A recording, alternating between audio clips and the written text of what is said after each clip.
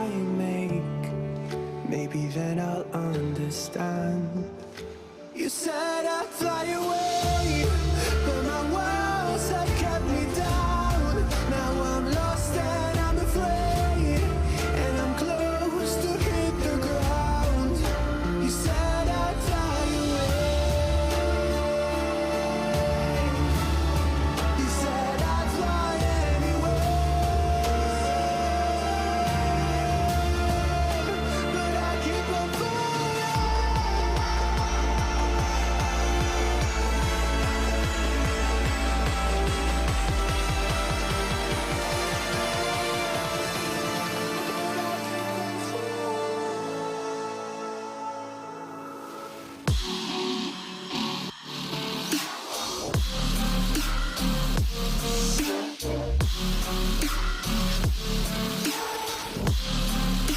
But I keep on falling.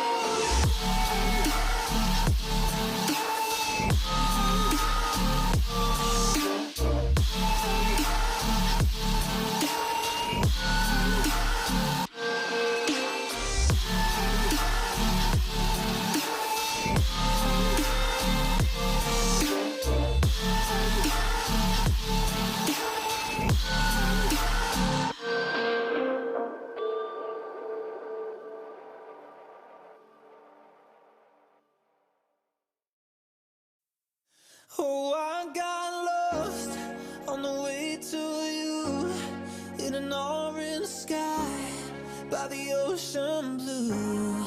Every mile lost, my soul renewed, taken by the sunrise and the golden view. Walking slowly in the mountains underneath the constellations. Yeah, I know that you've been waiting for me. Time is losing all its meaning, like I'm living in a dream, and I've been chasing all the feelings I need. It's in these moments with words unspoken, my eyes wide open.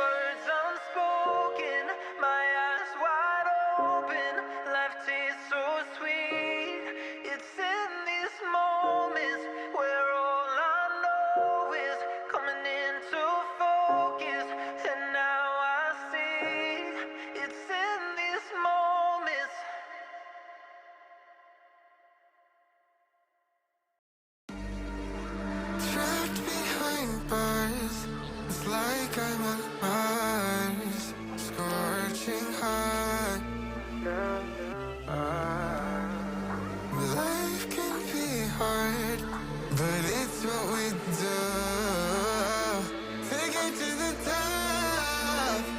Yeah, yeah, yeah.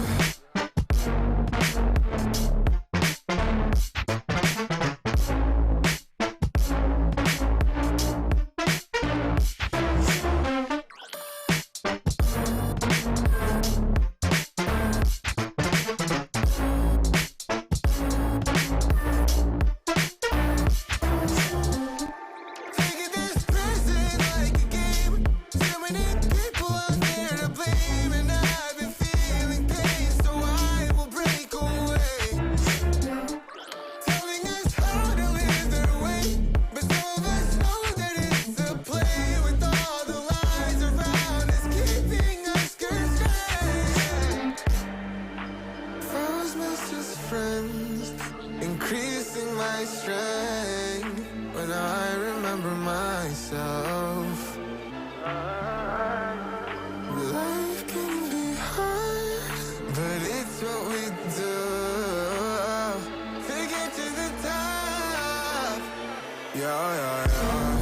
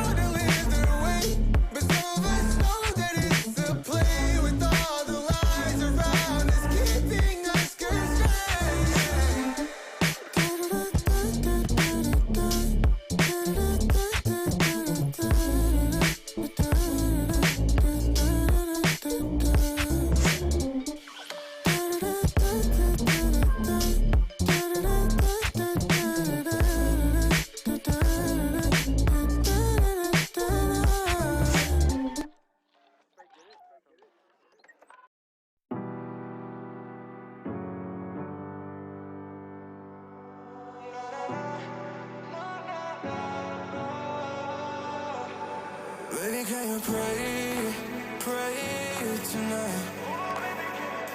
Baby, can you pray, pray for us? Oh, baby, can you pray? 'Cause every time you make time, it's only to the end. So pray tonight. So you won't for every run that we had, turn around and not do it. But I'll be ready every day, know everything's alright. Are you gonna pray? Are you gonna pray tonight?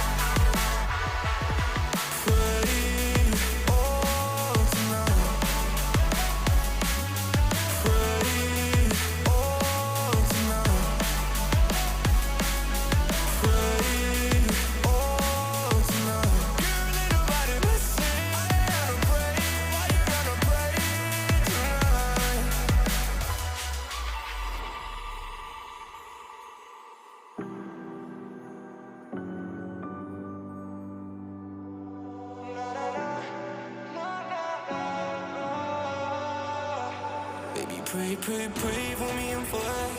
Baby, pray, pray, pray for me and for us. Baby, pray, pray, pray for me and for us. Gotta pray, pray, pray for me and for us. Baby, pray, pray, pray for me and for us. Baby, pray, pray, pray for me and for us. Baby, can you pray, pray tonight? Baby, can you pray?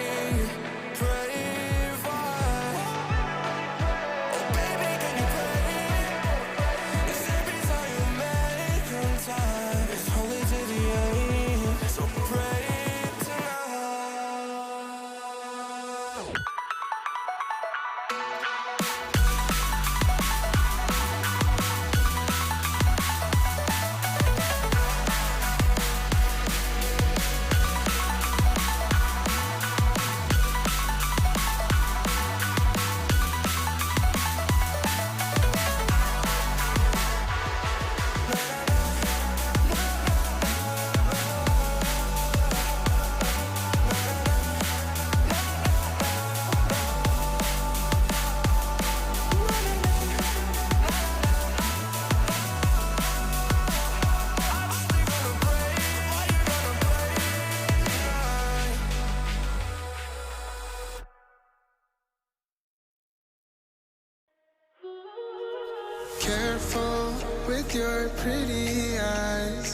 run with me, yeah. 'Cause you and I are a secret. Feel my drift against your skin. 'Cause honestly, let's hold our breath. This is so real. Just you and me, let's escape, girl, tonight.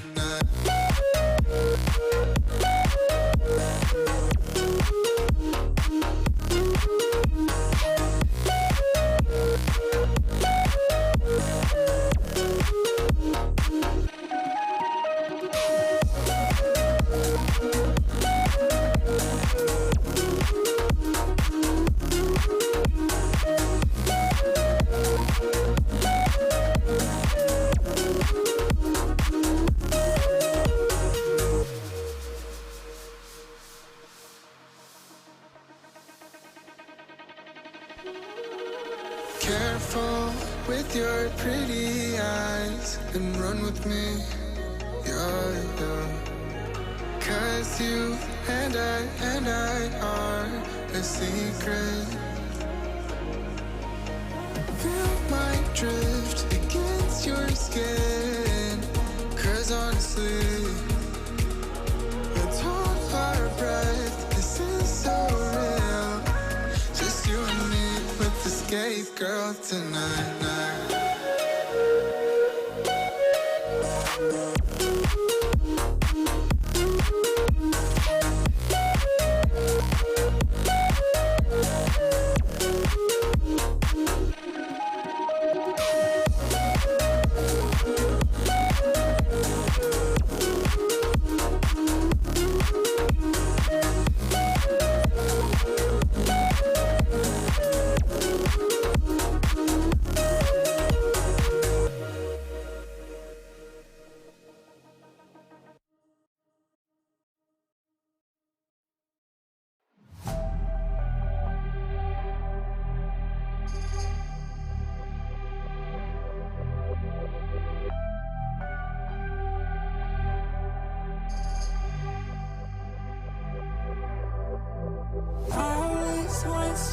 Just like you know, I always want stress like you. Oh, I always want stress like you.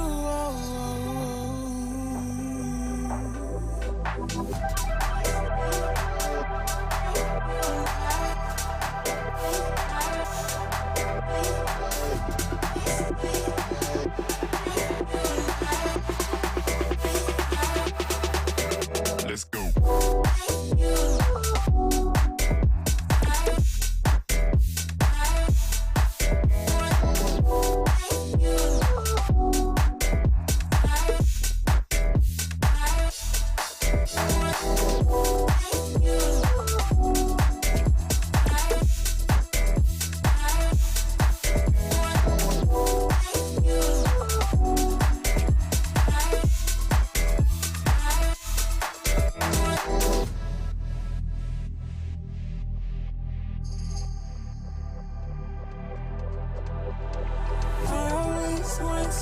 Just like you know, I always want stress like you. Oh, I always want stress like you.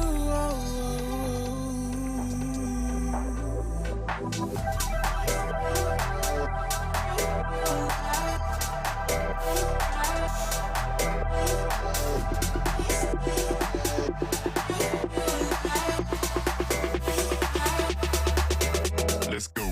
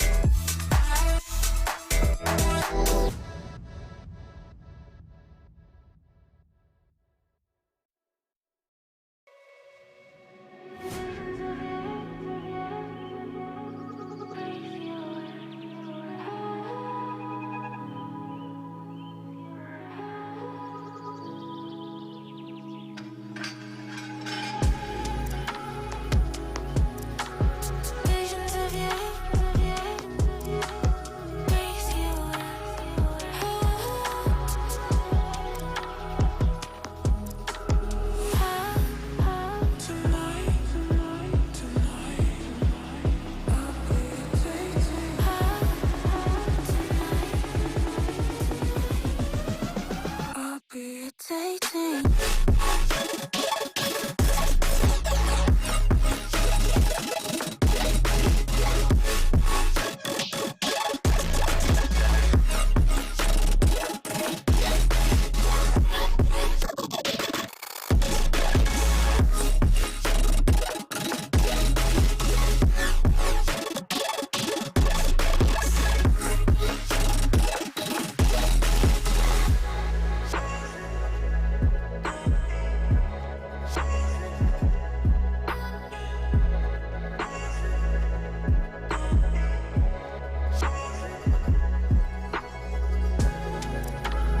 Visions of you, breathe you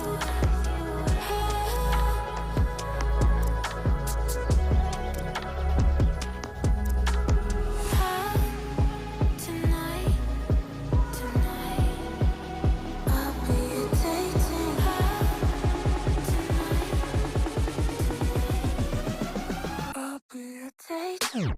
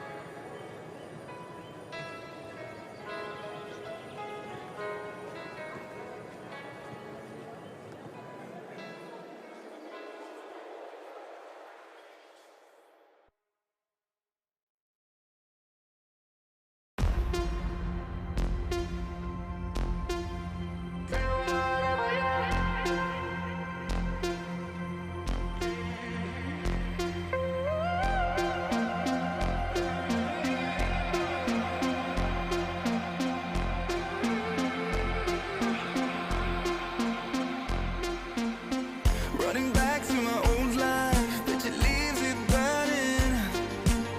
Speaking tongues in my head, yeah, that's the way you want it. She called me baby, you're not wasting time. But how could I let her go? Don't you know I might adore you? I'm gonna make the time move slower. We could do whatever, yeah, sun's out, make the clouds move over. We could do whatever, yeah. I'm gonna make the time move slower. We could do whatever, yeah. Sun's out, make the clouds move over. We could do whatever.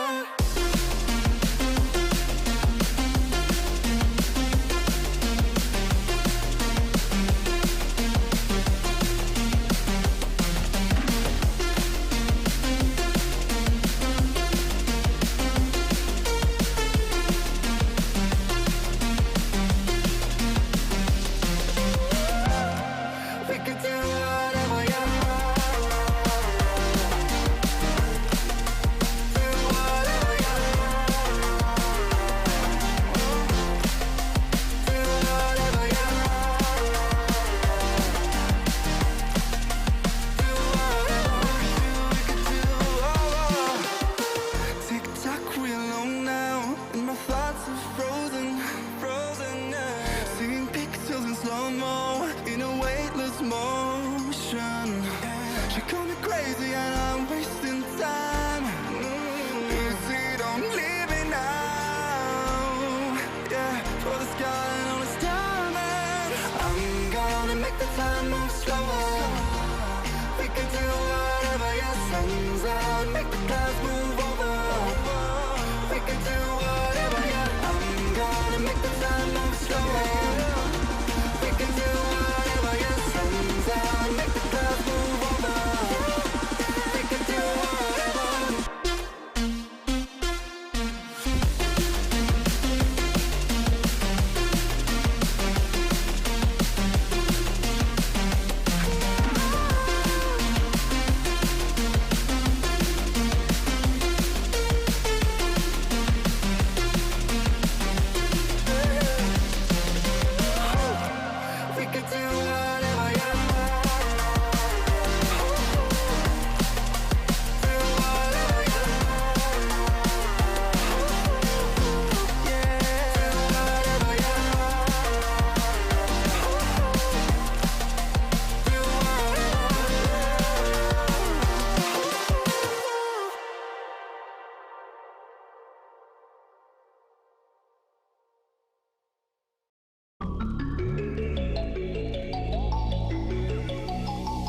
I'm sorry that I didn't hit you back when you called my line. Or did you even need to talk? Or you wasting time declining all your FaceTime calls? Cause you're not my vibe, but God just let me go to sleep. Someone get high with me.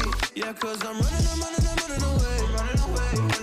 I'm looking for space. Looking for space. I'm healing from all of the pain. I'm running away. Cause I feel lost right now, and it's hard to breathe. And I've lost myself. What happened to me?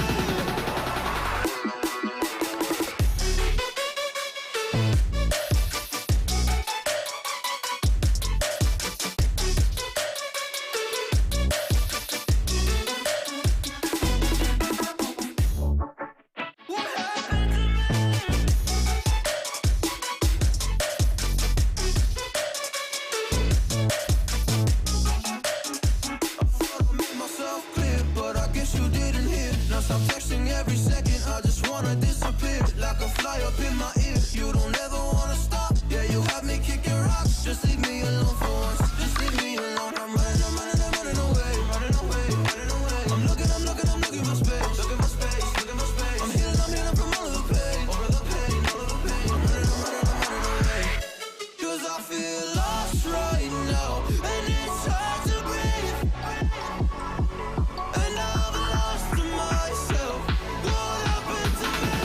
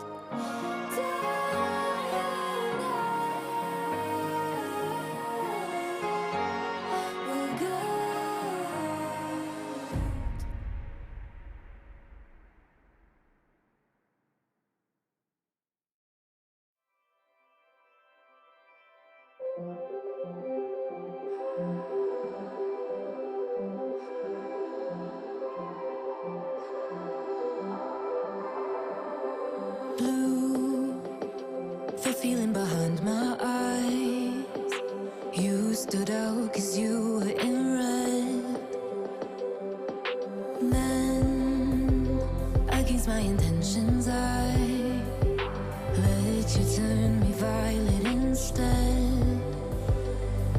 Summer high, met you in August. New York, back to my cold apartment. Distance sucks, but at least I'm still with you.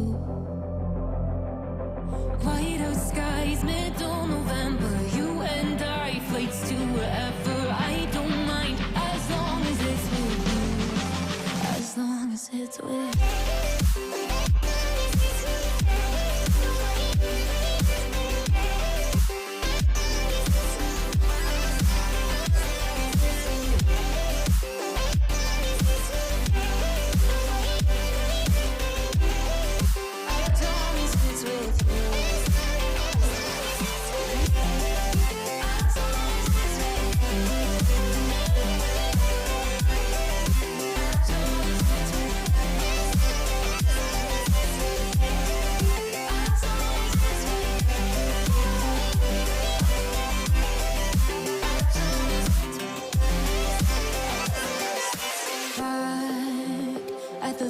That we met at, where you were just a face in a crowd, and now I can't imagine me with anybody else.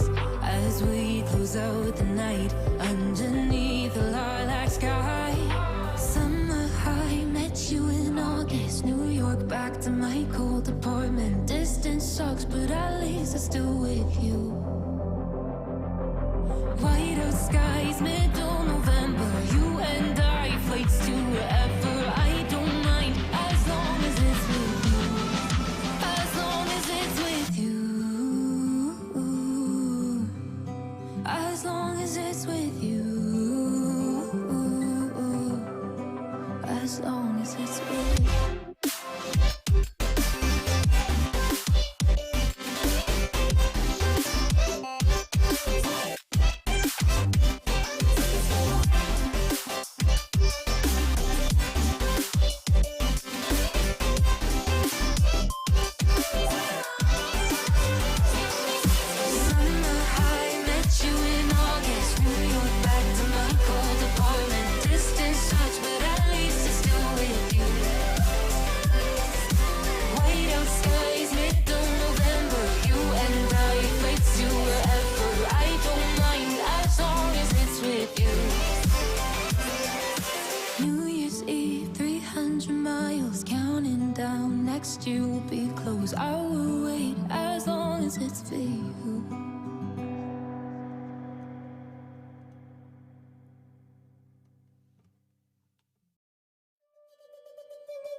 From a place of hardship to a place of ease comes a place of flourish. In return, it's for a reason.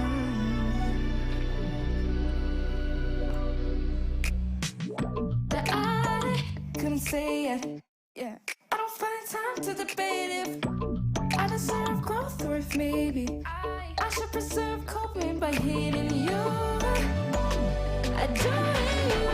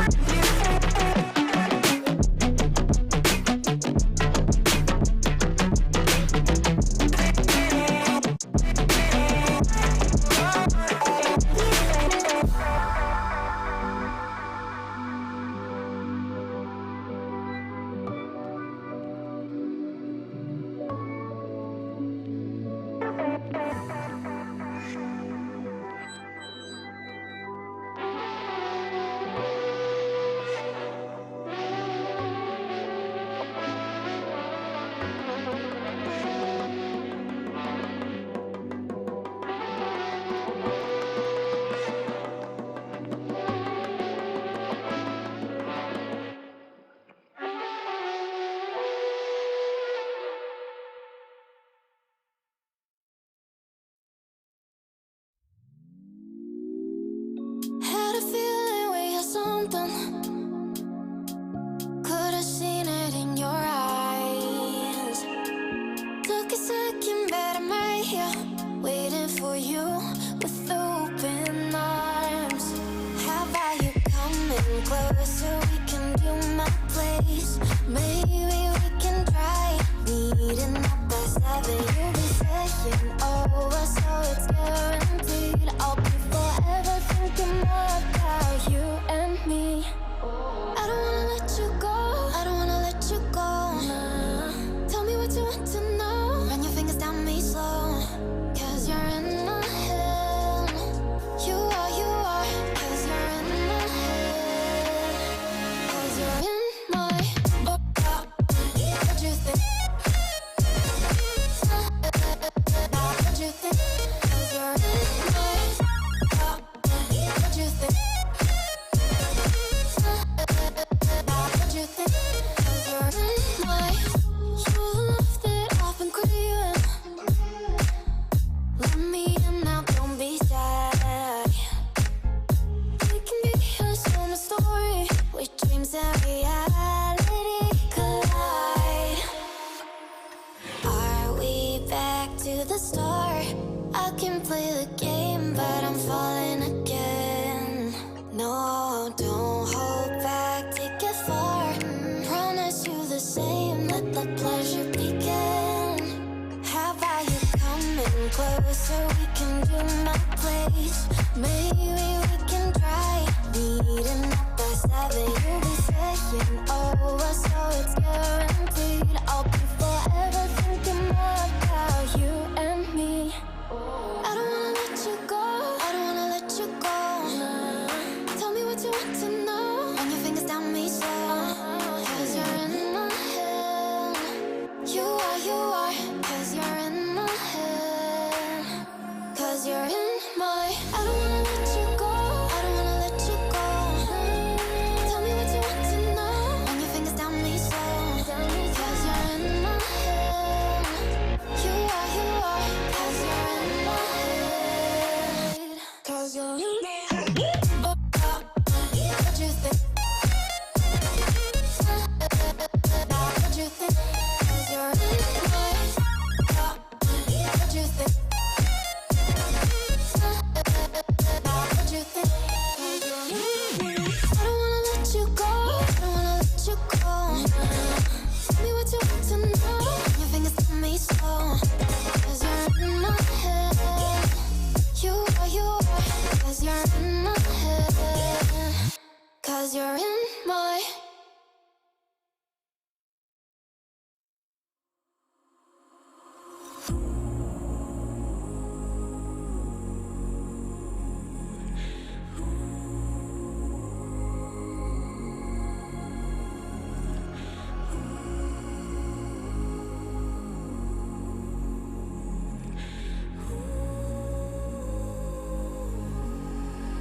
I used to sleep with all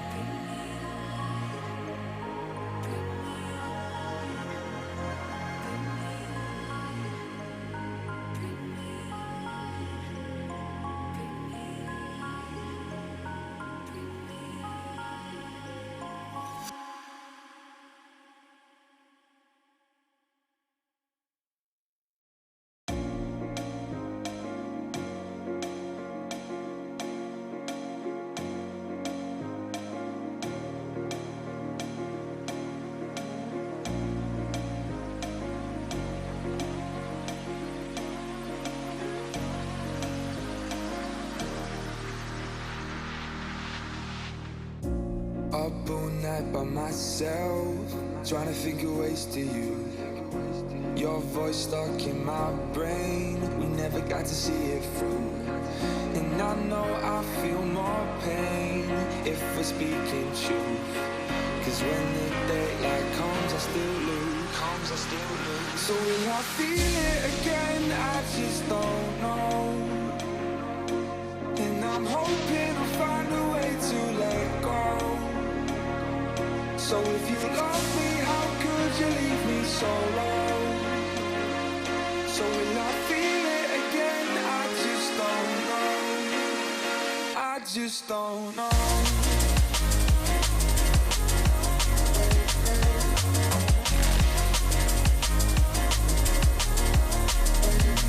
Just don't know.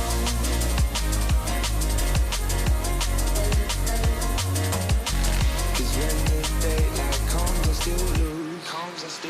So will I feel it again? I just don't know. And I'm hoping I'll find a way to let go. So if you love me, how could you leave me so low? So will I feel it again? I just don't know. I just don't know.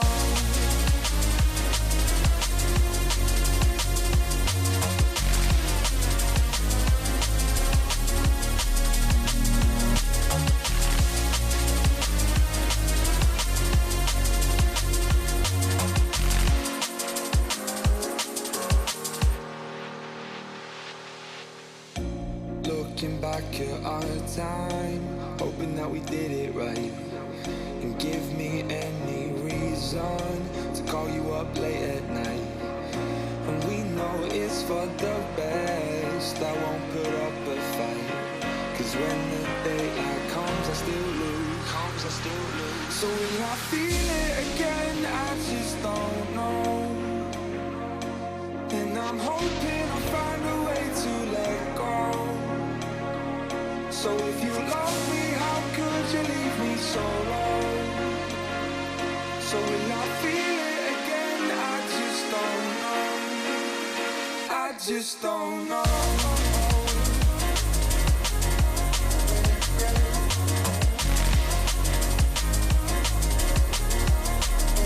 I just don't know.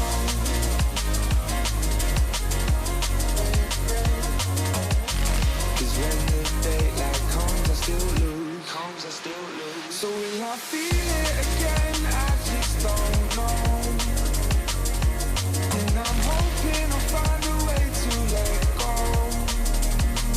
So if you love me, how could you leave me so low? So will I feel it again? I just don't know. I just don't know.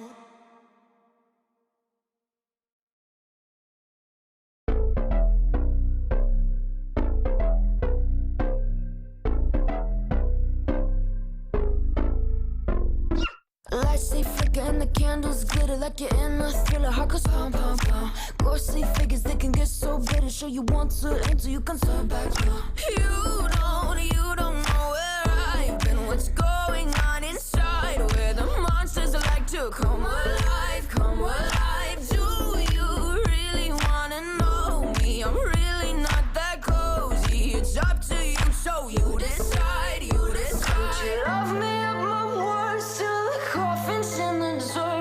Try to break me like a curse, you know that will never work. I'm a little bit absurd. I like dancing on the verge. Anyone can love a pretty little mansion, but could you love a haunted, haunted house? Or could you love me now? A haunted, haunted. I'm a haunted house.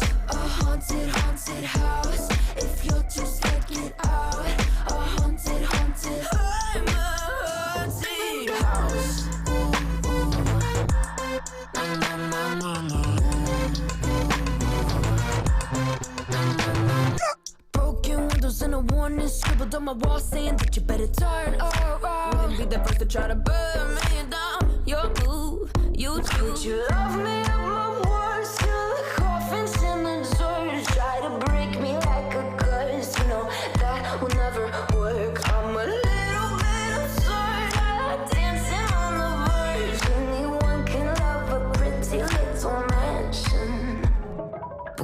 you love a haunted, haunted house? Or could you love me now?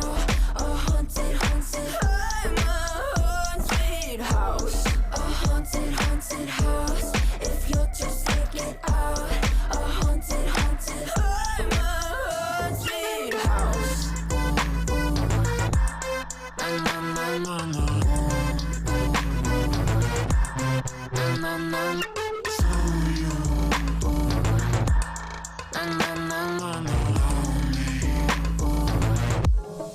Could you love a haunted, haunted house? Or could you love me now? A haunted, haunted, I'm a haunted house. A haunted, haunted house. If you're just taking side. A haunted, haunted, I'm a haunted house. Words till the coffins in the thought. Anyone can love a pretty little mansion.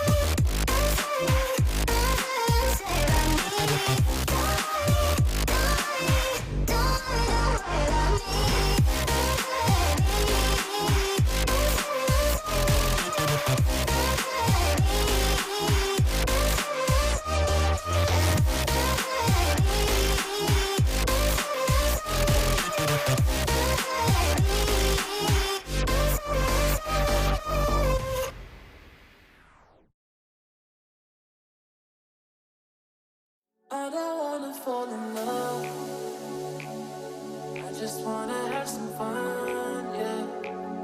I don't wanna fall in love. I just wanna have some fun. I don't wanna fall in love, fall in love, fall in love, fall in love, fall in love, fall in love, fall in love.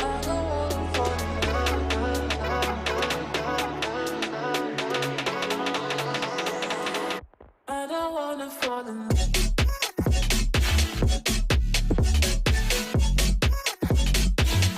I don't wanna fall in love.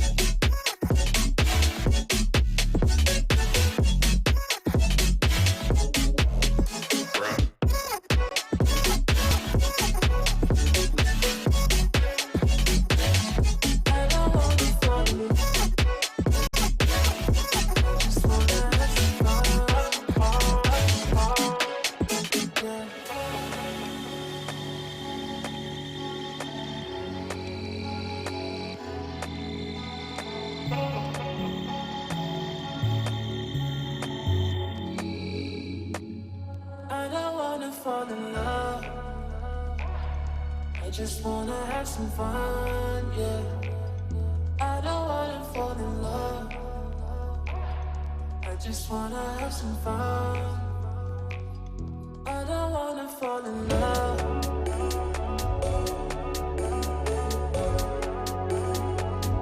I just wanna have some fun, yeah.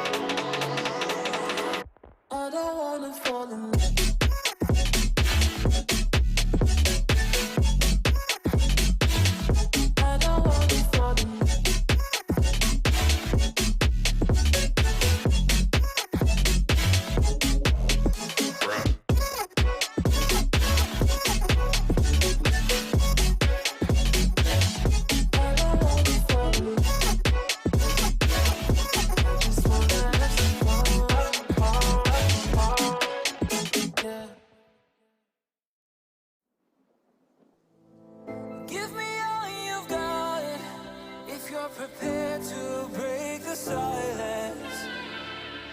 I'll be out in the sunshine, running beside the lions. I've been feeling down, but I've been looking up, afraid to fall. God, I've been so down, can you pick me up?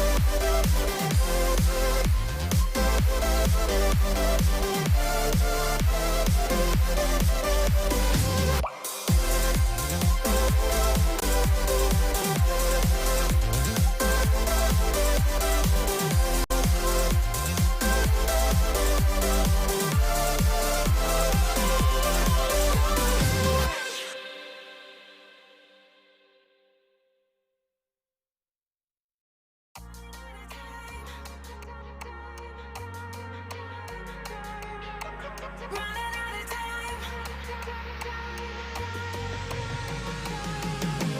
Circle around the sun as you're starting done, so just forget it.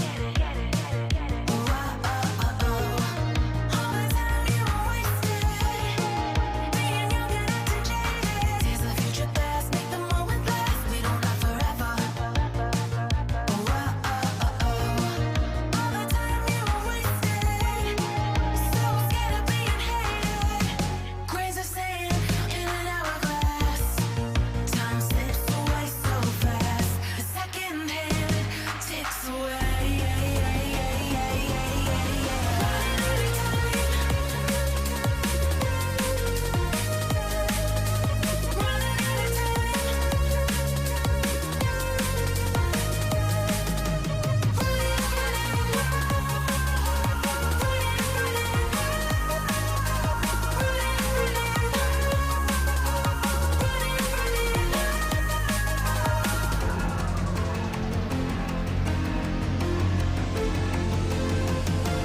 There's no time machine, the future's just a dream. When you gonna wake up? Oh, oh, oh, oh. All the time you wasted, so easily persuaded. Life is flashing by, live before you die. Are you gonna take it? Oh, oh, oh, oh. All the time you wasted, acting dumb and getting faded. Grains of sand in an hourglass.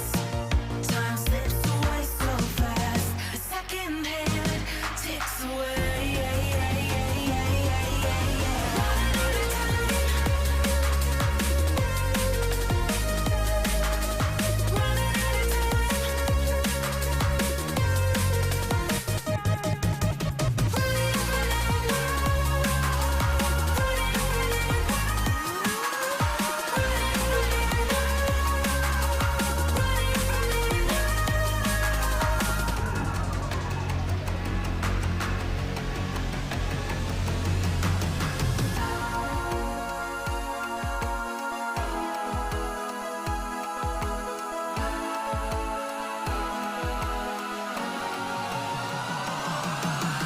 Running out of time. Running out of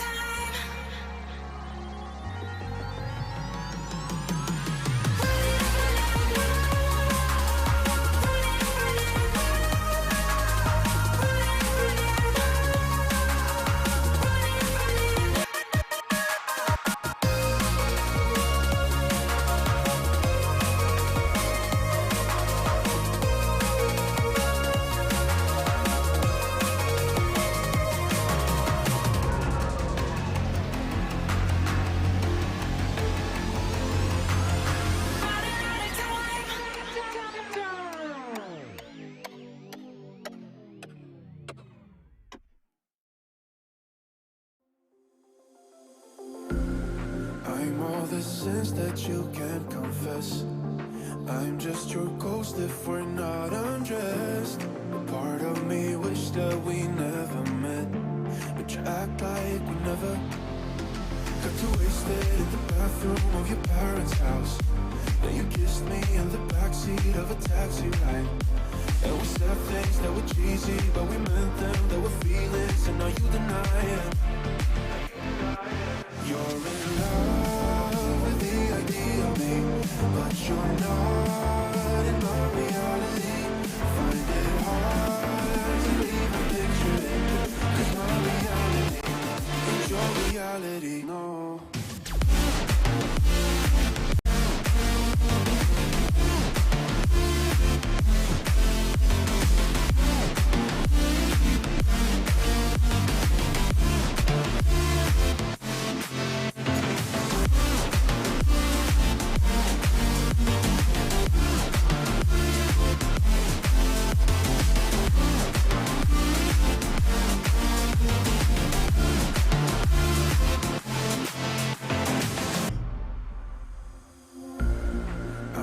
The sins that you can't confess.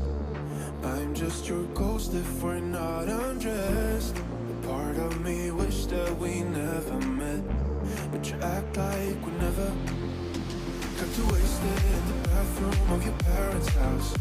Now you kissed me in the backseat of a taxi ride. And we said things that were cheesy, but we meant them. There were feelings, and now you deny it. You're in love with the idea of me, but you're not in my reality. Find it hard to even picture it, 'cause my reality ain't your reality, no.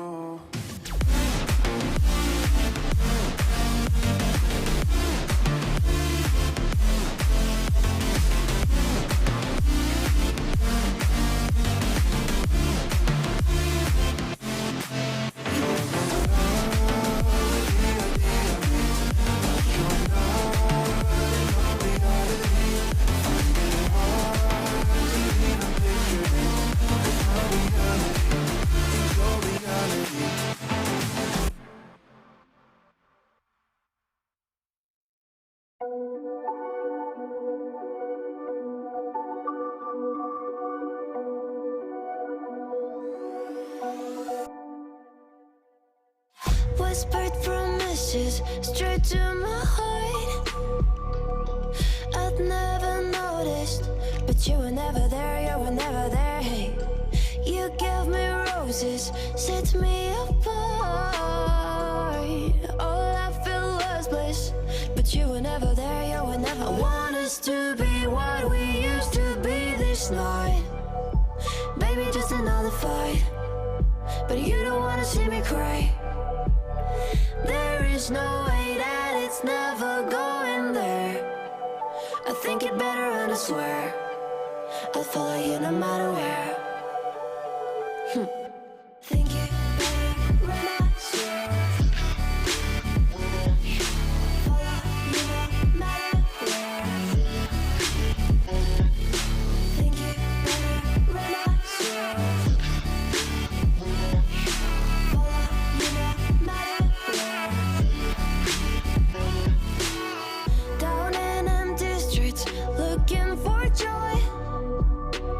I don't wanna admit I'm better on my own, better on my own. You say we're not meant for each other. I'm not sure of this.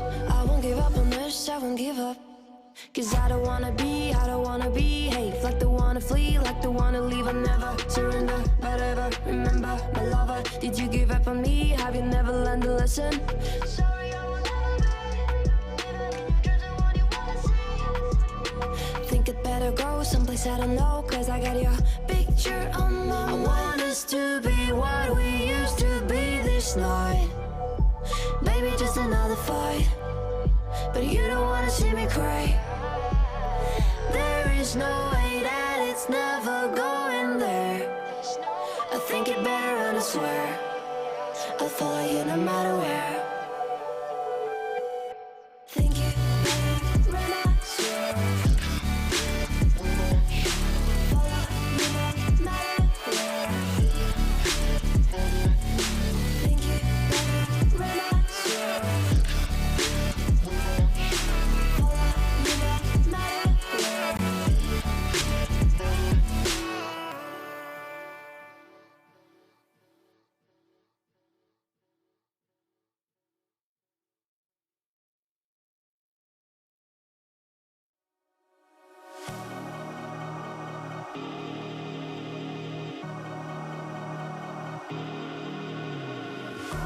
You try hard to find the answer when no one knows how it feels between disasters. It comes and goes. The life of dreams is moving faster, and no one knows the constant fear of what comes after. We'll never know. It's weighing me down. Got my feet on the ground. Let's hide away from the lights and run away from the night. Let's run away.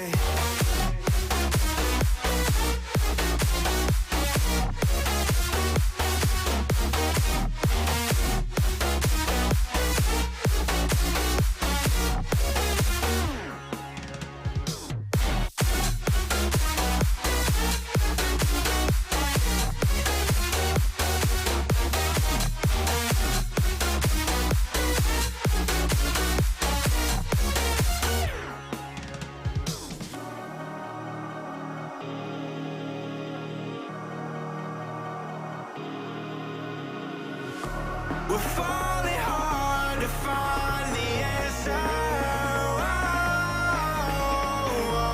Would this life we live be all that matters? The life of dreams is moving faster, and no one knows the constant fear of what comes after, and we'll never know. It's weighing me down, got my feet on the ground. Let's hide away from the light, and run away from the night. Let's run away.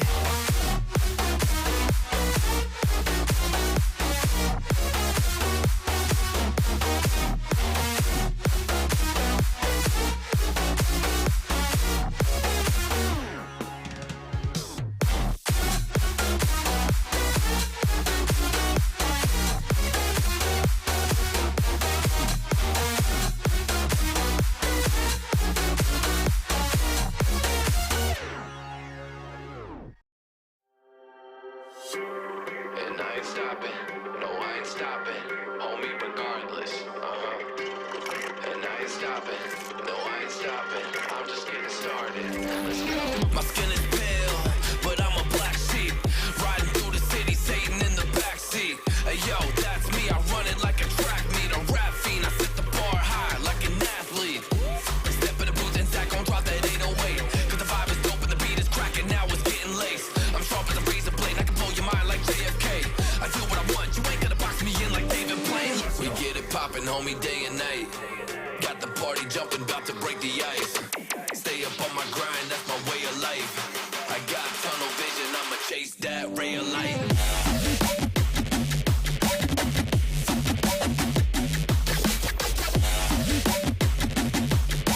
Stay up on my grind, that's my way of life.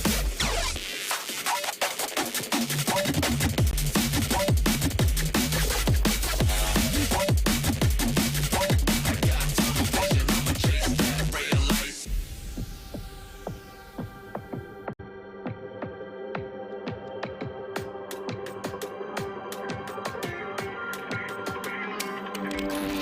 I say fly, without a travel visa. I say high, smoking on that gasolina. And when a Filipina tells me Malakita, I put two and two together like a ballerina.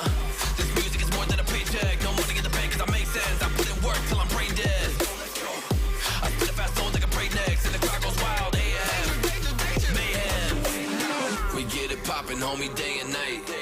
Got the party jumping, about to break the ice. Stay up on my grind, that's my way of life.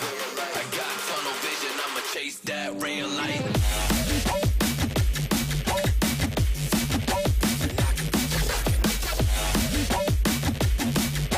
Stay up on my grind, that's my way of life.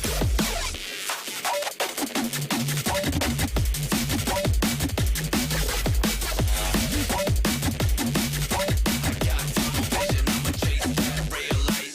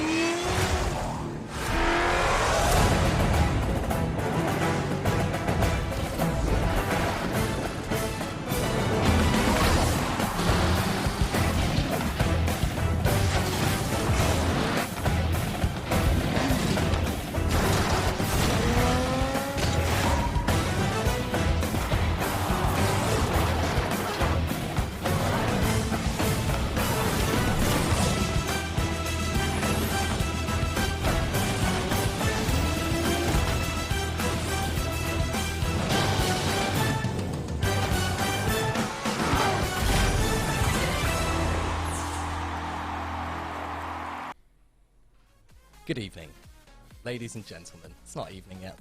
It's actually just morning. It might be evening if you joined us from APAC over at the APEC stream. I know that they hosted us recently, so a big thank you to everyone over there. I hope you had a fantastic day of Rocket League, and it's just about to get better. This is the Rocket League Championship Series, Sub-Saharan Africa Spring Split Regional 1, and it's day 1. It's Friday. My name's Tofu Elliott. Welcome to the smallest region with the biggest hype. I am absolutely over the moon to bring you some of my favorite teams in Rocket League, my favorite region right now, and I'm overjoyed to be doing it alongside 3 of the most fabulous casters in the game. Pyro J, Muzz, and Bepic Casts. Mr. Bepic, Blake, what do we call you? Call me whatever you want. We're all friends here, Elliot. You can call me any name that pleases you. Oh goodness, okay, this is a PG-13 stream. We're gonna move swiftly on. Murray, how are you doing? You're in the region. We're calling this a spring split. It's autumn for you guys now. How's the heat? Yeah, no, far from it, right? It's getting nice and cool down this side, Elliot. So yeah, we're gonna start putting jackets on soon. Well, speaking of nice and cool, look at the man in the glasses, Jake Bittner. How are you feeling today? Had to get the glasses on for this one to see the beautiful region that is SSA here down in DC, ready to bring the best action. Just happy to do it alongside you, Elliot. I love to see that. Oh, well, let's take a look at what we've got in store for you today. Kicking things off, take a look at the bracket, please. Mr. Sunderlad, by the way, nice early shout out today for the producer behind the scenes. He's chilling across the dining room from me. I'm sure he's blushing. I can't see him right now. But we have a pretty stacked bracket. We've got double Elim. It's not the Swiss that we've all become accustomed to. No 3 lives this time. You lose 2 games and you are out of the regional. It is absolutely merciless. Pyro J, what do you think of this new format? Oh, it is brutal, but listen, double elimination, okay? Every match matters to the highest of stakes, okay? There's no group setting. There's no, okay, well, let's see how the first part goes, then we lock down. No, it's now or never. I like that we're going to see the highest potential that these teams have to offer early on. Murray, our first game of the day. Of course, we're going to start in the upper bracket. We have Digital Devils going head-to-head with Millennial Times Gaming. It's going to be quite interesting. Digital Devils are, of course, the team we've come to know and love. Recently, dropped by Royalty, and I have to say this, obviously, to be upfront about this. I'm quite biased. I was a massive Royalty fan, and I am now a Devils fan. Murray, what do you think about that drop? What do you think about the org involvement? We only have one team without a logo for the first time in a very long time. Yeah, I mean, I think there's probably a number of reasons that happened. That could have even have been the player's choice to move on and go independent as well with the kind of nice prize money that a team can win, Elliot. So not too sure on the specifics there about Royalty, but we know you were a big fan. They almost got your crown and cape, and yeah, now Digital Devils, they get to kind of play, under their own banner, and I think that's a good thing, until they get picked up by someone else. We know Nibble stepped in, so, orgs leave and orgs join, and that's the beauty of it. Absolutely. Look, let's take a look at the schedule and see what we've got coming up for you today. I don't know if there's too much point. I think we only have 1 game scheduled, but we've got the graphics, so let's use it, right? Let's bring that up. Oh my goodness. In a best of 5, they're all best of 5s against Millennial Times Gaming, and followed by that we have TBD versus TBD. That's to be decided. Lots of to be decideds up on screen today, and that is because we don't know what's going to happen, who's going to go through, and of course, something to bear in mind when it comes to this region, unlike all of the others, is load shedding. Now, ladies and gentlemen, for those of you who do not know what load shedding is, essentially, due to the nature of the electricity situation in South Africa, where I believe all, perhaps but one, but maybe even all of our teams fielded today are from, they have occasionally scheduled dropouts in power. So over this weekend there is going to be load shedding. Some of the players will just lose power for a few hours and so we will do our best to accommodate that. The players have made as many arrangements as they can in advance to travel to friends' houses. Some of them have generators. The absolute effort and dedication that goes in to sub-Saharan Africa is absolutely unmatched on the world stage, and I think that's what gives it this beautiful authenticity. But look, let's not talk too much about the problems. Let's get stuck in with everyone's favorite segment. It's back. It's been a long, cold winter, but Stats Corner must return. And we have our very own Queen of Violence back alongside Macfish. How are you doing, statisticians? Oh, Elliot, we are doing just fine here in our little corner. We are loving life once again, back with everyone's favorite segment. I know you love it. I know the people love it. And today, we have Digital Devils against Millennial Time Gaming. And the Digital Devils, you know, they had a rocky start to the RLCS fourth split. Then they picked up Eliakim, and after that, it just went up from there. How did Eliakim achieve that sort of thing? Yeah, it wouldn't be being back to Stats Corner if it wasn't me gushing about Eliakim's numbers, because they were astronomical last split. He walked into that royalty team and he propelled them upward on a sharp trajectory. He did that primarily, basically, by guzzling more boost than anyone else in the whole region. 470 per game puts him right at the top of the charts. He was picking up points everywhere. He was high up on the saves metric, on the assists, on the goals. He was everywhere on the pitch at all the times. He basically just, you know, he taped down that boost button and said, let's do this. And part of that also contributed to Royalty getting more demos than everyone else, because when you're always supersonic, it's going to happen. But if we look at MTG on the other side of that, because the boost game, it's more than just one player, right? It's the two teams, how they mesh together. And actually, all three of them quite conservative on the boost. They averaged over last regional together 383, which is in the lower half, and that could be a really good sign for them, to be honest, because no one's been able to stop Eliakim picking up tons of boost. So you're doing well if you can work with the scrap to the left side. I mean, not using a lot of boost there, the key to victory perhaps for Millennial, or just completely swapping that around, just take Eliakim's boost away from him, because we've seen in the winter split especially, Eliakim, when he doesn't have a lot of boost, he struggles. He's a very boost heavy player. But speaking of MTG, we have 3 players from different teams coming together under a new banner. Hamburger from Anarchy Gaming, Scepter from Team Espionage, and Olympic from Synergy Gaming and Jota. You know, they might be all coming together from different teams, but they still have a lot of RLCS experience, don't they?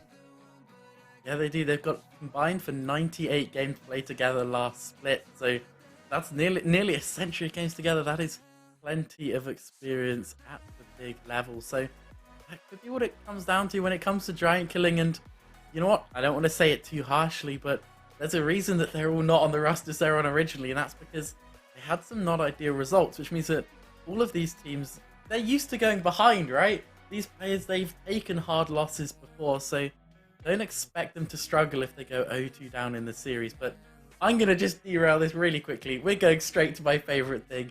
Elliot referred to me as the Queen of Violence, and we're going straight to the violence because this is a brilliant series for it.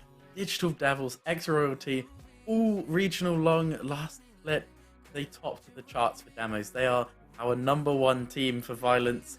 Buckets of goals coming directly from them. They really like the offensive demos, but when we look at the MTG players, okay, they weren't together, but all of them averaged over a demo per game each. And on Espionage, Olympic, or sorry, not Olympic, it would have been Scepter actually, dragged them up to 3rd place, and he carried their team demos and put them right up there. So it's really evenly across the board, all 6 players on the pitch. Love the good. So there you have it, Elliot. All 6 players love demos. If you can deny Eliakim boost, that might be a key to victory for the underdogs for Millennial Time Gaming.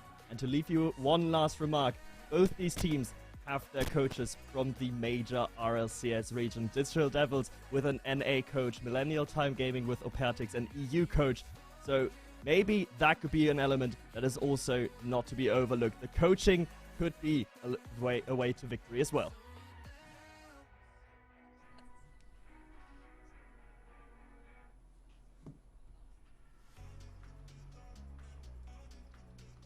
Oh, Mike, is it back? Are we back? We've There got we Mike are. back online. I do apologize. I'm just very excited about Stats Corner, and I have to mute myself between segments because otherwise I just get a bit carried away. Look, we've heard a lot of very compelling evidence from the statisticians, but now it is time for us to cast our judgment. Supreme Court of Sub-Saharan Africa.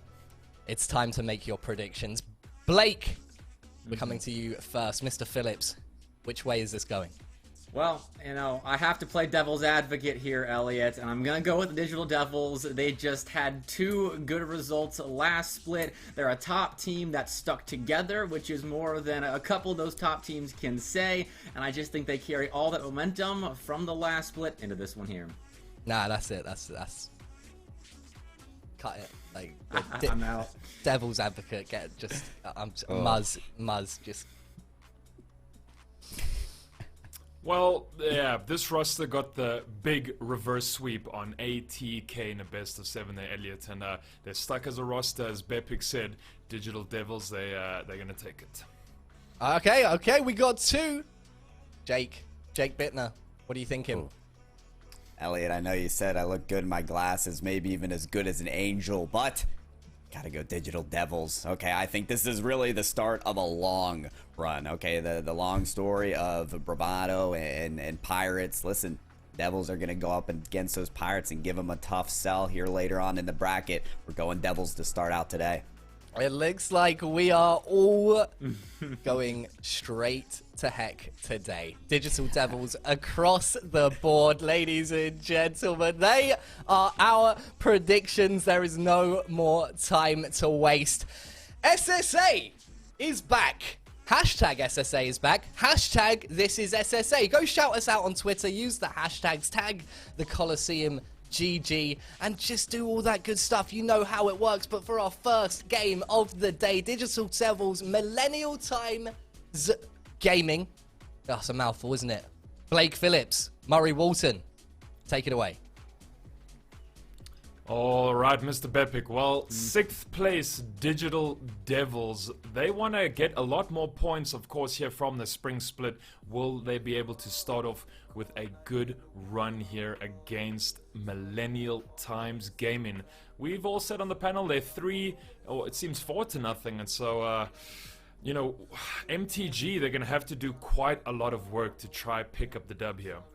Yeah, not only do they have to deal with all 3 Digital Devils players who have that chemistry already built up, but if you're MTG, you have to build up that chemistry yourself. Of course, we talked about it. This is a new roster, players with RLCS experience, yes, but they've not played together yet on the big stage. And this first round against an opponent like Digital Devils, who with 2 or 3 actually top 4 finishes throughout that last split, it's going to be difficult to learn on the fly here. It's a big puzzle to be solved for MTG. Yeah, and MTG kind of a little bit hamstrung with Hammy being load shed as well, it sounds like. So they're obviously going to have then, it sounds like Olympic coming on off the bench to join Scepter and Bigfoot. Of course, again, a lot of different players from different teams joining with one common goal here, Blake, and that's to try accrue RLCS points and, you know, climb up that ladder. So it's going to be a tough one, right? This is a 6th place Devils you're playing against, as mentioned. And, you know, Eugen, Elikim, and Zero, they don't mess around too much on that field. Of course, we mentioned the demos and how thirsty they are for that boost. You know, how does one kind of, do you think there's even a way that one combats, you know, demo kings? You know, do you just get out your way? Do you have to jump? How does one not get demoed in Rocket League?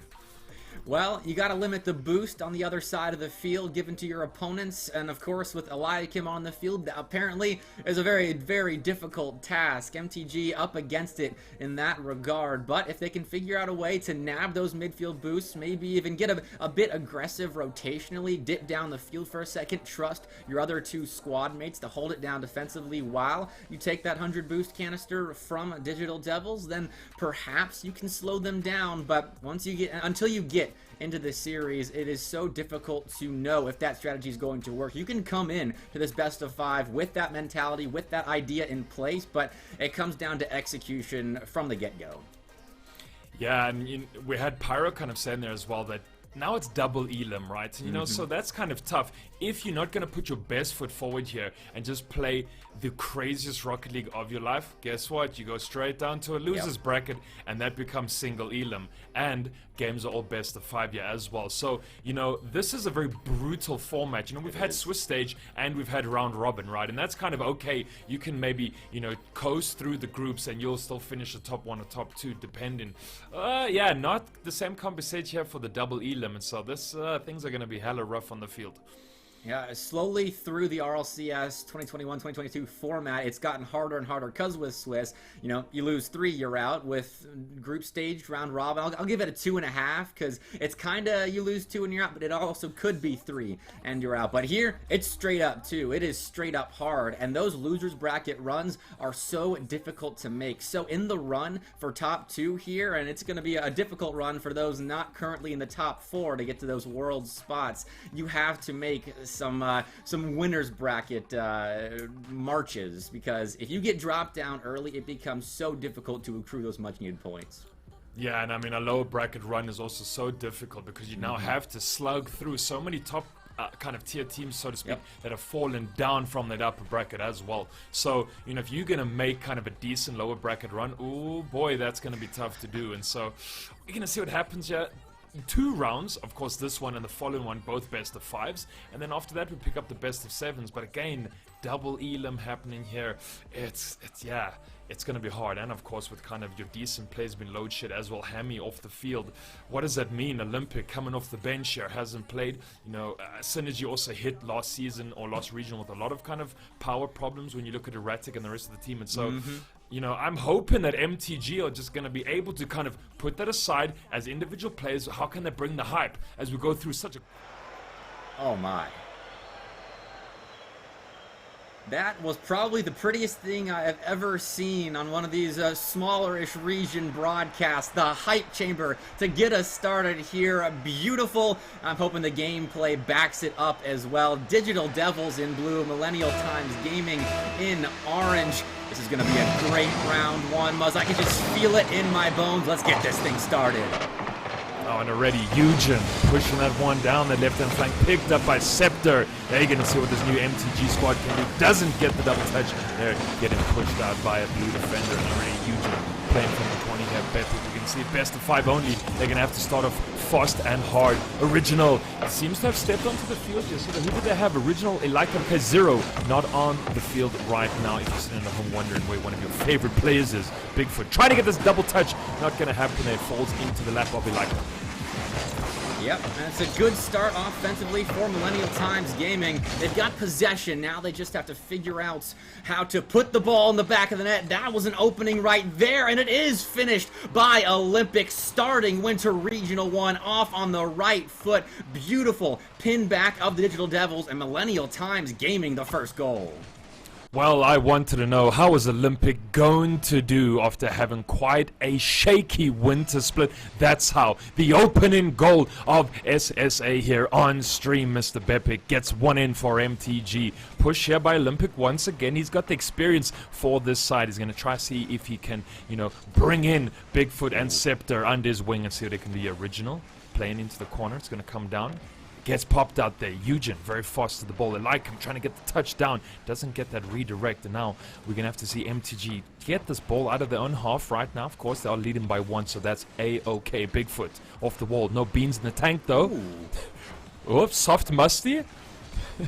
Hey, it works. Yeah, it works. yeah. Whatever it takes to get the ball cleared with Digital Devils pressing down. That was really the first bout of defense for MTG, and they passed the test. I would say another one, though, in the corner now. Olympic, after that center line passing play, starting to connect here. Zelai can put it center for Original, trying to 50 it in himself, but no dice. Millennial Time standing tall on their own goal line, but Digital Devils starting to ramp it up. The play starting to form, though. They have to defend against this one. Took a double commit to pop it out, but they will handle it well. Another double, but they get the clear, Muzz, and that's really all that matters. If you send 2, you better get that clear.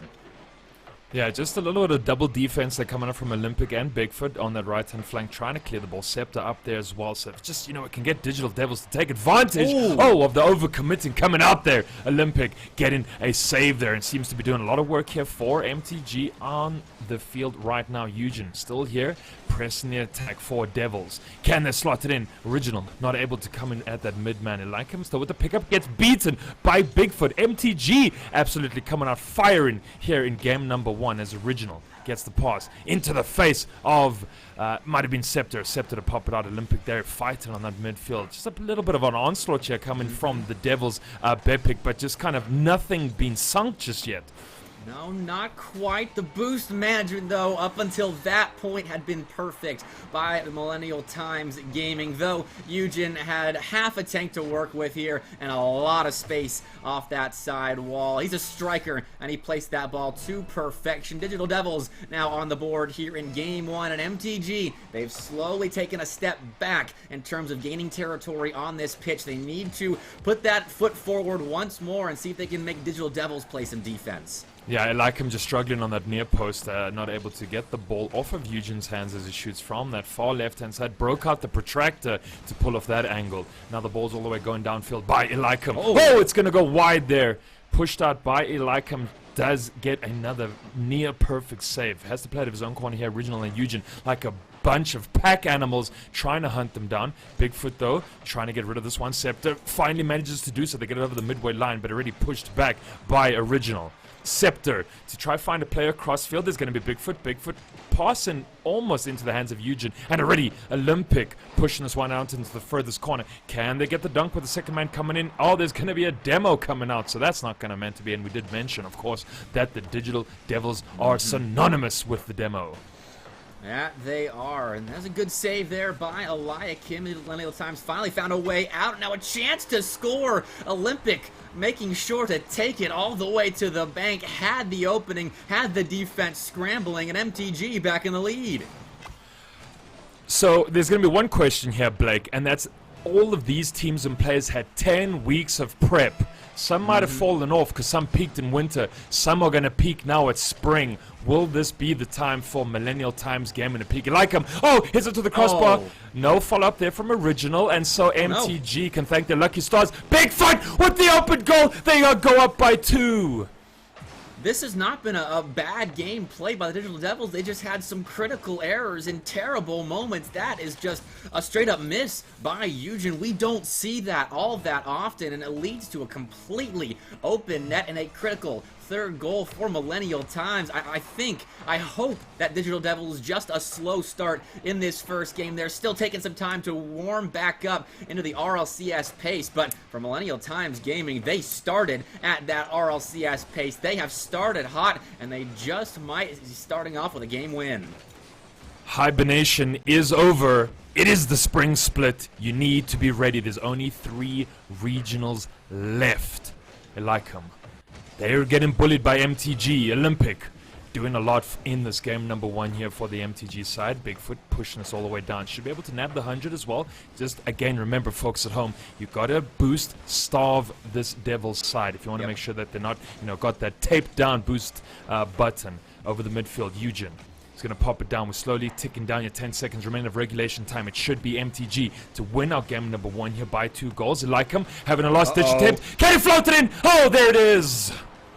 I was keeping an eye on Eliakim's boost meter throughout the last 15 seconds or so, and he was kind of low, and then he picked up a 100 pad, and then I saw the ball float over to him up that sidewall right next to that midfield boost. That was a match made in heaven right there, that ball and Eliakim's car, and now Digital Devils 4 seconds. This kickoff so huge, and it is put center to Eliakim, but shut down right there by Bigfoot, and Millennial Times Gaming able to hang on for the Game 1 win.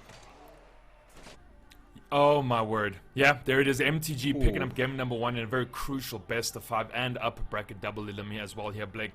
I mean, we said it, right? 10 weeks have elapsed and we've had teams practicing and grafting. You're either going to peak now or you already peaked in winter, but it sure better be now in spring. And, so far so good. MTG taking game number 1.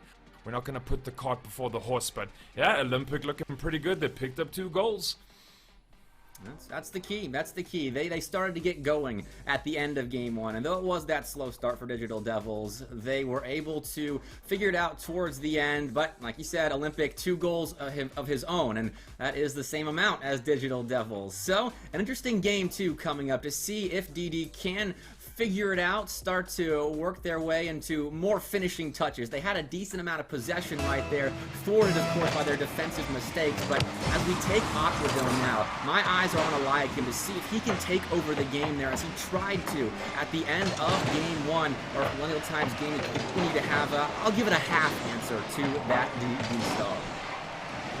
I mean, the Digital Daredevils, they're not that, but they outshot MTG by 3 goals, and of course, again, accuracy, and we did see Eliakim hitting that crossbar being the problem, why those 3 additional shots didn't do anything for them. So we know that, of course, the attacking pressure coming up from is good, but they got thwarted by this MTG side, and like you said, you know, is Eliakim going to be the one that's going to pick it up here? Well, Eliakim takes a shot, oh, again, onto that crossbar and that backboard. This is why, you know, you can be out shooting your opponents here, Bepic, but if it ain't going in, it ain't going in. No, it's not. That was a 2v1. Eliakim dove back, playing hero right there for his team. Now a big shot from Eugen, but a better save by MTG. They can try to clear the zone now, but Eliakim other ideas.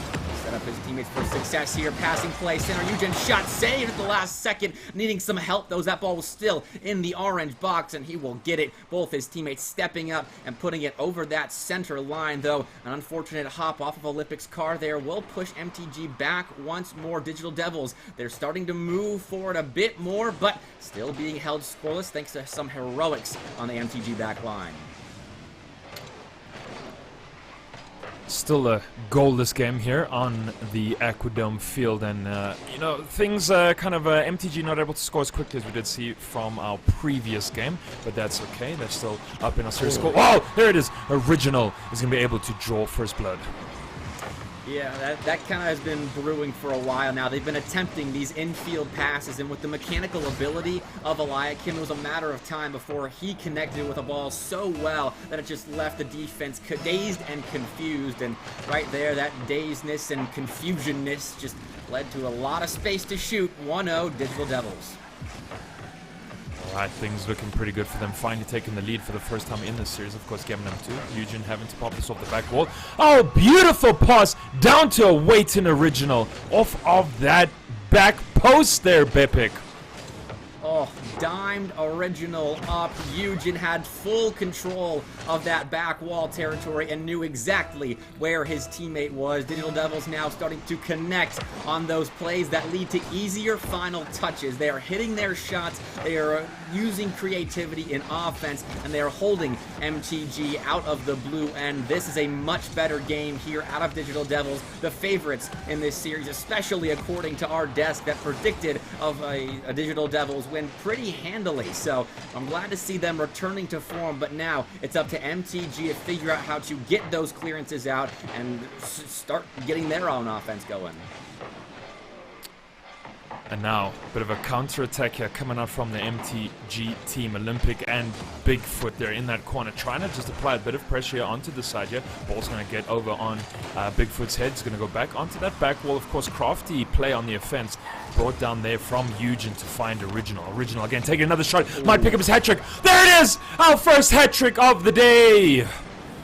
Original, that's just a pretty shot. Eugen doing work in the midfield to get that through to MTG cars, and then the shot, beautiful. I mean, Scepter was in the area, but off the post, and I don't know if he had a chance of saving that. Either way, Digital Devils 3-0. They have stormed back, and I cannot wait to see... Oh, actually, okay. I thought we were going to have an answer back real quick there, as I was still praising Digital Devils there, Muzz, but I'm going to be eager to see what our statisticians have in store for us, just possession-wise, because Digital Devils have controlled this game even better than Game 1, and they still controlled Game 1 pretty well. Oh yeah, they did 15% more of the boost the Devils had, and of course that's something we did hear there in the pre-show. They know how to handle the boost, they know how to get kind of around the field and control the field. They like him. Second man coming in and trying to take the shot. They double save from coming from Olympic and Scepter. So MTG still very defensively minded right now. Of course, down by 3 goals, just struggling to find their first. Originals are going to take another shot. Oh! Mr. Bepic, original with 4. He stepped up in game 2, but I'm pretty sure Eugen assisted at least 3 of the 4 of those. That dynamic duo has taken over here in game 2 and is likely going to tie this series up. What an offensive showing from Digital Devils, and they've done it without having to make too many saves on their own end. There were, I think, 2 good looks from MTG towards the beginning, but since then, we have not had too many. This could be the 3rd here as Bigfoot tries to go to the back wall, but Original has that covered up, trying to the favor over to Eugen. Though it's going to be Eliakim shooting here, takes it high, tried to double it, couldn't quite get it, but at the very least, just wasting precious seconds that MTG need to be using to score. Oh yeah, and of course that demo in the box there coming up from Original as well. Oh, little slight tap there from Eugen in the corner, but that's okay. They're up by 4. They're sitting pretty right now. Eliakim gonna try have a crack of his own. He's only had 2 shots so far, so Eliakim not kind of having that real big presence and leading control. Bigfoot, sorry, getting in a goal finally here for MTG off of an Olympic assist. Right there, 3v1 in favor of MTG. If that's what it takes to score goals, then they're in trouble. But that was still great control through the midfield, and then the ability, the awareness to get that ball past the last man. No more heroic saves for Digital Devils right there, and the goose egg is gone, but the lead still remains. Olympic with 5 shots. Oh boy, Original extending the lead here by another goal. What took place here? Eliakim passed it infield, beat out 3 defenders. They juked 2. Original over 1. Bigfoot tried to scramble to get up there. Oh my goodness. Mr. Bepic. Digital Devils seem to be running away with this one. I'll say just a little bit, Muzz. The 4-goal lead with 30 seconds left. They just had superior call control. Their offense has been dynamic. It's solo plays sometimes, a heck of a lot of passing plays, and then others, it's just a simple midfield read on net. Eugen putting in the 6th right there. Olympic, too strong a touch, could not keep that same control that Digital Devils has been exemplifying in their offensive end right there, and a mistake makes it 5 in this game. It was over a little bit ago, Muzz, but I think it's certainly over now. Yeah, and just as you mentioned, the dynamic duo of Eugen and Original right now just doing superb stuff. And, you know, I kind of wanted to allude there that Eliakim has taken such a nice step back, kind of really just assisting these guys as the 3rd man and making sure that they can pop off. You know, we saw in the previous splits and regionals how Eliakim was such a strong force for the royalty side, and now they've just allowed Eugen and Original to step up and make those plays. 4 goals, 1 assist for Original, the 3 assists and 1 shot on there from Eugen. Just such a powerful duo for this Digital Devils side against MTG. They're just doing such superb stuff, and Eliakim gets to take it easy. You know, he's passing around the backfield. He's making sure that he can get a couple demos inside the net there. Isn't that a nice thing when the rest of your team can just play and you can kind of like, yeah, cool, let's go. It's like he works so hard. It's nice for him to have a day off occasionally, or a game off. You can't take a day off in RLCS. But that multifaceted offensive attack that we just saw from Digital Devils throughout the first 2 games, I mean, I like him. Had his moments in game 1, then game 2 was Eugen and Original that stepped up. They're going to need that against the top dogs in this region. If they want to break that plane, the kind of in between 3rd and 4th, to maybe make a grand finals through this double elimination format, then they are going to need to show diversity in their offensive attack. It can't just be Eliakim trying to carry the squad. Eugen and Original have to have games just like that, even more so sometimes. And if Eliakim enters the fold with a couple of solo plays of his own, this Digital Devils team could be making some deep runs. Yeah, we did see Olympic. They're taking 5 shots, and so just kind of it got kept back a little bit, right? You know, kind of the defense and the active defense from the Devils side was pretty decent. So, you know, MTG still taking opportunities and making shots, but their turn now to get whiffs to send it wide. And so just MTG, they're not finding the mark. Of course, we did see Bigfoot pick up the 1 goal there, and that was the only one they scored in game 2. So MTG, kind of a little bit of a slow pace to game number 2 compared to their obviously 3-1 victory then game number 1 as we head to game number 3. So we've tied up the series here, Mr. Bepic, and our best of 5 gets extended. Oh. That's a miss there from Eliakim. Don't want to see too many of those, but no matter, Original stepping up right there. And in that last game, 60% of the possession belonged to Digital Devils as the ball was stuck in that orange half for 60% of the time. So Millennial Times obviously just learned that they cannot win games or even get close in games where they are being outpossessed by a decent margin. They'll have to sort out how to clear that midfield line, and misses like that not going to help. You have to connect with everything. Every ball has to be hit with purpose into space where Digital Devils can't just stick it right back into your own bunk. So we'll see what this counterattack has in store. A player downfield, Bigfoot trying to cherry pick, doesn't need to make contact though, as Olympic does it all himself. And there we go, Olympic back on the action. Obviously had those 5 shots previously. Shooting there wide from the right-hand side. Does beat out Original, and they like him coming in from that back post. And so finally, MTG getting themselves back in our series here, and back into leading a game at least, which is going to be good for them. We want to know that MTG are holding just a bit of a safety net. Oh, Olympic almost bringing that one down from the ceiling. Not able to get it in on that left-hand side. He's going to have another crack at it. Bigfoot is waiting there patiently in the midfield to try slot it down. Can they get some action on this? Olympics going to go up for it. Oh, he's going to push it out wide. Try to beat Original there. Does find Bigfoot on the left-hand side. Can they bring it around again? Nice demo there coming out. That was going to be from Olympic again. And Olympic just taking that back roll defender bruise at the back.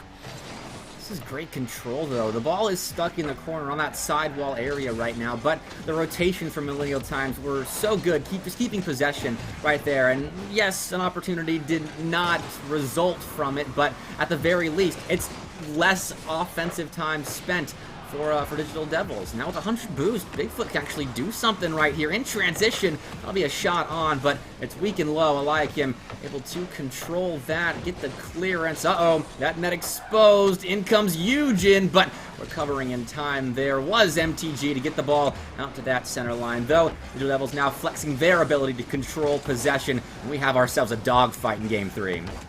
Oh yes, that's the games that we love to see. Oh, Eliakim, he's going to be able to score on the near post there as he fakes out one defender to do so. You love to see it.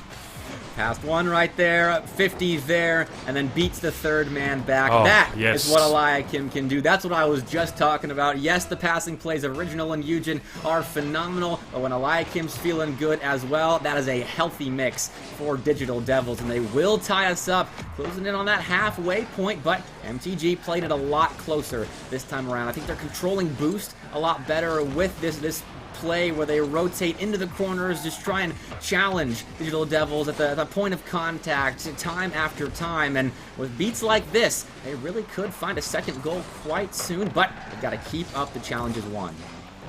Oh yeah, and already block out there coming from Eugen. Eliakim's going to pick it up on that center line. Already Olympics there waiting with Bigfoot, just clustering up there, but able to push it out into that corner. You spoke of that control. Oh, pop back though, might have been an awkward one. And Original's ready there. He's so incredibly quick. Eugen not able to follow up Bigfoot. He's going to save the day by pushing this one out. That was incredibly close for this MTG side here. Ball's going to go out wide to Original. Back to the midfield. Bigfoot over 2, not past Eugen. And now Original's up, already in the sky for this. Oh, Original, why did we see this player on the bench for so incredibly long? Because Original is doing just phenomenally. He's definitely having a great series there. Maybe riding the bench has spurred him when he has his moments in the starting lineup. He does stuff like that. Still, 1-0. Millennial Times hanging with it, but in comes Original, the aforementioned player. Digital Devils, but he couldn't do anything off the ceiling. Now Bigfoot bumped off that play. A good play there from Eugen to make contact with the car. If you don't hit the ball, you better get the player trying to make a solo play happen, though. It doesn't result in possession for DD. Instead, MTG trying to work their way into the offensive end. A goal here would be so critical, but Original not too keen on allowing it anytime soon. What a save there off his own post. My golly goodness there, and Bigfoot and Olympic taking shots on both of them and just not going into the back of the net of the Digital Devils side. And now already Bigfoot pushing us down the left-hand flank. Eugen's going to be the blocker. Eliakim was in his face previously as well. Olympic down to the midfield. Original. Oh, Olympic blocking that one out. Nice. Just his trajectory keeping him going there. Bigfoot should be able to get up for this one. Pushed out into the corner here from Eugen. Scepter, who's been quite quiet in our previous 2 games, is there to make a small play. Olympic bringing this one down. Only only 3 shots right now registered for Olympic, but of course still got a little bit of time left here. Original down the left-hand flank. We might see our first overtime of the day. Scepter. Pinch to the corner, has to follow up. Bigfoot's there. Pinch again to the midfield. Olympic not able to bring this one down, and so inching closer here to an OT, Mr. Bepic. We are, but Millennial Times kind of inching closer to that blue goal, and that was a crucial 50 though from Eugen, pushing MTG to the other side where they were well prepared to start another attack, but Eliakim putting the ball in the orange, and I don't think Eugen will be able to catch up to that. Nope, ball is spiked, and we do have our first overtime of the day here in Game 3. Alright, so golden goal now is going to be the team that will go forward. So just one will do it. Olympic taking the shot on that. Kept out quite easily by the Devils. Original popping this one. Scepter!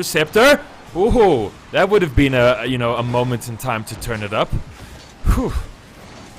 I think that hoof right there is what all the DD fans are saying to themselves right now, is that was close. This is an important swing game. Even after the dominance in Game 2, MTG has really battled back, and now a chance here for Olympic to win it. Tried to go through 2 defenders, but could not get it through Eliakim and company, who are now transitioning out. Original into the corner, wants a second touch. Shot blocked very early on there by Bigfoot. Good speed in defense from MTG, but they double commit right there. The net is open, and Eugen will be sure to make that opening close with a goal. Game 3 going the way of Digital Devils.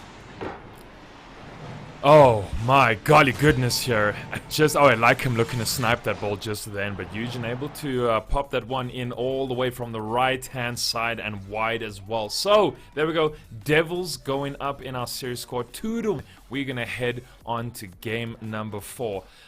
Close one there, Mr. Bepic. I mean, we haven't experienced an OT just yet, and they kept it, one apiece for quite a long period of time there, and just no one able to really pick up the ball and do too much with it, kind of anytime they had possession.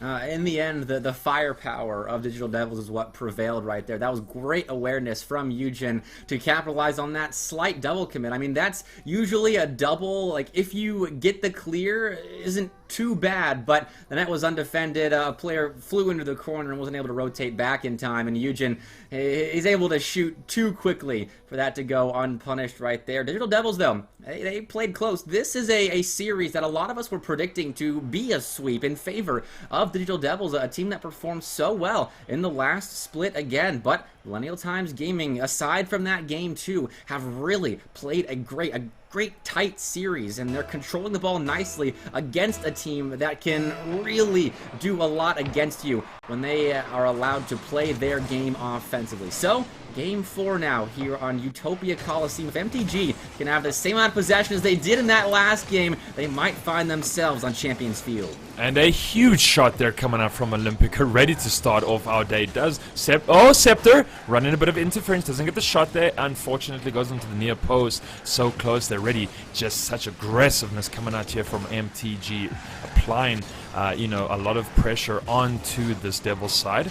Scepter again in the face of the blue defenders. Olympic on the midway line. Original trying to cause a little bit of interference, cutting out the passing plays.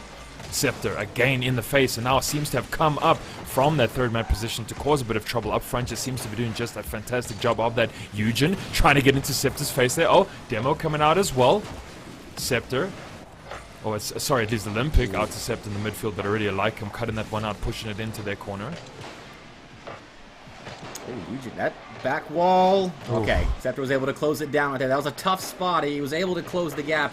Fortunately, though, for Millennial Time Gaming fans, now off the sidewall, Olympic missing contact. Uh-oh, a big demo right there. Jodo going to be smiling, but that smile quickly erased as Eliakim just missed an open net, just sending it wide. That is uncharacteristic. Well, that doesn't happen all too often, Mr. Pefik. You can't miss those open nets, especially when such a pressure game on our hands here on Utopia right now. Bigfoot, just a lot of bumps coming out on the field right now. We knew there was going to be aggressive plays, but hell, there seems to be a lot right now. Double touch. No, coming out there for Eliakim. Eugen following up, gets kept as well by the far post. Sorry, near post, but anyway, Original popping that over one, has 75 in the tank. Can he go up with the aerial mechanics? Double touch is going to come out there. There it is. Oh, the open backboard. He made it look so easy right there. Beat one, the side flip. Scepter far too slow to that, and right there, the speed difference is what nets Digital Devils their first goal of Game 4, and that was a crucial one, because now it sets the tone going forward. Millennial Times Gaming playing from a deficit now, and I believe in Game 2 was the last time they played with a deficit, if my memory serves correctly. There's a lot of action going on right now, so my brain can't always keep it straight, Muzz. Though, this is a decent start with that double there from Olympic. We'll see if they can establish some offensive control. That was the 5th goal scored by Original, just in case you wanted to keep track. So Original having an absolute field day right now of this game number 1. Ball into the corner. Olympics gonna have to fight from here. Gets it down. Demo there as well on the midway line. No one then in the middle field here for Olympic to bring it down, and already Eugen popping it out. Sept is gonna be there with the pickup. Of course, they're trailing by 1. They're gonna have to try to do something with it here. They are applying pressure here onto this Devils side, but Eliakim already playing it out of his own corner. He didn't have any boost there in the tank to do much more with it here. Beats Olympic though, brings it over 1, pops it into the midfield. Original, can he shoot? It's gonna go backboard. Can they bring it down? They won't be able to get the dunk, and this is kind of what we saw a little previously. They had shots and they had outshot MTG in game number 1, but of course when you hit onto that backboard that often, you know, of course, then that's just unfortunate. Slightly on the wrong pages as well. Eugen and Eliakim double committing for a couple of balls that, if they had it, really could have been decent looks at a second goal for Digital Devils. But as I mentioned, Original had a ton of boost there. Great shutdown, attacking him early on, setting up this look, the double tap opportunity, shut down there, just inaccuracy plaguing Millennial Times Gaming. That would have been a great equalizer, not just, you know, getting things tied up and in a better position to win this game, but it juices up the comms as well, gets that electricity flowing as you hit that double tap, and everyone just goes, yeah, and then you keep playing with that momentum on your side. But still, a 0 next to that MTG name on the scoreboard. They have to rectify that soon with just 75 seconds left on this clock. And of course, you know, we're on match points essentially here for Devils as well. If we just did not mention, you know, they can win this game, then of course we would go 3-1. Dunk here coming out. Original's not going to be able to pull it off. Eliakim here, can he get it down to the corner? Ooh. It's going to get kept out. Nice big pinch off of that backboard. Out into the corner for Original. He's there with the big 91. Sept is in the face. Can they bring it down? Clock ticking down here for MTG. They're going to have to try score and get the equalizer, so maybe we can go to a second OT. Original pushing that one straight across the face of his own goal just to keep it out from Scepter. Now again, they're playing from their own corner. Olympic trying to beat one, but Bigfoot already there. Popping it into the midfield. Set up for Bigfoot. He's going to try get it down. Doesn't have any octane. Out wide, 30 seconds remaining. Oh MTG, so much pressure for them to try to do something with this. Looking a lot like Game 1, though, where Digital Devils, they're able to find some time in the offensive end, but their attack looks a bit disjointed, where they just put the ball off the back wall. There's not much of a follow-up, and if there is, it goes off the back wall again until you can't do anything with it. So Millennial Times Gaming, really a big opening here to force Game 5 with under 5 to go, though. They have to do it now. Olympic will be shut down there on the near post. Put right back center. Bigfoot, though, has to react and just backflip and hope it stays up, but Digital Devils going to close it down. Big spike right there. And Muzz, I'm going to say it, they survived that round 1 series. Oh boy. Well, there it is. Double Elim. And guess who's going to go down to that lower bracket? It is going to be Millennial Times Gaming. 1-3 lost there against Digital Devils. And yeah, Game 4 on Utopia. Extremely close, Mr. Bepic. I mean, oh, it was tight there. There were chances. There were real chances for MTG to force the Game 5, and then we all know anything can happen on Champion's Field, but their offense wasn't quite able to keep up with what their defense was doing. I'm curious to hear what Elliot and his new found Devil's love has to say about this. Oh my word. Look, as much as I always want to see Game 5, I'm always rooting for the closer game. Gotta love a win for the Double Ds, for the Digital Devils, for my boys, the Kings, ex-royalty now. Love to see it. Fantastic stuff there. Pyro, you were chilling with me in the green room. We were watching that, and it was a pretty back and forth series, you know. Obviously, Millennials taking the first game, then losing tremendously in Game 2, and then Game 3 is an overtime. What do you make of games that swing so wildly? Listen, Elliot, this is what I make of that. This entire desk voted and predicted on the same team. Let's be careful when we do that again today. Basically, that is the indication today of maybe what we expect should just be the unexpected. This was a very close match, and I think it broods well for the events further on this today and the whole weekend. Blake, who was your standout player in that series? Oh, original, definitely. I mean, took over in game 2 with some help from Eugen, of course, but there was that double. I think it was in game 4, maybe, or game 3. Either way, it was a gorgeous double tap. He really had his way around the field. We always look at Eliakim for that ex-Royalty, now Digital Devils team, but original really stepped up right there and took the series over. Muzz, we haven't seen at least the name Millennial Times Gaming before. I've got to get that in my mind a bit cleaner. And we love to see new teams stepping up and making a name in the region. It's not the most disheartening. I know it's a loss, right? But they played pretty well.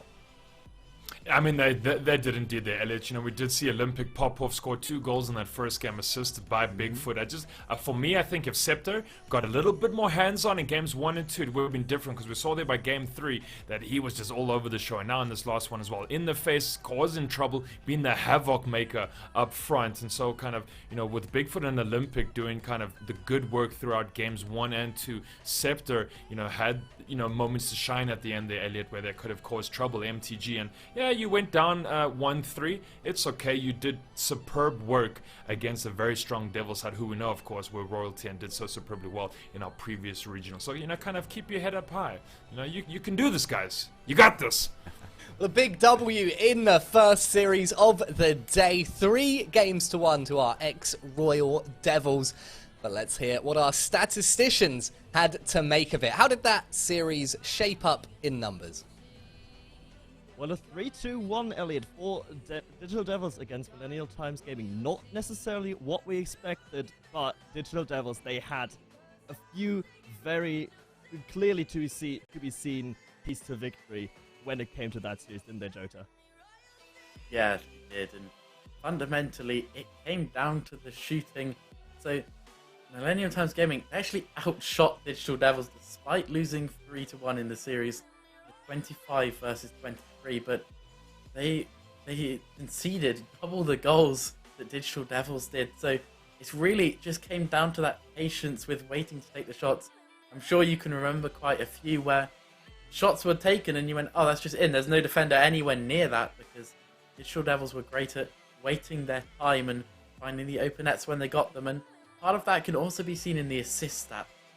They got 6 assists for their 11 goals, over half, relatively solid, but in the other end of the Millennial Times Gaming, they only got 1 assist all series, so a lot of their goals came from solo plays, they came from direct things, and that's what you get normally when every time your choice is shoot rather than pass, and maybe that's a game plan they felt they had to take just to get shots off against a team like Digital Devils, and they came close, but ultimately it was the patient attacking style that won out.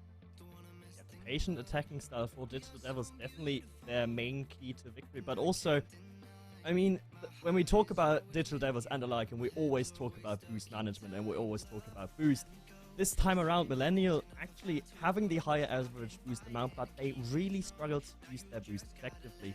They had better boost management, they spent less time on 0 boost, it was a different about 15 seconds, and had an average of about 20 boosts more in the tank. That is quite significant when we talk about boost, but they struggle to get out of their own half effectively and just get rid of that constant pressure that was on them. So definitely very, very dangerous for Millennial Times. And Digital Devils just had that field control that allowed them to use their boost more effectively overall, despite the boost stats favoring Millennial Times. Yeah, absolutely the case. Yeah, it's weird because, as you say, Digital Devils, like, their boost game, it's always a bit shaky, but ultimately, they got the boost that they needed. Eliakim, in their final win, in Game 3, he put up 540 BPM, which is an SSA record for a player's BPM in a game win. He simply did not let go of the throttle, so, look, they might have managed boost okay on the other end of things, but he was certainly able to get what he wanted, and Digital Devils, they did get what they wanted overall, but good times for Millennial Times overall. I think that, Elliot, this roster move might work out for them this split. Well, thank you so much, statisticians. An absolutely wonderful deep dive into what we just saw play out on screen. And my favorite thing about actually listening to some statistics is that sometimes as a caster, as a viewer, you think you have a good idea of what's going on, but then someone will tell you something afterwards and you're like, really? That's insane. What, they had 5,000 more boosts than the other team? They had 800 more ball touches? It really didn't seem like that when I was watching it, but it really adds a layer. And look, we have some fantastic games coming up for you, but we do have to throw to a break right now. Coming up after a very short break, we have what is shaping up to be one of the biggest games maybe of the weekend. And to see one of these teams heading into the lower bracket this early on, it's a tough one. Apex Gaming, Bravado Gaming, coming up after the break. Don't go anywhere. I don't wanna see you. I don't wanna hear you tonight. I don't wanna fight you. You don't wanna know if I feel alright. I don't wanna just forgive you. I just wanna be fine. I'll be waiting for a sign to light up. Yeah. And your heart is out of sight. I just wanna feel mine. Hey you, I'm gonna be the one for another one. Hey you, maybe then you'll know that I was never one. I don't wanna see you. I don't wanna fear you tonight. You don't wanna know me.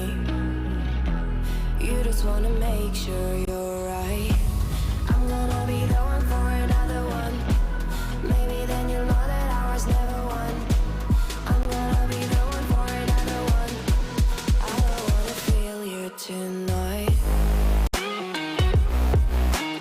Got me. Got me.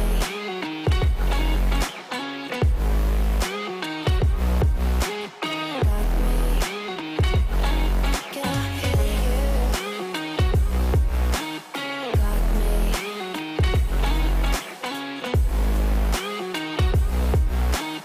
Got me.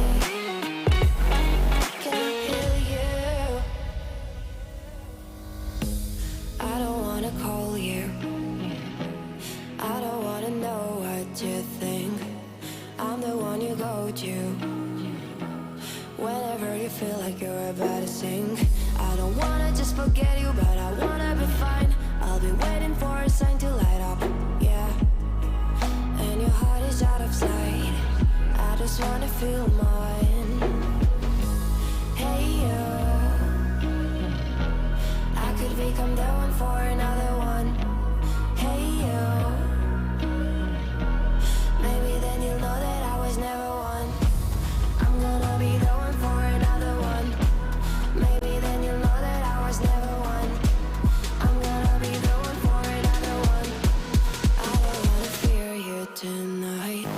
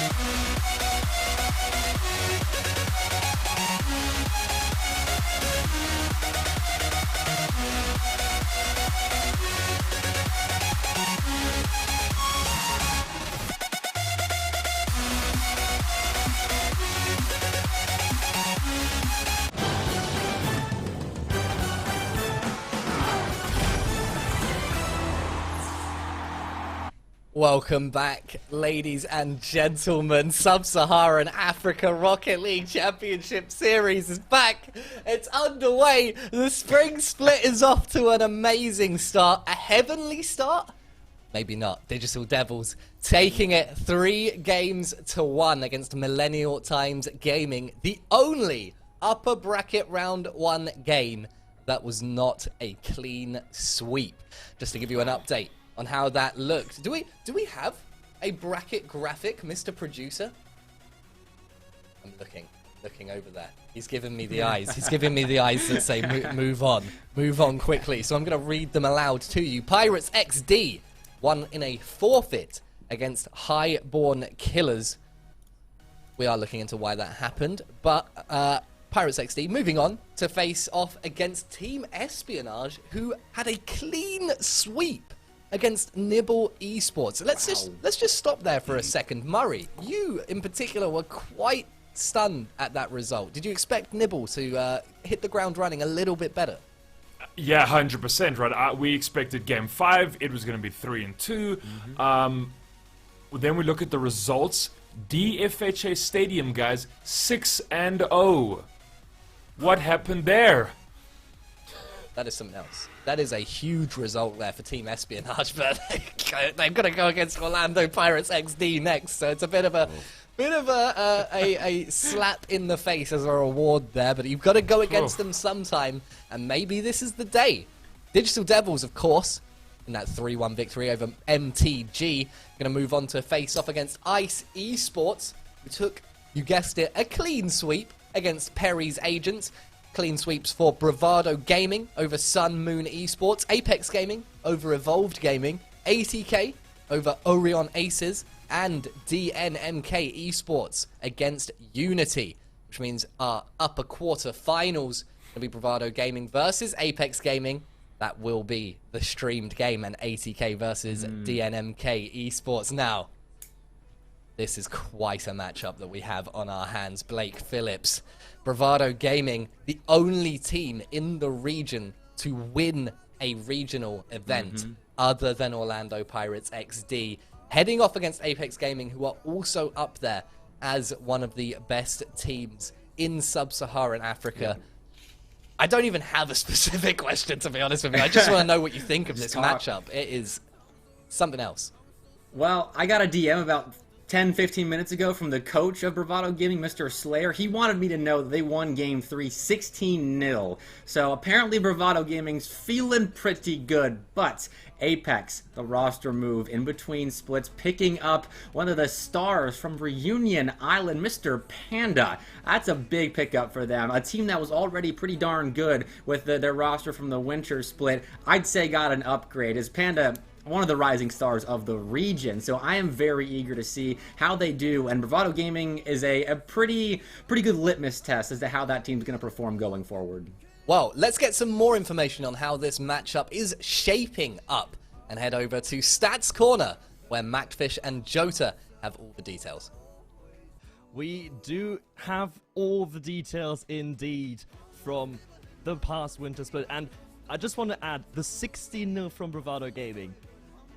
How do you even win 60-0 in a 3v3 RLCS match? I don't know, but Jota, the Queen of Violence, you are dubbed by Elliot, but will there be any violence this match?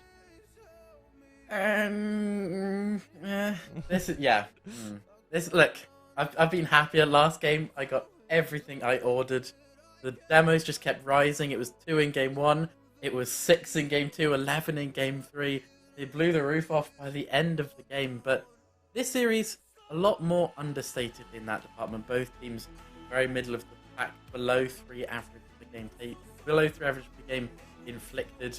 A little bit higher on the actual demos taken. Both sides a little susceptible, but I want to just think about why, because that's all that matters here, really. We can throw you numbers, and they're just numbers, but the reality is it's because both of these teams are really patient in their offensive build-up, which means that you will also see they have very high shooting percentages. They are first and second in the region overall once you remove a disbanded team, so absolute top of the game for that at 33 and 34%, very close to each other as well. And then you look at assists, Apex second highest, Bravado top 5 as well for assist ratio, which again means slow build-ups, waiting for their chances, finding each other, applying more and more pressure to get those goals. Yeah, and the pressure build-up is definitely a reason why maybe the demos are a bit lacking. But we talk about demo. If you can talk about demos, I will talk about my favorite subject, and that is boost management. And with that, it has to be said, Apex had in the winter split the worst boost management of any team. Lowest average boost amount, most time on zero, at over a minute on zero boost per player. How are you still a top team with that stat? Well, quite frankly, you are not anymore. They dropped to 7th in the winter rankings, and that is why, as Bepik said earlier, Christian W is now being dropped for Panda, and this is historic. It is history in the making, as it is the first time we have mixed South African and Reunion Island teams. We have 2 of them, the other one being ICE Esports. So yeah, that's how it stands. And Jota, they are number 2 and number 4 overall in the points rankings, but have they actually met before? They have never met, indeed. As you say, the first time we've had a mix of Reunion and South African players on the same team. Somehow, 2nd and 4th in RLCS points. They have never played each other before. I'm so excited. I don't know how we haven't had this series already months ago. Elliot, bring it to us quickly, please. Thank you so much, statisticians. Oh my goodness me. I'm so excited. It's going to be an absolute big one. Blast. It's a very big one indeed. And let's jump straight into the predictions. Jake Bittner, I'm going to ask you first. Bravado Gaming, Apex Gaming, who's taking this series?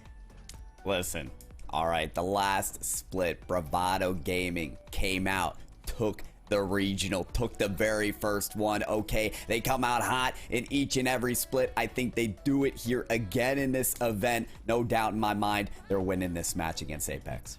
Okay. I think that's a very reasonable position to take. Murray, do you agree? Daisy is our perfect little flower. Bravado will take the dub. Bravado taking the dub from Murray Blake. Come on. Who are you thinking? Oh, I love that smile so much. Let's go. Who is going to take this series? Elliot, Bravado won Game 3 of their last series 16-0. But Apex, one of the hottest transfers of the splits. I am not casting this next series, so I can be biased. I put 4,000 channel points on Apex Gaming because they are going to come out and take one of the biggest upsets of this entire split in this round 2 best of 5. I got everything on my boy Panda and his 2 new teammates. Let's go. All right. Anyone who saw the last split knows that I am a die-hard Pub fan, and Pub may not be here anymore, but they're here, sort of, just split up a little bit, and Apex is 33% Pub now. That's how I'm seeing it. I love it. Panda's gonna give him the upset. Put me down for an Apex Gaming, Mr. Producer, and then let's throw this over to our fabulous 2 casters taking this series. Apex Gaming versus Bravado Gaming. Ladies and gentlemen, Jake Bittner, Murray Walton, take it away. Wow, well, Muzz, they've gone against us before we come over to cast this event. How about that? We're the only Bravado enthusiasts here at this point. I mean, you know, unfortunately, Elliot and Bepik obviously don't understand how Rocket League works, so, you know, they're gonna, of course, go for Apex, and, you know, that's okay, you know, but I think my eyes here, Pyro, are gonna be on Panda. How does this new addition to the Apex gaming side do for them? I'm excited. He was phenomenal on the PWB side, and I think between Friction and Lackstar, Panda is gonna find success. Yeah, I mean, it's the first time that we're actually seeing a mix in a roster, right? We have 2 South African players, 1 Reunion Island player. It's interesting. I think that new dynamic and this new hot transfer that Bepik's all about, I think could bring in that new spice, that new delivery that could be the solution to take down a top team like Bravado Gaming. But Muzz, I couldn't back down from the earlier statistics of the last split. Bravado Gaming in the first regional won the entire event. I think there's something to say for this team that finally took down the Pirates. That means that they could do it again, and those results, they start here in the upper quarterfinals. Yeah, 100% right. At least one-time champion out of the 6 we've had thus far. So Bravado, they know how to play this game. Happy Meal, we've seen the cool and calmness in those post-game interviews, just how kind of relaxed the side is to die for. Such a young player, but such an all-together player, right? Daisy, again, being such a phenomenal shooter, Just, yeah, Bravado, they understand exactly what they need to do to win Rocket League games. Now it's a double Elam best of 5 year Pyro, as you mentioned, kind of pre-show. It's very tough here, and we already saw Team Espionage take down Nibble there 3-0. You know, maybe Apex seemed to pull something funny out the hat here, and with Panda on the side, they could do, they could do it here in the short best of 5 that'll be coming up. I think it's certainly possible. On the main broadcast here, we casted the only match that was not a sweep. So I think we have that special spice here on the main broadcast that can bring this event, this best of 5, all the way. You can see the players taking the stage now. This is Bravado Gaming versus Apex Game in the upper quarterfinals of RLCS SSA. Smallest region, biggest hype. Game 1, wheels on the ground, let's go.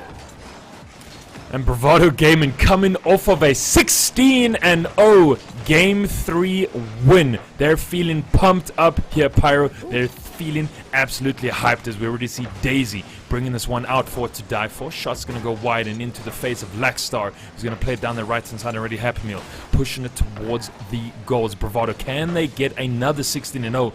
Maybe not against a strong team like Apex, but they're looking to get the win. Already pressure from Friction onto the Bravado side, but Daisy's going to pop it out down this right-hand side, and so far, goalless.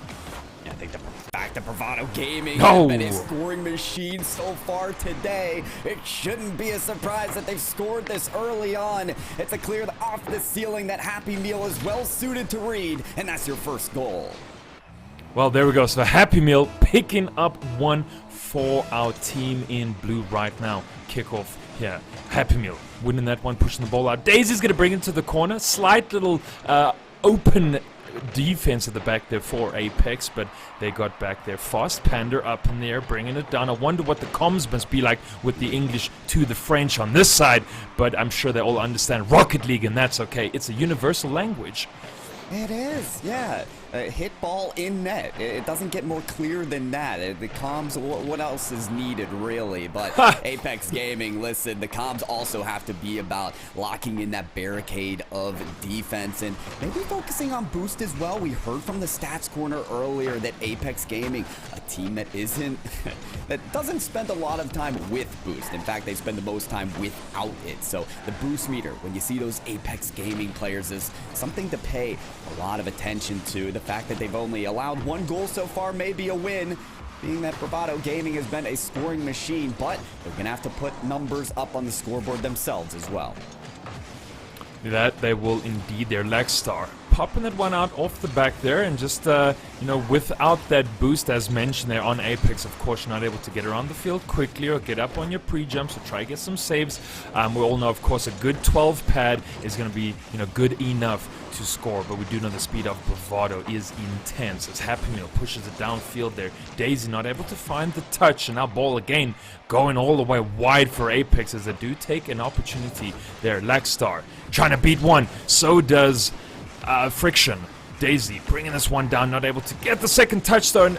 Interference going to cause there by an Apex defender, so far so good. Keeping out this assault from Bravado. Lackstar can't beat Daisy. Daisy to bring it down, won't get the second touch. Friction able to pop it out to die for. Is going up into the corner. So far so good. Shot on coming out there. Oh, Happy Meal will find his second. Just feed the beast. What else is needed here to die for off the corner? Happy Meal sees the very broad gap in the middle of the field, and listen, Muzz, that's what you got to look out for, is Bravado Gaming, a long possession that weathers and whittles away the defense of Apex Gaming. They were out boosted, out challenged, and out of anything to operate defensively. Just an absence on the back line there. That's going to be the key to victory for Bravado Gaming, keeping those long possessions to just break down the defense of Apex Gaming. Well, this roster was known as water, and of course you know what water does when it has an obstacle in front of it. Tears and wears it down, but so does Panda. Tears down his opponent, scores a nifty little goal in that right-hand corner.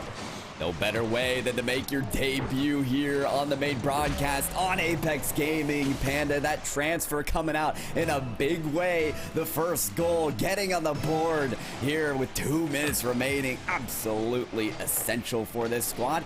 What I will say about Apex Gaming that I'm really enjoying about their gameplay so far is they're looking for those quick passes, those quick shots. Lackstar right off of the crossbar. That was so close to equalizing for Bravado Gaming. But if they can continue to find those passes to each other quickly in field, it may foster more success. Yeah, just something we did witness in the previous series as well. Sometimes crossbar in the backboard just being a fourth defender that keeps out players as they try to take shots on. But Laxal with pressure there. Oh, almost shot there coming out from Panda. Has to get the save, but it's going to be Happy Meal getting a hat trick. And these near saves are so good from Apex Gaming, but the follow has to be there as well. Yes, the save tested one defender, but maybe there was more than that. The double commit allowed for nobody to be there on the follow-up, and Bravado Gaming, if they get that second, that third shot, it may be all they need to continue to punch up the numbers right now. Daisy looking for 2 to die for. Off of the ceiling, Happy Meal coming back in action, but Panda with good possession here sees Friction in the midfield as well. Apex Gaming may actually get something going as well on their opponent's half. Nice little kind of bullying tactic this from Laxar and Friction, just trying to stop any kind of, run down that left flank. As now Daisy can pop it out to Happy Meal, our hat-trick scorer thus far in game number 1. Nice. Oh, to die for with the whiff, doesn't get it there on that left-hand side. Now pressure here onto Bravado's defense. Daisy has to try to get it out of this corner. Laxar already in the face of Daisy. Daisy again trying to push this one out. Friction did take a shot there.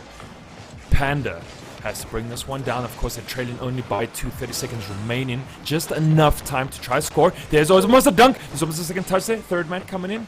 Oh, opportunities going there. A miss for Apex. Oh, they had their chance, and against a team like Bravado Gaming, those are chances you just can't let alone. Right off the crossbar, but maybe another chance bubbling up still. It's over. Back to Friction. Look at that infield passing at Apex Gaming. That's what we call their key to victory. They nail it again. The bim bam bop 1, 2, 3 action for the second goal. And everyone on the side of Apex gets in on the action. They found Panda to Friction, Friction a Laxstar, the 1, 2, and the 3, and they send it home. Will 9 seconds be enough here for this team to put in the equalizer against Bravado? Panda pushing it, steals the 100, but to die for's controlling this ball. No! And it falls awkwardly onto the roof of Laxstar, and the ball's going to go down, and game number 1 to Bravado. A lot of predictions here for Bravado Gaming to not only win this match in the uppers quarterfinals, but to possibly go all the way as well. So here they are with yet another win. Haven't had a loss against them yet today, but Muzz, we gotta talk about what Apex Gaming were able to do in this very first brawl against Bravado Gaming. That infield passing, the precision can knock down not just Bravado Gaming, but I think any Rocket League team. Oh, I can just only imagine what the comms was like. Panda's like, let's go, boys. I'm pushing this one from deep. Found the whole team and they scored. But you know what, Pyro? If they just had a few more seconds to try pick up that equalizer, 9 seconds is not going to be that much against such a strong team like Bravado. So unfortunately, not able to pick up one more. But Apex doing some good things there. So, yeah. But I don't know, do you find that maybe the series time might just be too short? You got to try bring it back in a best of 5. Oh, it's not going to be simple. This isn't no long stretch of a best of 7. But listen, they're not down and out of it yet. Just a 1-point game in game number 1. They also allowed a lot of goals from Happy Meal in that last one as well. So maybe it's about recognizing those moments where Happy Meal has space and getting on it immediately. Look at Friction being hassled by Happy Meal, but still getting the save. Great evasive tactics to make the save. Yeah, just taking a playbook from the NFL players, right? Let's get a block up front, trying to get rid of a defender, and to die for, able to, you know, run it in. Of course, not able to get a goal there, Bravado, as we kind of slowly head towards the first minute of game time here. Still attacking pressure coming up from the Bravado side. Friction gonna have to push this one out wide. Finds Lagstar. Panda is underneath him, and now counter-attack here from the Apex lads. Oh, big pinch across the face of the goals. That was a shot from Lagstar, but nothing going in. Not quite yet. Friction has space though, so making sure that there's boost in the tank before that next ascent. Certainly going to be important. Lagstar calls her teammate off there to get the ball downfield. Friction with a shot past one defender to die for. Makes a heroic save there. Has to stretch for it, but nothing more gained yet for Apex Gaming as they still work this ball around their opponent's backline. A good stop there from Friction. Getting that head-to-head battle in most certainly to die for. Good read off of the backboard to block it again. Bravado Gaming being tested quite a bit here, but they're showing the defensive results nonetheless. I mean, this is, of course, right, Apex Gaming, a top 5 team here in SSA, right, that don't get their kind of, you know, for no reason. So they are going to push and test and prod and poke at this Bravado Gaming side. Happy Meal, the goal scorer, the hat-trick scorer from the previous game, going up there, saved by Friction. Ball gets kept out, and now Lagstar with the counter-attack, pushing this one out. Friction going to try to find a player infield. It gets popped up by To Die For. Into the hands of Panda, nabs the quick 100, and is going to go off the wall. Oh, huge demo from Happy Meal. Goodness, the young reunion player can't do nothing. Oh man, well, you gotta look out for those demolitions as well, because from our live statistics in game 1, 3 of the 5 goals we saw were assisted by those effective demolitions. So every time you see sparks fly, you gotta raise an eyebrow, most certainly, though. Happy Meal wants to do it himself. He did it so many times in game 1, still trying to find it here at the halfway mark. Panda get a sky up, but it's along the goal line. There's a setup for Happy Meal, and who better to finish it off? First goal for Bravado Gaming. Well, my goodness gracious, if we do not see McDonald's go and kind of endorse this team and this player, then they're missing out on a huge opportunity here. Pyro, 4 goals for Happy Meal right now. Beautiful assist coming out from To Die For. And it took them a long time to get that goal in. Half of our game number 2 here in the Aquadome. And so Friction applying a bit of pressure. To Die For going to pop this one out. And now Apex need to try to bring it back. Lagstar did take the shot there. Friction. Happy Meal, our 4-time scorer so far. My goodness, he's going to be like one of those Olympic champions, Pyro. Could be that way, certainly. We love seeing SSA here and can't wait to see him on the world stage later on. And Bravado Gaming wanting to be one of those teams with a shot like that that's not going to go. Remember how they were able to score so often, though, in game 1? It was those long-standing offensive possessions, whittling away the boost of Apex Gaming, especially players like Lagstar, spending over a minute in game 1 with no boost. And so, trying to keep those shots going now is Happy Meal to Daisy. A pass down there to the infield goes off of the sidewall. Happy Meal wants another try at it, but that's 2 defenders committed to the ball, and they're out of control here. There needs to be a little more composure for Apex Gaming if they want to keep this ball game at a 1-point deficit and maybe try to bring it back. We need Apex Gaming here just to get a little bit more pressure back onto the side here. Oh, almost a little sneaky shot there coming out from Friction. Panda again trying to recoup that ball. So it is Lagstar stuck in this Bravado corner, but of course they're sitting pretty 1-0 up right now. Panda's going to find a play in the midfield. Oh, bit of a stray ball going there onto the backboard. Unfortunately not able to dip and go in. Oh, shot on. It's going to go wide. Daisy there to recoup. Panda. Oh, onto the crossbar. That's an unfortunate second touch by Lagstar. Friction trying a shot as well. Lagstar again. Oh, Apex. They cannot sink it, Pyro. The goal was just a little bit wider. Maybe one of these shots would go in, but still left with a goose egg. Half a minute remaining. Apex Gaming, if you don't find that goal, I don't know when you're going to, because that possession had to be it. There's still time, though. Lagstar hoping to get this ball down the other side of the field, but Friction has to manage to put up the defense even longer. Happy Meal making it all count, though. Goes for the last bump. Doesn't need it. Still gets over Panda. And that's the finisher for To Die For. Happy Meal able just to get such a decent ball off the wall. They're beating out Panda as well. And To Die For screaming and calling in the mid there just to bring that ball down. Gets our goal. And so there we go, Bravado Gaming going up by 2 here, only 10 seconds remaining. Probably not enough time here for Apex to do anything pyro, so it should be Bravado Gaming taking game number 2 and extending their lead by 1. Most certainly will be indeed. That ball finally landing on the ground. Bravado Gaming, 5 games in a row so far for this event, looking to make it 6. And Muzz, the one thing I am worried about with Apex Gaming is it's not just Happy Meal anymore. Yeah, it was the first 4 goals of this round, but that was to die for with the last goal as well. So now every player's getting involved. Everyone's putting shots up. They're somehow still setting this barricade even upon the barrage of shots that Apex Gaming are trying to throw out, shutting them out. It's looking convincing for Bravado Gaming in game 3, but maybe not a for sure victory.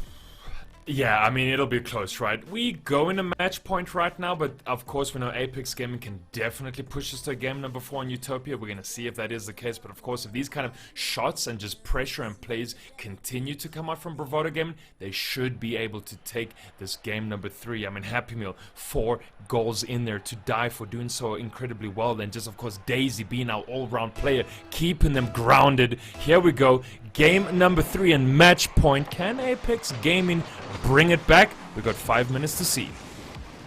I'd certainly love to. This is the double elimination format, folks, of this split. So 1 loss here can take you down to lowers, and then you're on 1 life remaining. Apex Gaming don't want to go down there this early.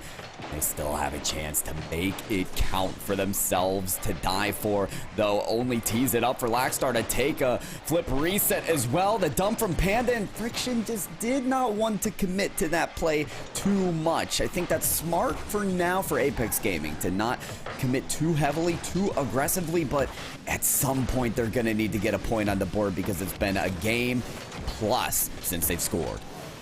Yeah, Apex just a little bit on the back foot right now. Of course, both of these teams equalized in shots in our last game, 6-6.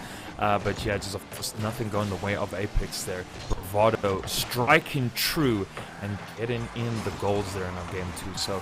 So far, 1 minute down. Shot in here by Lackstar, kept out there by Daisy. Just an attempt from Apex, not able to get sunk. Apex Gaming showing again and again that they have the wherewithal to put hard shots on net, but listen, you're against a second-ranked team, and it's not just because of their defense, it is because of their shot-taking caliber. Look at Happy Meal with these flexible acrobatics to get the angle right under the crossbar. Well, if Happy Meal was, I don't know, a young Eastern European in gymnastics, he'd be perfect. But he's a Rocket League player from the Southern Hemisphere, and that's also okay. Stretch that one out, though, Pyro, I'll tell you that much. Yeah, certainly. Bravado Gaming, definitely the early lead that they were looking for to close this out in 3, but we're certainly not quite done yet. That is Lackstar. Over to Panda. Can't find that give and go, but Panda finding it yet again. What this Apex Gaming team needs is some of that infield synergy that they had in game number 1. Their passing plays were better than I've seen in a while in Rocket League, and I want to see it again. If they can dime up those infield team plays, maybe they'll get something going. But 3 minutes to go. Apex Gaming on their last life in this match. Yeah, once again, of course, seeing Bravado in the lead here, and just Lackstar and Friction just struggling with the boost management just a slight bit. We often see them. Oh, shot on there by Panda, though. Kept out by strong Bravado defense. And so just sluggish to get around the field again with kind of, you know, the octane and the NOS not in the tanks here of our Apex players. Is Friction trying to go up, get it down to Panda, but it's not going to do too much as Daisy already pushes this one out down the left flank there. Lackstar trying to bully them forward. Panda finding the ball in the midfield there. And just still kept at bay right now. Not able to kind of break any Bravado defense right now. Ball stuck in the corner here for Apex's Panda. Put that one down into the same spot. Daisy pushing it out to Happy. This one's going to go all the way into the far right corner. And just Apex kept at bay. Well, and as things start to come down to the line here for Apex Gaming, you're starting to see some players try to take up a leadership role. Panda with these half flip booms, downs the clears, and keeping the ball in their own control, trying to get every 50-50 like you see it there. wants to take it down the field themselves, but maybe some composure, maybe some collaboration downfield could work out better for them as well. It's Lackstar to try and find Friction, but goes across the width of the field. Panda wants another try at this ball, gonna try and find Friction upfield. Maybe those clears to some players that maybe are looking for some cherry picking could work out for them. Friction looking for Panda in the infield, but not quite there yet. Good touch off of the wall. It's gonna force more defenders of Bravado Gaming onto the ball. Friction trying to keep the possession going, but Apex Gaming still left with 0. We're coming up on that final minute. Apex Gaming have to have one final push here in game 3. Oh boy, and that lower bracket looking a little worrying right now for this Apex Gaming side, unless they're going to be able to put one in. We did see Panda, they scored something with it. Shot infield for Friction, kept out though, and so any kind of attempt made by this Apex Gaming side just getting kept at bay tirelessly by a strong defense from the Bravado Gaming side here. 45 on our clock, and now Panda trying to get this one in. Doesn't find Friction. Next stop, bringing it up that right-hand flank. Happy Meal to bring it down, does get blocked in the mid. Daisy, big demo coming out there. Shot! Crossbar. Friction can bring it down. Kept out by To Die For. Oh, the opportunity that Apex had there. Oh no, it's all left alone, but maybe there's a final chance. Friction off of the ceiling. Tee up to Panda, who still can't find the shot. They're going to be thinking about that open looker a lot later on if they don't find one now. It's Panda with a pinch off the sidewall. Could it set up for Friction? Daisy still finding it, but Friction with a tippity tap. Looking for the dunk over to Lackstar, who still can't find that touch. Daisy upon it again, keeping Apex at bay. To Die For with this clear. Could end it all here. Even a shot on target. Daisy looking to actually put it through to the back of the net, but that's going to end the game. Bravado Gaming, one way or another, survive and find the sweep. Wow. Pyro. An absolute kind of just barrage of shots there coming up from Apex at the end there, but not enough to get the equalizer and bring it back against Bravado Game. And my goodness gracious, just Panda, Friction, Lackstar at the end there, just going ham on that goal line. But I mean, To Die For that save at the end, just doing so incredibly well to keep them out. I mean, this is why they're second in the region. They're so damn good. Yeah, you gotta credit Bravado Gaming. Happy Meal for all the shots that they found. Bravado Gaming with the saves as well, but precision on the shot taking for Apex could have been a little bit better as well. There were so many great chances that just went a little bit wide of the net. Impressive for Apex Gaming to keep Bravado at such a low scoring throughout the series, but unfortunately for them, it just was not enough. I am curious, though, how the desk thinks about that matchup as we broadcast a sweep there for Bravado Gaming. Elliot, you should have stuck to your gut there, man. You were with Bravado earlier.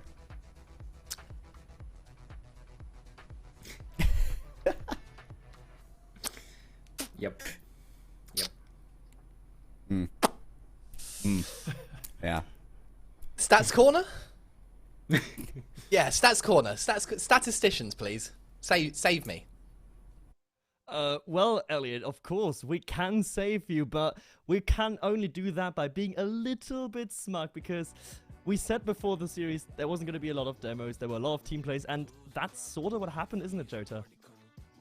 Yeah, that is indeed the case. Nearly every goal that came out was assisted, and that's what we like to see. It's exactly what we call coming in. And like Elliot, we didn't have to pick a side of what was going to come, so we just promised you slow, sustained build-up on the offense. We promised good shooting percentages to come through, and we sort of got that too, if we only look at Happy Meal stats and no one else on the pitch. Mark, can we do that and call that one a win as well? Yeah, let's just do that. I'm fine with that. Happy Meal shooting 45%, leading Bravado to an over 30% shooting accuracy. But yeah, as we also pointed out, a lot of assists coming out in this series. I think every goal of Apex was assisted. Bravado still repping that 83% assist ratio. So those teams were really on it. But, you know, I've got to talk about my favorite stuff. I've got to talk about the boost. Apex, again, struggling, especially Lackstar. He's been on low boost pretty much this entire series. He's been on 50% of the time. He's at less than 25 boost in the tank. And that's across all 3 games. That is just something else. But Bravado, Jota, the Queen of Violence, they've also found something else. Yeah, they have, to be fair. I was complaining that neither of these teams were close to an average of 3 per game. They came out with 3.3, so they started to get the demos going as well. And look, I want to say that's because we're seeing a new side to Bravado. I think that's mainly just because, I don't know if you saw it too, but I felt Apex struggled to find their footing. We know that Panda's a brilliant player. He put up great shooting stats aside from this team. This team put up 34% shooting without him.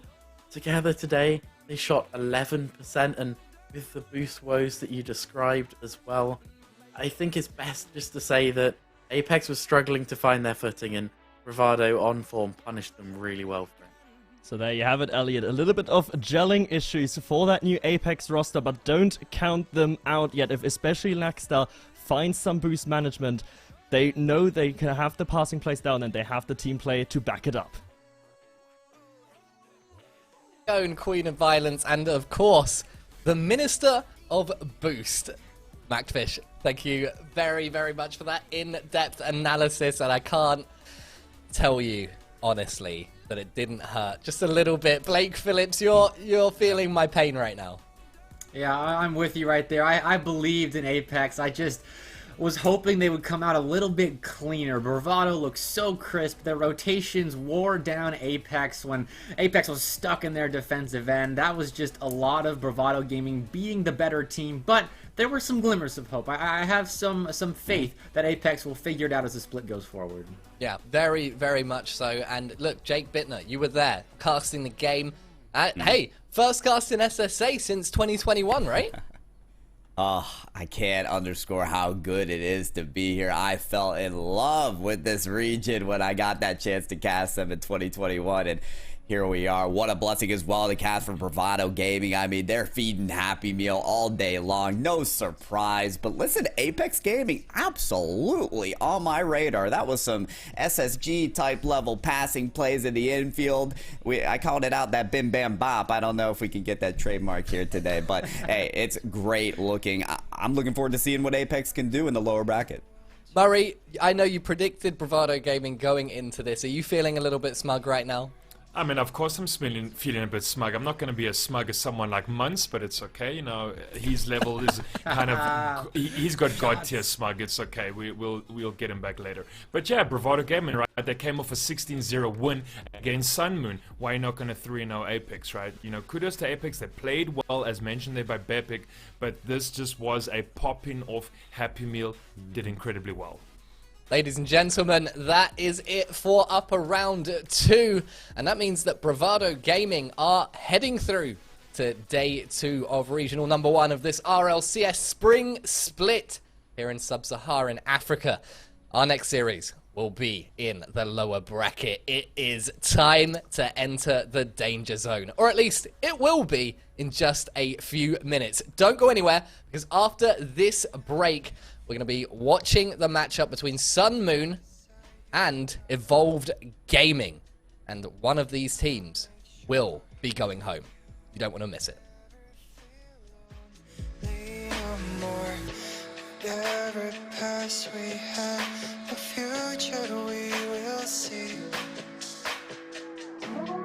I'll be here until the day that you leave me.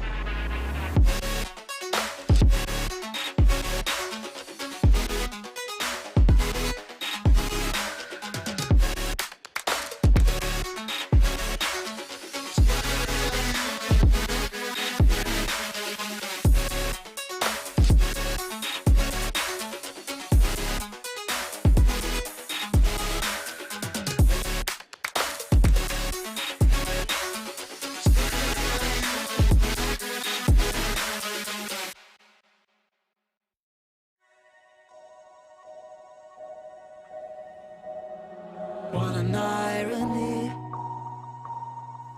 My mirror shows the other side of me. All these ones and zeros, nothing in between. But there's so much more to me than eyes can see. Than eyes can see. I'm not binary.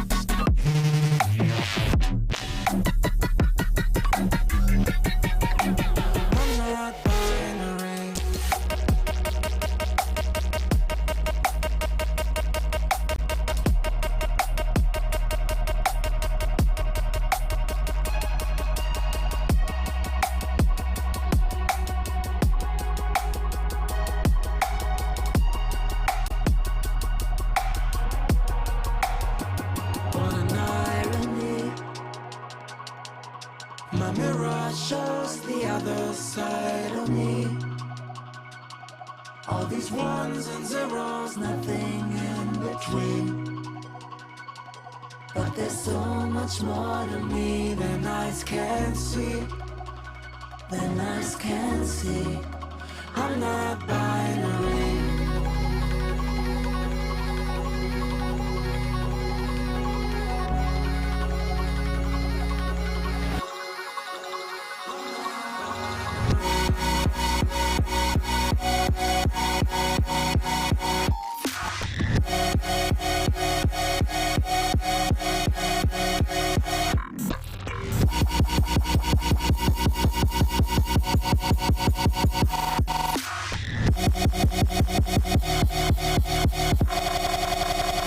What an irony. My mirror shows the other side of me. All these ones and zeros, nothing in between. But there's so much more to me than eyes can see. Than eyes can see. I'm not binary.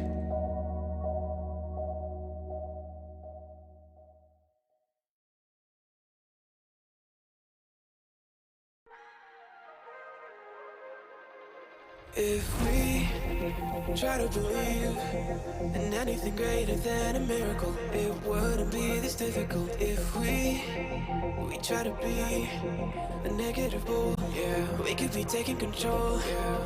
If we try to believe in anything greater than a miracle, it wouldn't be this difficult. If we try to be a negative bull, yeah, we could be taking control.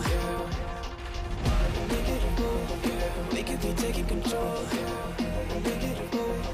We could be taking control. We could be taking control. We could be taking control.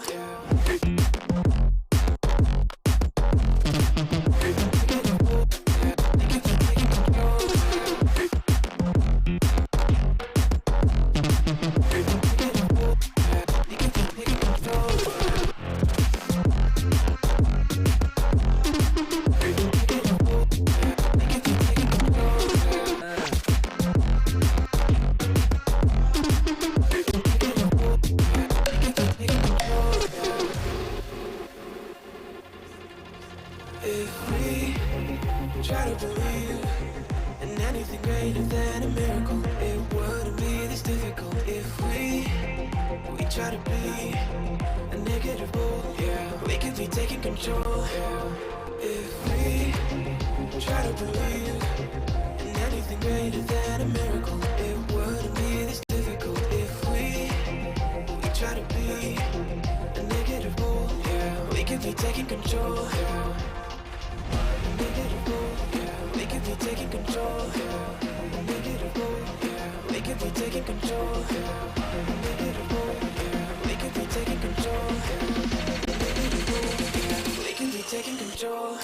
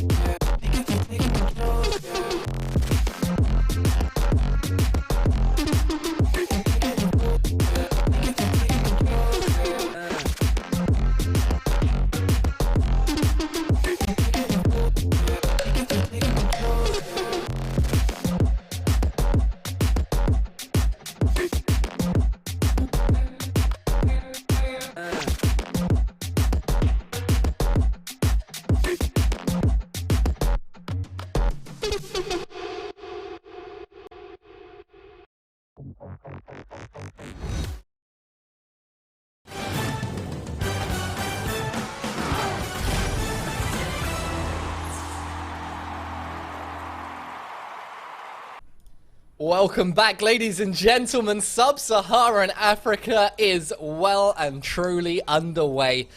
It's time again for Rocket League Championship Series, and we already have our first teams through to the second day of the first regional of this spring split. Orlando Pirates XD through in a 3-1 win against Team Espionage. Digital Devils doing just that little bit better with a clean sweep over Ice Esports. That's going to be a very tough matchup for them tomorrow in that upper semi-final. Pirates XD going head-to-head with Digital Devils. A tough one. And are we still waiting on the result from Game 5 of ATK versus DNMK Esports to come in? A Game 5 going to be very, very exciting there. And whoever wins that game will be through to tomorrow's matchup. Again, upper semi-final against Bravado Gaming, who look exceptionally strong, Jake. Oh, very much so. Yeah, the sweep was there. They were feeding Happy Meal, like I said. This is a Bravado Gaming team that is in rhythm for this split. I called it earlier. I think they're going all the way. They're taking this thing. So it was no surprise for me to see that win. But I am very interested in Pirates XD and Digital Devils, that matchup that's going to be going on, because Pirates XD showed that they're not infallible. They did drop a game in that last game. So Digital Devils, I think they could do more damage. And Team Espionage now down into lower round 2, awaiting the result of Orion Aces and Unity, who will be fighting for survival very, very shortly here. But that's not who we're watching on stream. Bring up a bracket. That is lovely. Thank you so much, Mr. Producer. Still waiting, as I mentioned before, on that Game 5 result between ATK and DNMK. But just to fill you in, on lower round 1, we have Highborn Killers going head-to-head against Nibble Esports. Millennial Times Gaming facing off against Perry's Agents. Orion Aces going head-to-head with Unity, and the game that will be live on stream momentarily, Sun Moon Esport and Evolved Gaming. This is going to be quite exciting. I'm not sure we have too much in the way of statistics, but let's head into the corner to find out what Georg and Taylor have to say about it.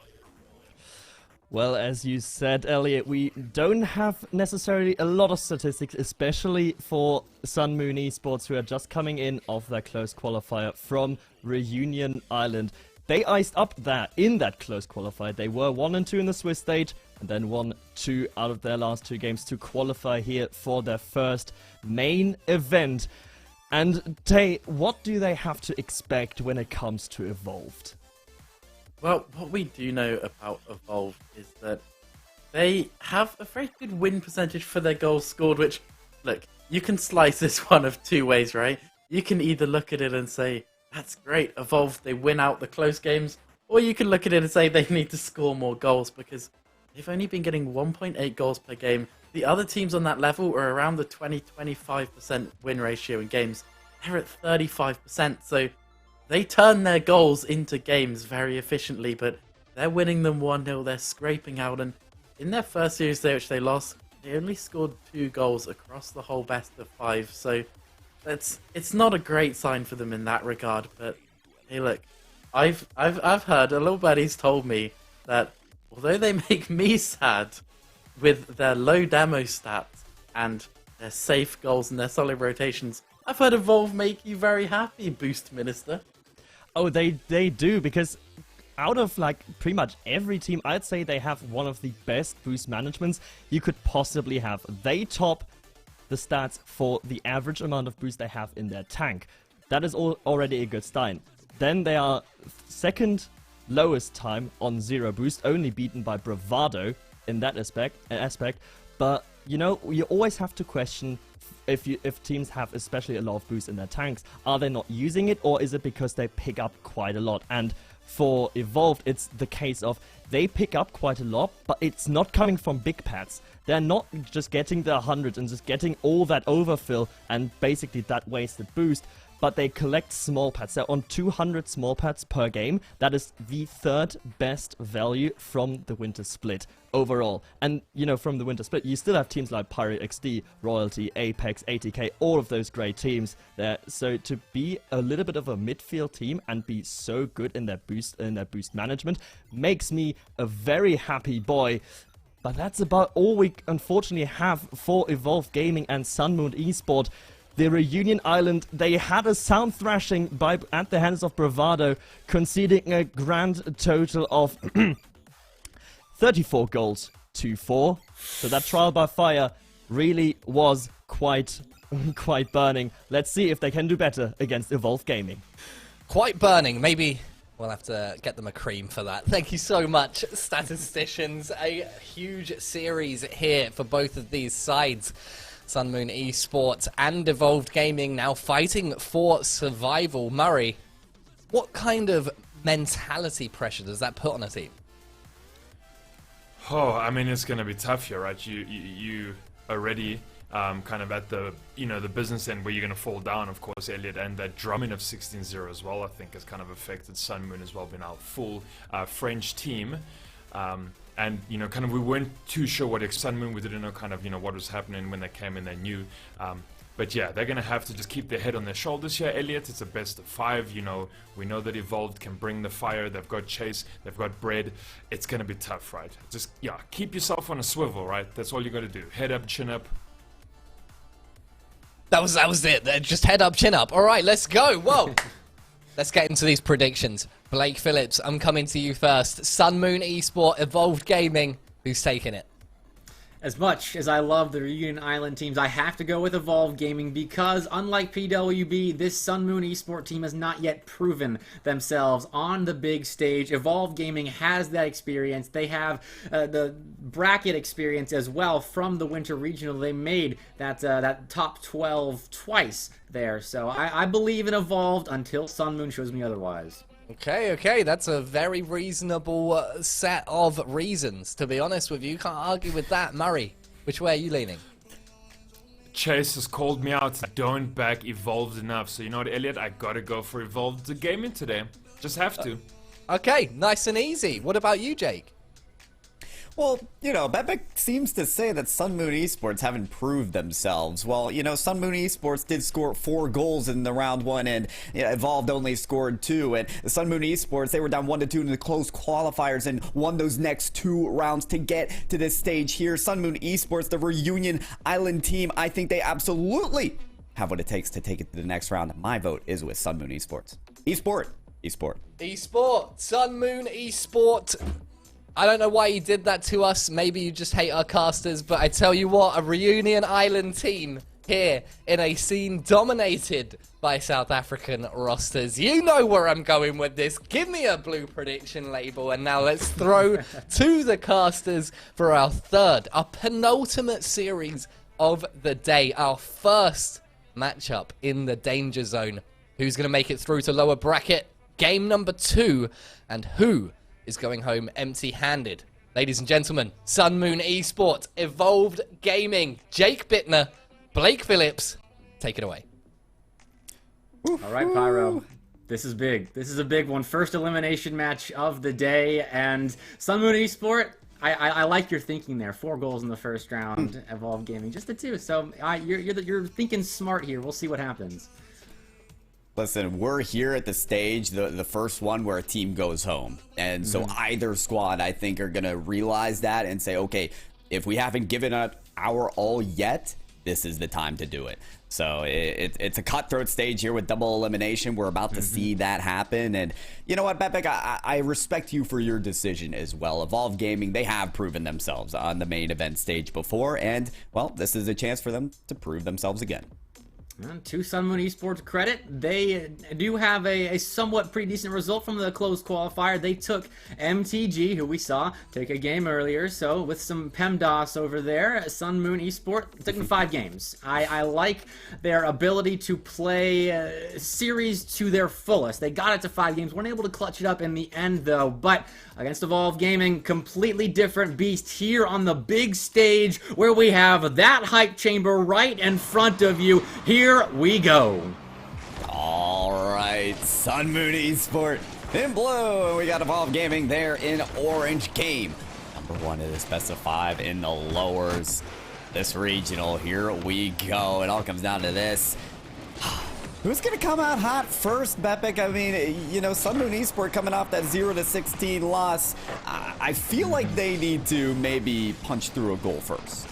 Yep, it would be nice for their sake just to have some pressure. Maybe not even a goal. They just need some decent offensive rotations, get things smooth, get things figured out against, and no discredit to Evolve Gaming, but compared to Bravado, they are a lesser team, so maybe a bit easier of a time getting things going there, but had to make a decent touch in their corner though. Pass out, shot on. I like that from Sun Moon Esport. Good start from both sides. They're both putting pressure on. What a team pinch. JTW almost a beautiful backward shot, but instead another transition going the other way.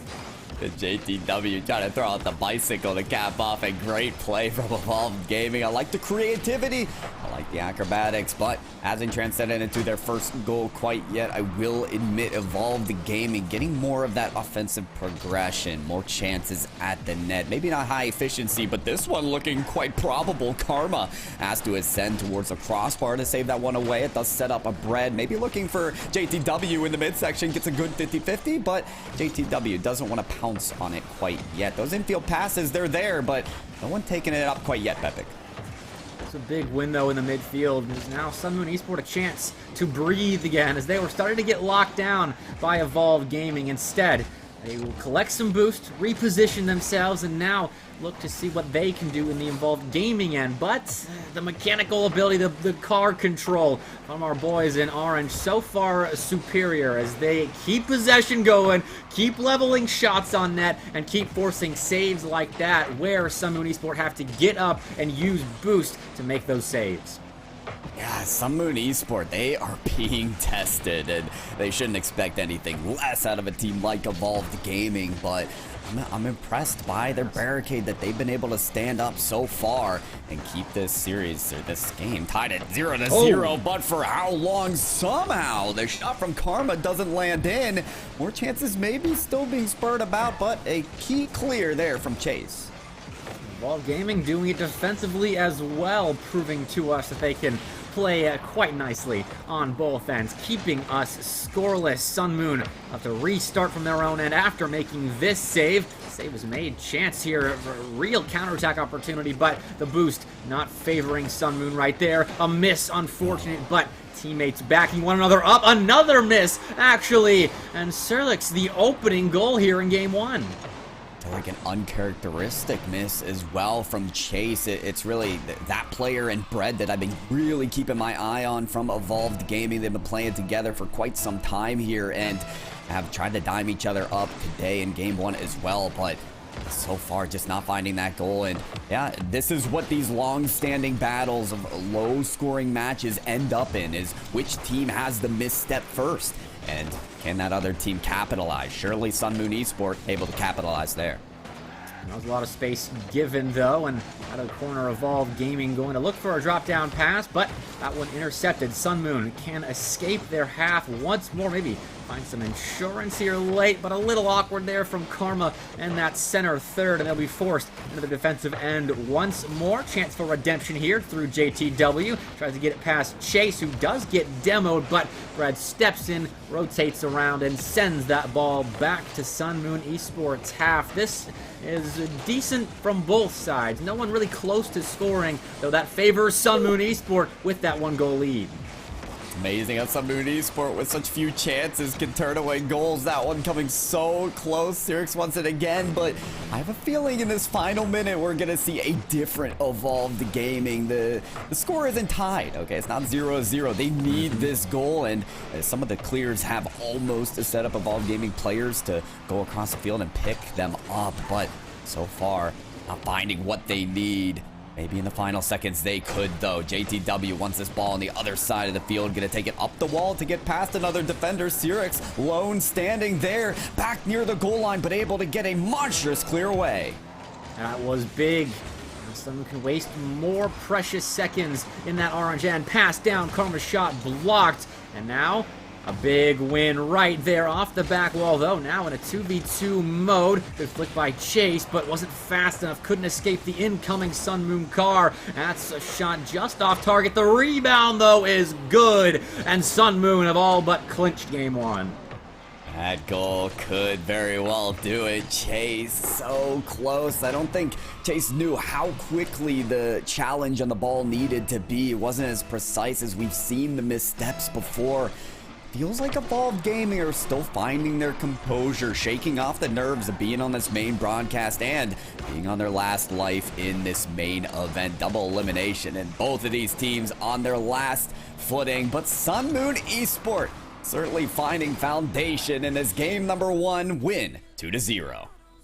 In the first series on the day, we saw MTG take game 1 over the Digital Devils, capitalizing on mistakes like we saw, but just misses in defense that are so uncharacteristic out of the teams we're seeing them from. And I think we're going to replicate that performance here where Evolve just had those misses. They gave up the goals, though that second one definitely earned from Sun Moon. But in game 2, that's where we saw DD start to pick it up. So they made fewer mistakes, and their offense really shined with that 6-1 score. I'm not saying Evolve's going to put up 6 goals on Sun Moon here, but I'm thinking it's going to have to be a much tighter affair if Sun Moon's going to take it.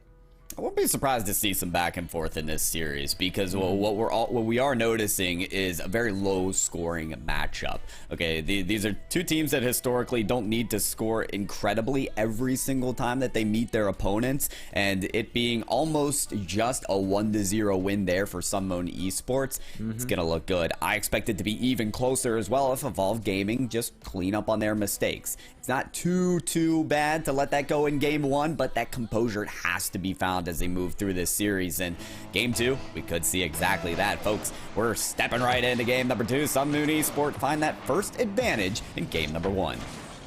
Gotta settle those elimination nerves soon. We'll see if both teams can do it, though. It showed more from Evolve Gaming. That net is open. The shot centimeters from being on net. Could have been the opening goal. Instead, Evolve going to have to try again after this big save from Bread. Good control out to the corner, and a hefty back pass right there will stop Sun Moon momentarily. But they're right back to that orange back wall. First 30 seconds in, opportunity for Evolve, but now control for Sun Moon.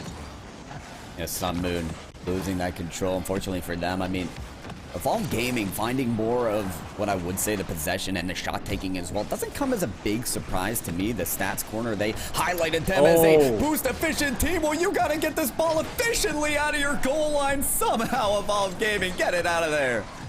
All right, so we're playing very, very tight in game 2 as both teams have had close shaves defensively, but the Rocket League gods want us to stay scoreless, so we do. Until now, just a pot shot on. I was getting a follow-up right there, and I got it from Surlix. He was a bit late to the party, but ultimately the balloons and confetti in that Evolve Gaming net.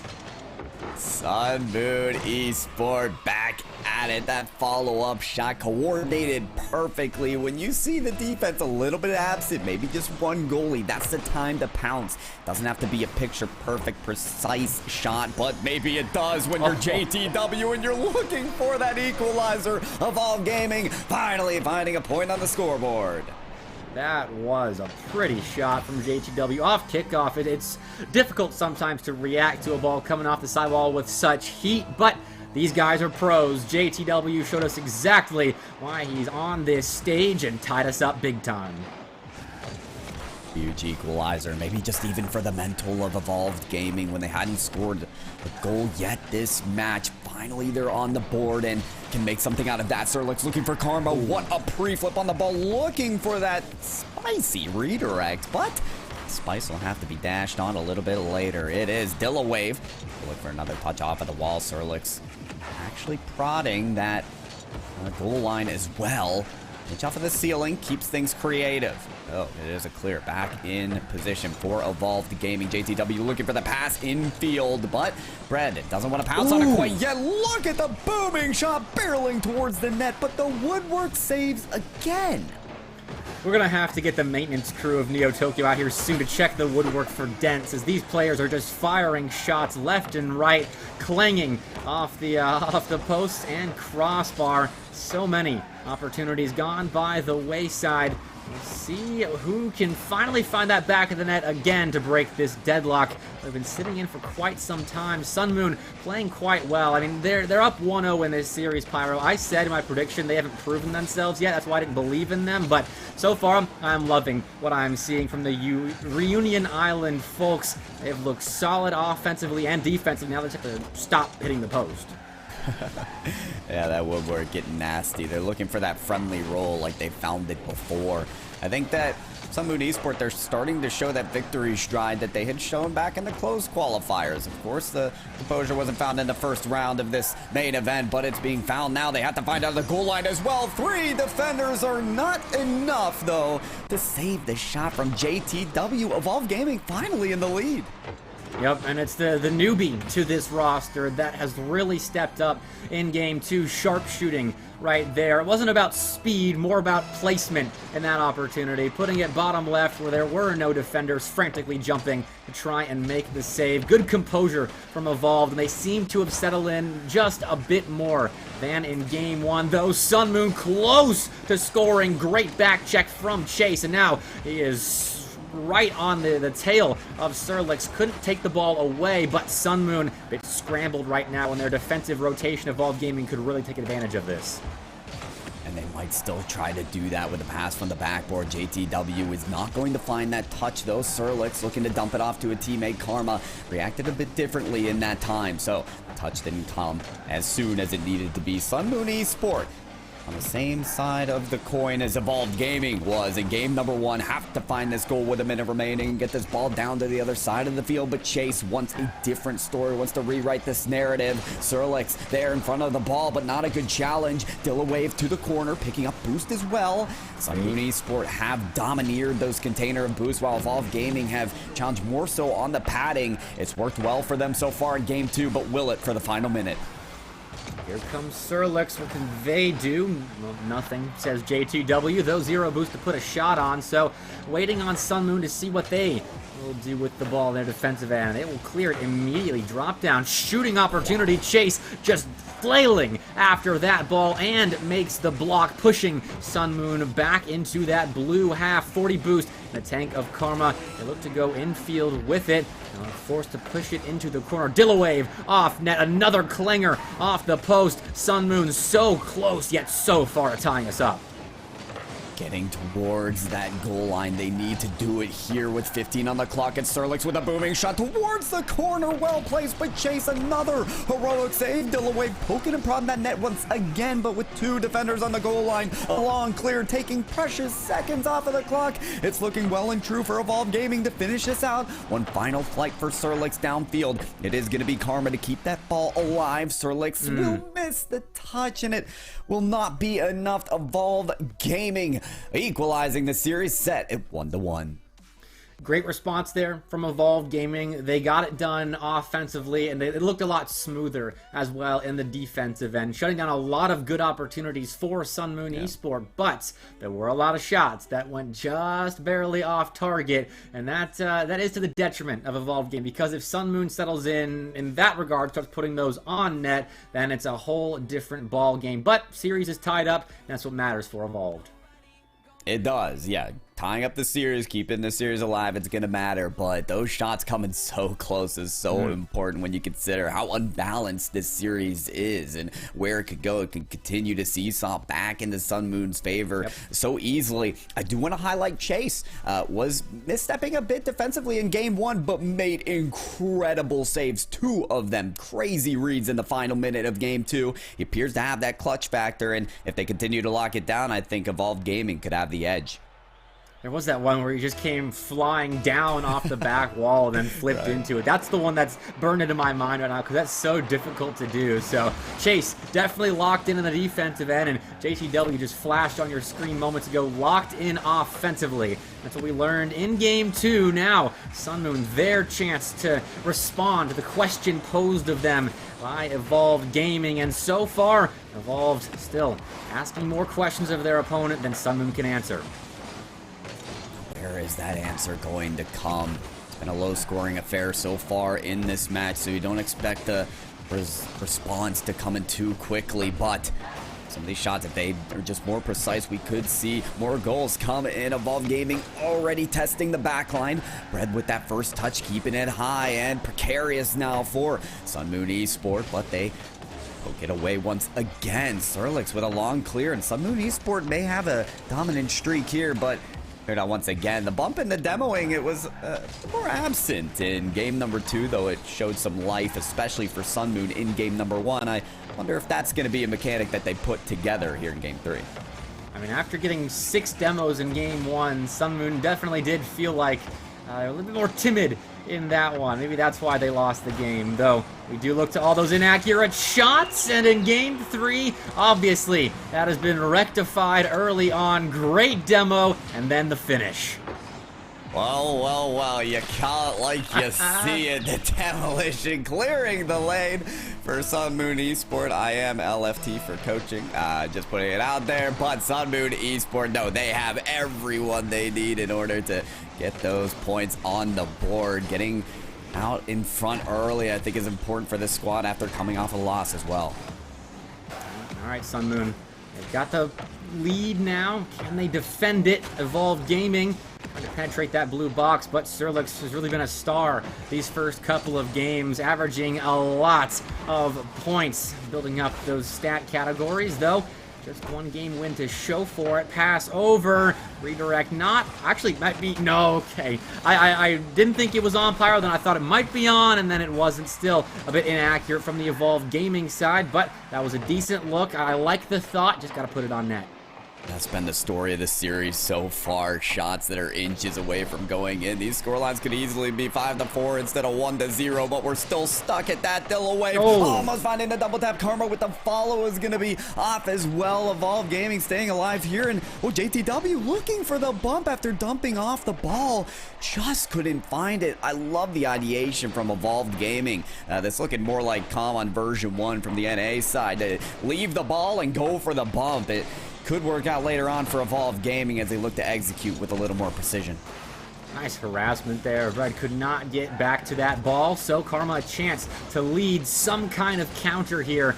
Maybe build up this lead of Sun Moon. They've been dominating the shot category 18-12 through 2 games, despite having this series tied up on them after game 2. So their offense looking decent in terms of productivity. They just have to finish these shots that they are creating, and this is a good chance for Surlix. Back wall left mighty open, and he strikes with precision just underneath the crossbar to make it 2-0.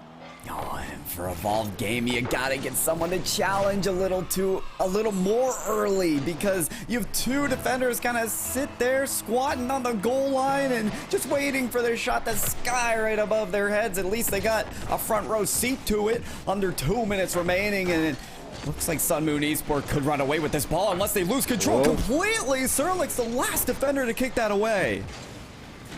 Another close attempt by Evolve, but it feels like Sun Moon has figured out how to put those off-target shots now on target here in Game 3, but Evolve still struggling to force Sun Moon into difficult saves and or just no touches at all and finding goals. So 2-0 we remain. We'll see if Sun Moon can make it 3. Surlix the player to make it so, but forced into a 50 off to the side. Dillawave back center, but shut down at that near post. Nice pass center. Bread going to 50 out to the side. Dillawave right there, though. JTW couldn't get there in time, so more time going to be taken off this clock. Evolved Gaming trying to come back in this ever so important swing game, but Sun Moon, they're finding so many routes of escape from their defensive end. They are indeed, and more goalie demolition setting things up, but look at that setup. It couldn't get better than that. Perfect assist from Bread to JTW.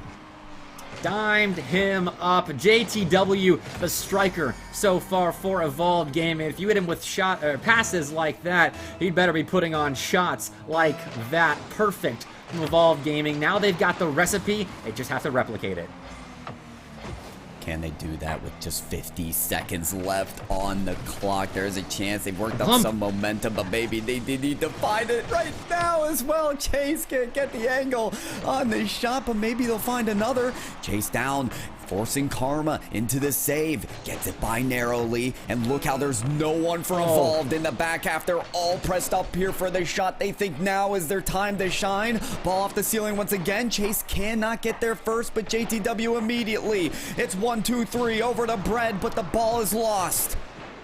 Dillawave up. Couldn't be chased though it's still in the midfield. Dillawave back wall redirect. Straight down to Felix. Actually, this is a chance for Chase chasing down Karma, but could not make contact. Ever so close again. Evolve Gaming turning up the offensive heat, but they could not put the ball in the back of the net. Sun Moon Esport, a win here in Game 3, and they're back on top in this series.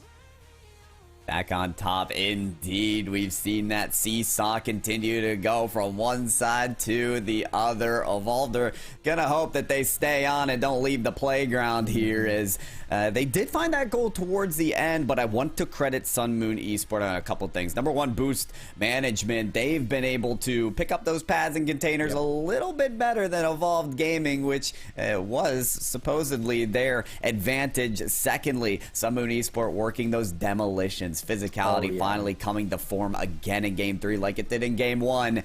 They cap those things off, Bepic, they might be to a hot finish in the series. I mean, they're listening to us. They made those adjustments. We mentioned the demo plays and the inaccuracies, and then right after that, they had a demo play and an on-target shot, and those usually combine for goals. Sun Moon, despite the aggression late from Evolved Gaming, also survived in the defensive end, thanks in large part, I expect, to that boost management. Plus, real quick, 11-2 in demos. Going back to that well of statistics, no demos there. Dillawave just put it on net. Sun Moon Esport, yeah, they've worked up that explosions on the field, but say we don't need that every single time. One of the earliest goals that we've seen in this match so far is Sun Moon take an early lead. Now off kickoff, JTW in a similar position as Game 2, where he stepped up and placed that kind of shot on target and in, though couldn't get it that time around, so Chase will have to establish offense possession through the sides. JTW shot on there, but saved away by Sun Moon, and it leads to a clearance, maybe shots. No, they're like so close, but not on nets. Good opportunity though. Sun Moon still doing well to pressure this Evolved Gaming team and make them respect their ability to create chances. Indeed, proving that that first goal was no fluke. They are here to finish this series, to stay alive in this regional number 1 of this split. Karma pretty happy that the shot from Evolved Gaming didn't come by there and can control this ball a little more. Force themselves down to the defensive side though, as Chase works up the sideline. Bread with a shot. That's going to be on target in Game 4. Well, we still got a game. Bread toasted the Sun Moon Esport defense right there. Karma put it up there, I assume, for Dillawave, but there was a heck of a lot faster than the incoming defender. So, great opportunity taken advantage of by Evolved Gaming. I'm happy to see them tying things up earlier on so they don't have to scramble to come back again like we saw them trying to do in Game 3. But if not for that save, it might have been 2-1 again. Another big touch out from Chase. That was a critical defensive stand from Evolved. It was, and I would have liked to see Chase have to make more of a stop there. The ball came slowly rolling right to him to make that follow-up save. It's all about those follow-up shots when you force the defense's hand to get just one defender left, and the shots just got to be better than that from Sun Moon if they want to take this lead once again. Evolved Gaming's defense, they're just looking more and more sturdy as 2 defenders committed there. The ball comes across the face of the goal. I'm just going to send it over to you, Bepic, so I don't curse Evolved Gaming here, as they're looking for a clear there. Well, as long as they find the touch out, double commits, not too scary. Evolved against the midfield line, but that's the furthest they've been in a little bit. Look, stepping up there and forcing that ball off of JTW's front bumper, though it sets up Evolved Gaming for a chance. 2 misses. The shot really doesn't come out. That is a weak touch into the corner where Karma can take over, zigging and zagging their way around the field, but maybe a bit too much as they couldn't maintain ball control, and Sun Moon Esport still trying to clear their zone. Halfway mark of this game number 4, Evolve Gaming. They know that their life in this main event is on the line with this game and are looking so desperately for that next goal. They do have an offensive streak here, though, as it comes off of the backboard. You see Zerlix waiting, biding time for the next challenge. It does come for a clear that's met so quickly, and boomer of the side off of the backboard, and Brett is there to clean it on up. Big one from Brett, hanging around the play, thinking maybe something is going to happen here, and that back post mighty exposed. Brett turning right back around, had a free shot on net, and good awareness to keep it low out of the I guess, low stretched hands. Whoever that was diving across the box. Skrillex had to dive to make that save. That was close to a 3-1 lead for Evolve, too. If they hold on to this advantage, could force our first Champions Field on stream today. That's got to feel good, but still a lot of time left to play solid Rocket League. Oh, yes, and more saves are necessary. They're finding them 1-2, one after the other. Evolve Gaming staying alive, and yeah, close to that game 5. This is what you expect in the lower bracket, where it gets very gnarly. There's kind of this battle, this brawl to stay alive and make that long conquest out to the finals. One team could make it, and maybe they're right here on the broadcasted stage at this moment. Who knows? Coming down to 1 minute remaining, though, and Sun Moon held on their back line. 2 opponents of them kind of creepy crawling around along their own backboard looking for a shot. A little ambitious there from Evolve Gaming, especially considering they've got the lead here with just a minute left to play, but I respect it. Keep your opponent guessing.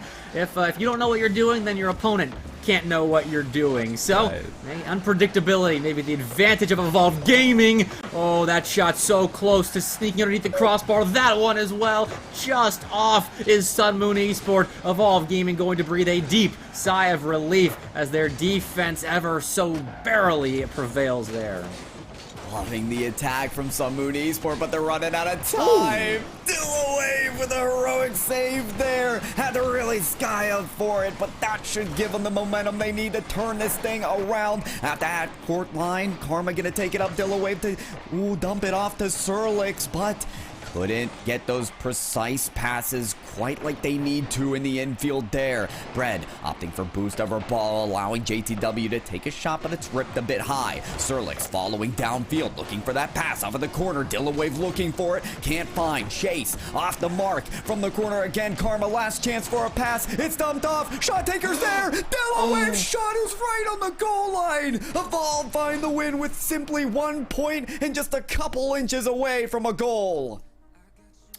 That's about as close as it gets on 0 second. My word, Sun Moon Esport never out of a game. Apparently, Evolve Gaming now the ones breathing a deep sigh of relief. Okay, Pyro, we're going to game 5 here. Sun Moon Esport, though, was certainly not out of that game 4. This should be as tight as it gets on Champions Field just to stay alive, make it to round 2 of the losers bracket. Oh my goodness, they want that round 2 so badly, you can tell. Even in that final minute, ripping shot after shot. Just a barrage that somehow never made a dent in that defense. I have to credit Evolve Gaming for keeping it locked up. But Bepik, how much longer can they do it? There you see it, folks. We're going to Champions Field, our first game 5 that we know, at least at this main broadcast. And Sun Moon Esport, Evolved Gaming, trying to survive in this deadly double elimination. Sun Moon played in 5 games yesterday. I mentioned it earlier against Millennial Times in that close qualifier. Not yesterday, but last Sunday, and they dropped it there. So we'll see if they can get some mental redemption from that Game 5L last week with a win over Evolve Gaming here. 15 seconds in. No one with real possession, just a couple of 50s taken. This is a good look, though. Brett tried to go underneath, but Skrillex right there, standing tall on his defensive line. Keeping that score knotted up at 0-0, but I got a feeling it's not going to stick like that for very long. Bread shot is saved by Karma. That's a hard one to follow. Not going to be found here is JTW. Still turning around on the ball. Dillaway getting this out. Kind of bailing out his team here as a reset may be needed for Sun Moon. Shots, 7-7. in that last game, and we saw, especially on 0 seconds, how even it was, how we could have gone to extra time if not for that pesky ground on 0 seconds. Still, Evolve Gaming with some decent control there, but it's sent down the field. Karma the drop down, and we do have a commitment from Skrillex right there. Little ambitious considering Chase was in the middle of the play. Not Chase, taking out one. Bread around another. Could 2v1. Okay, we're slowing things down. Skrillex had time to readjust right there. I took a deep breath anticipating something huge there from Bread, but we did not get it. Good defense. Skrillex, near good response, but the post going to deny. Are you kidding me? Bread with the dip and dive maneuvers to get past all those defenders, and then a shot ringing off the post. We're getting everything you possibly could get in a Rocket League game without the goals, and these are the games that I love. Still, nothing on the board, but everything on the field here for game number 5. The tension is thick as it possibly could be here. For this final game in the series, JTW has to come off his backboard for the save, setting up Bread for an opportunity to get bumped away. Chase saving the day, though, able to turn in for that save. This right here is what we mean when we talk about SSA being the smallest region but with the biggest hype, because when whoever wins this series, I know a lot of people watching are going to erupt with excitement.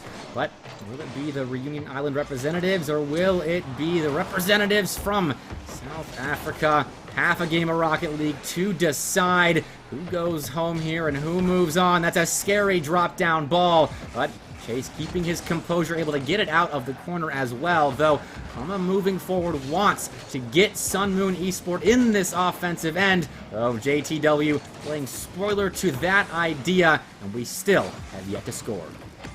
So many moments for Evolved Gaming when it looks like their defense is breaking down, but one player has stood up to save the day again and again, and well, JTW saves it there and is looking for the give and go too. Maybe still a pass to dump it off to Chase, but struck down by Dillaway, who actually gets past that last defender. Huge breakaway opportunity. There it is on the goal line, JTW.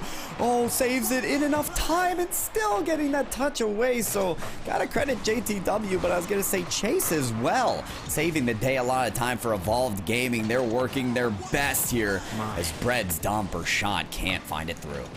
Oh, Skrillex missing, but that might set up Karma for a shot. Still denied either way by JTW. Now Chase missing. JTW again called into action. Has been a star for this Evolved Gaming team, just like Skrillex right there, who's behind the ball, has been for Sun Moon Esport. But this is a full team series. Miss right there from Dillawave. Skrillex has his back right there. My point exemplified. Sun Moon Esport keeping their opponent scoreless, but for how long? Another good passing play nearly results on a shot, but Bread just barely behind. That shot on, that shot in. Chase breaks the deadlock. Chase been saving the day on the defensive side. Decides, why don't I do it offensively as well? Beautiful shot that just gets past the goal line saviors, and Evolved Gaming, could that be the one and only goal that they need to stay alive in the lower bracket? Chase trying to add to that measure, but it gets saved away by Karma, who's trying to clear it out, buy their team some time and maybe a chance to move on it offensively. Dillawave has to break it away once again. Cutting through those passing lanes important for Sun Moon, but they need a chance on offense as well.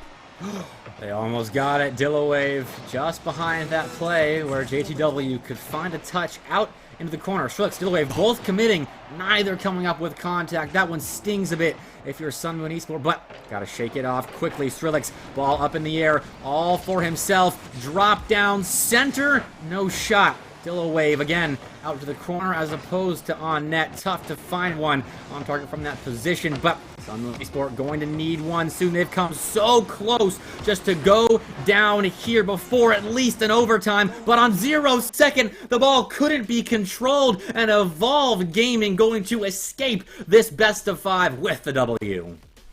Evolved Gaming taking down the Reunion Island representatives of Sun Moon Esports here. Game 5 on Champions Field. Doesn't come much closer than that, Bepic. 1-0 was the win that was necessary there, and Evolved Gaming, one of the few teams here to stay alive now in the lower bracket. Yeah, well, out of the frying pan into the fryers, they're still going to have an incredibly difficult matchup in that round. Before we talk about the future, I got to hear what Elliot's thinking about this series. Please don't ask me about this series. We were so close. We were so nearly there. Jake, I mean, you predicted Sun Moon with me, and I mean, look, you had to cast over it.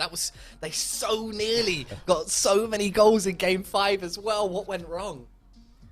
Look, the important thing was that off of a 0-16 loss earlier in this main event, they came out swinging with a win in Game 1 and then found that demolition streak again in Game 3 that was open in the lane for such beautiful goals, but then none of that was found in Game 5 when it all mattered at the very end. That clutch factor just was not on Sun Moon Esports' side today. But we have to acknowledge just how well they've done, Blake. That was such a good series for us to watch. The viewers at home very excited about how exciting that was, and I'm gonna throw the admins in it for a second. We were told before this series, don't pick that series, it'll be a sweep. And Sun Moon have come out here. They haven't managed to clinch it, but my goodness, they have done so much better than people expected. Yeah, another Reading Island team showing us what they're made of, and with a bit more experience, I think that team is going to be very good, because they did wither a bit in Game 5 in terms of their shooting accuracy. A lot of good opportunities went into the corners as opposed to on net, forcing saves out of Evolved. So, I mean, more experience. I'm excited to see what Sun Moon Esports can do. All right, well, that sounded like we were slipping down the slope into Stats Corner, so let's throw over to Georg and Taylor to find out what... Well, that series was certainly something. It's very rare that in SSA we don't see a lot of goals happening and that we see such a close Game 5 series. So, Tay, what can you tell me? What did Sun Moon especially do to just make that series so low scoring? Well, what they did is that they were getting more shots off than Evolved, which meant that, you know, there's only so much your opponents can score if you're the one taking the lion's share of the shots. And yet their shooting percentage wasn't very high because that was their priority, was getting the ball constantly fired at the Evolve net. So the team that were very good at boost management, is what we said about Evolve. We said they're really good at boost, they're good at saving. So they recognized that maybe and said, look, you've got lots of boosts, you make lots of saves, so we're just going to keep firing shot after shot after shot. And it was enough to get them space. And the space is something I really want to talk about, the pitch control, because they chose to sit deep into their own half very often. They left a lot of space behind the ball, and that is something that we see a lot from the Pirates. The Pirates really pioneered it in this region with ridiculous success, with their ability to sit deep behind the ball. They didn't rush through onto offenses, so I see slight elements of Pirates in Sun Moon. Is that crazy to say for a new team here into their first RLCS? But look, it's a very fruitful playstyle at its best, and at times like that, they showed why they were very close to doing so, and they were able to get decent control of the midfield boost. They edged it in that department by about 10%, but the Evolved side, more experience, I think, and as we said going into this series, right, Georg, we said low-scoring series probably will suit Evolved. Yeah, and a low-scoring series, it was no game exceeding 3 goals. In fact, it was 2-0, then 2-1, 2-1, 2-1, and then a 1-0 to finish it all off. So not a lot of goals happening, very unusual, but Evolved showing again that ice that if it comes to it and if the series stays low scoring, then it's just going to favor them because they just found that tiny bit more accuracy. Like, neither team was really accurate by any stretch of the imagination. Evolved shot 17% and Sun Moon shot 16%, but with Evolved having less shots overall at just 6.8 per game against Sun Moon 7.2. You know, that just tiny bit of accuracy, that could be that one shot in the end that won them that Game 5. So basically, if you want to beat Evolved, you need to make it hectic, you need to make some chaos happen, because otherwise, if it stays low scoring, they have the ice, Elliot. Well, thank you so much, statisticians, for that deep dive. Much appreciated. And as someone said in chat earlier, we love that you always give us a fresh angle through which to view these games. What an incredible series that was, ladies and gentlemen. Sun Moon Esports a rough way to go out of the first regional, but I think a lot of positives to be gleaned from that for next time. And of course, as you said, Taylor, with a bit of experience, they could definitely improve coming into regional 2. Yeah, I was slightly scared to come back onto the panel because my favourite part of Stats Corner is there's no host to come and grate you for the things that you say. We can just divine down the knowledge and everyone trusts everything we say. But sadly, I realised I probably wasn't going to get away with comparing Sun Moon to Pirates. Look, I'm not saying that I think they're going to be contending and winning all the titles tomorrow or even next regional. But, I mean, they've got a good basis to start on. I think that maybe people would look at them and go, oh, they've gone 0-2 their first region, whatever, write them off. But I think they're definitely a lot better than that, and I think we'll see them again. The beginning of the Cinderella story, maybe, for Sun Moon Esport. But Evolve Gaming are the winners here today, clinching it in a 1-0 victory late in game number 5. They're through to lower round 2, where they'll be facing off against Ice Esports for survival in the competition. Orion Aces also went out in game 5 against Unity, so a rough one there for them as well. They're going home. Unity, of course, facing off against Team Espionage in lower round 2. We're still waiting on the result of the matchup between Perry's Agent and Millennial Times Gaming, although I think I saw someone in chat say that MTG are out. So once we have confirmation of that result, we will, of course, bring it to you. And the winner of that matchup will be going through to face off against Apex Gaming in lower round 2. But, ladies and gentlemen, we have one more series to bring you. Lower round 2, fighting for survival. Nibble Esports, who won a clean sweep against Highborn Killers, going head-to-head with an unlikely candidate for the lower bracket here this early on. 80k. That is quite something. And I tell you what, I think we're going to have a little bit of a discussion to have, but not until after this short break. Don't go anywhere. Gotta find my way to you. Your heart is drifting out of reach. Gotta find my way to you. No matter what I do. Gotta find my way to you. Even though you're next to me. Gotta find my way to you. No matter what I do. Gotta find my way to you. Your heart is drifting out of reach. Gotta find my way to you. No matter what I do. Gotta find my way to you. Even though you're next to me. Gotta find my way to you. No matter what I do. Gotta find my way to you. Your heart is drifting out of reach. Gotta find my way to you. No matter what I do. Gotta find my way to you. Now that our love has capsized.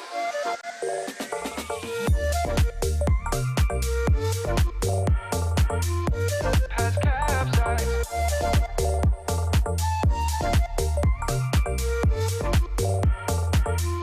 Gotta find my way to you.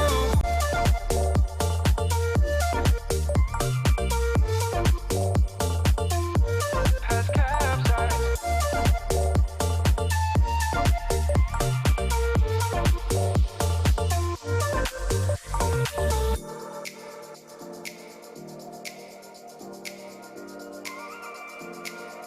Gotta find my way to you.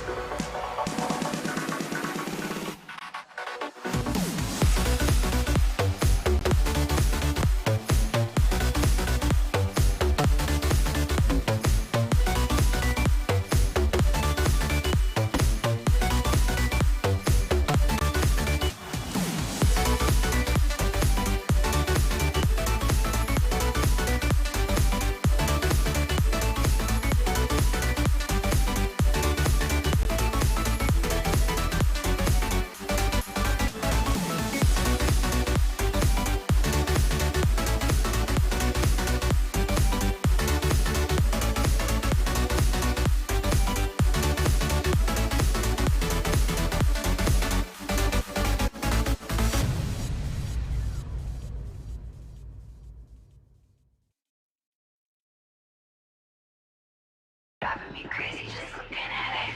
Combing your hair with your hand gives me feelings I don't understand. Combing your hair with your hand gives me feelings I don't understand. You do this thing when you're biting your lip, it's driving me crazy just looking at it. You know me better than I know myself. I don't wanna live in a world without you.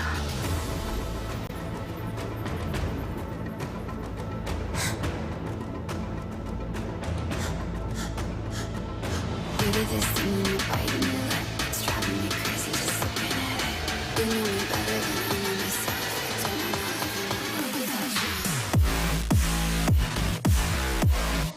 a world without you. World without you. Driving me crazy just looking at it. World without you. Driving me crazy just looking at it. You do this thing when you're biting your lip. World without you. Driving me crazy just looking at it.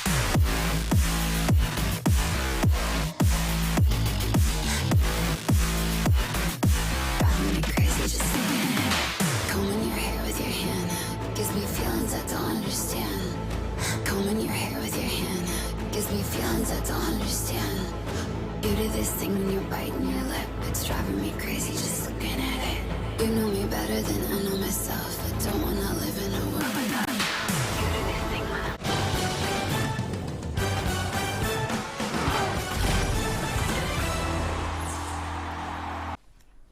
Welcome back, ladies and gentlemen, to Rocket League Championship Series Sub-Saharan Africa. It has been an outrageously exciting start to the first regional of the spring split. Oh, but Sun Moon Esport are out, so let's just call it a day and wrap up, shall we? Okay, roll credits, roll credits. No, we can't. As much as I would love to just hide in my copium cave and wait for regional number 2, we still have an absolute blinder of a series on our hands. ATK and Nibble Esports. This is going to be exciting, and to be honest with you, maybe a little bit one-sided here, but ATK in the lower bracket. Murray, what's going on with that? Yeah, I mean, it's tough, right? How are you losing to DNMK, but they got defunct on the side there now, so they kind of gave them a good 3-2 in that upper bracket and pushing ATK down. It shocks me a little here, Elliot, because I was chatting to kind of Taylor behind the scenes. ATK need big points if they want to try leapfrog into that second spot, of course, in the whole rankings. So for them to already now have a lower bracket run here and maybe a loss against Nibble, it's not looking too good for them. We do have the results confirmed, and indeed Perry's agents did take game number 5 against Millennial Times Gaming. So MTG are out of the first regional, and what a difference between upper round 1 and lower round 1. Upper round 1, we had one series that wasn't a sweep, and in lower round 1, we had one series that didn't go to game 5. I mean, that is, people really switched on once survival was on the line, didn't they? Too little too late for 4 of our teams. Highborn Killers, Millennial Times Gaming, Sun Moon Esport, and Orion Aces are all out. 4 of the 16 teams we started with have been ejected from the competition, and 4 more are about to follow suit. Who's it going to be? My goodness. Let's go over to Stats Corner to find out what they make of the upcoming matchup. Well, Elliot, we've got ATK versus Nibble Esports here. A match that is quite, you said one-sided, but it could be closer than we think, because ATK against the NMK Jota, something just went horribly, horribly wrong. Yeah, it did, and I think we can point to that as something that went wrong for them, not something that necessarily went right for DNMK. Certainly for now, it's the most obvious thing to look at, because ATK conceded 15 goals across the 5 games. That's 3 per game, and that is miles more than they normally concede.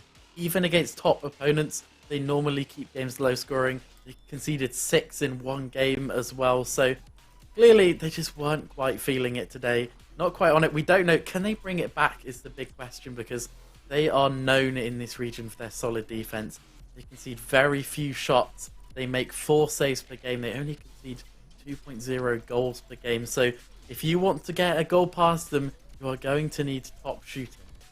Yeah, and not only do you need to go top shooting, but you could go on and demo them a little bit, because ATK might be able to just get demoed away. I mean, you are going to be happy about that, but what makes me most happy is that ATK are a good team when it comes to their boost management. I'm sorry, I just have to. It is just that good. The only little bit of nitpicking I'd have to do is that they are quite reliant on big pads. So for Nibble, it would be crucial to just deny them those big pads, because that is where most of their source, most of their boost is stemming from. If you can deny them the big pads, then it's going to be quite smooth sailing for you. But Nibble, there is something else that, it's not going to make either of us really happy here, Jota.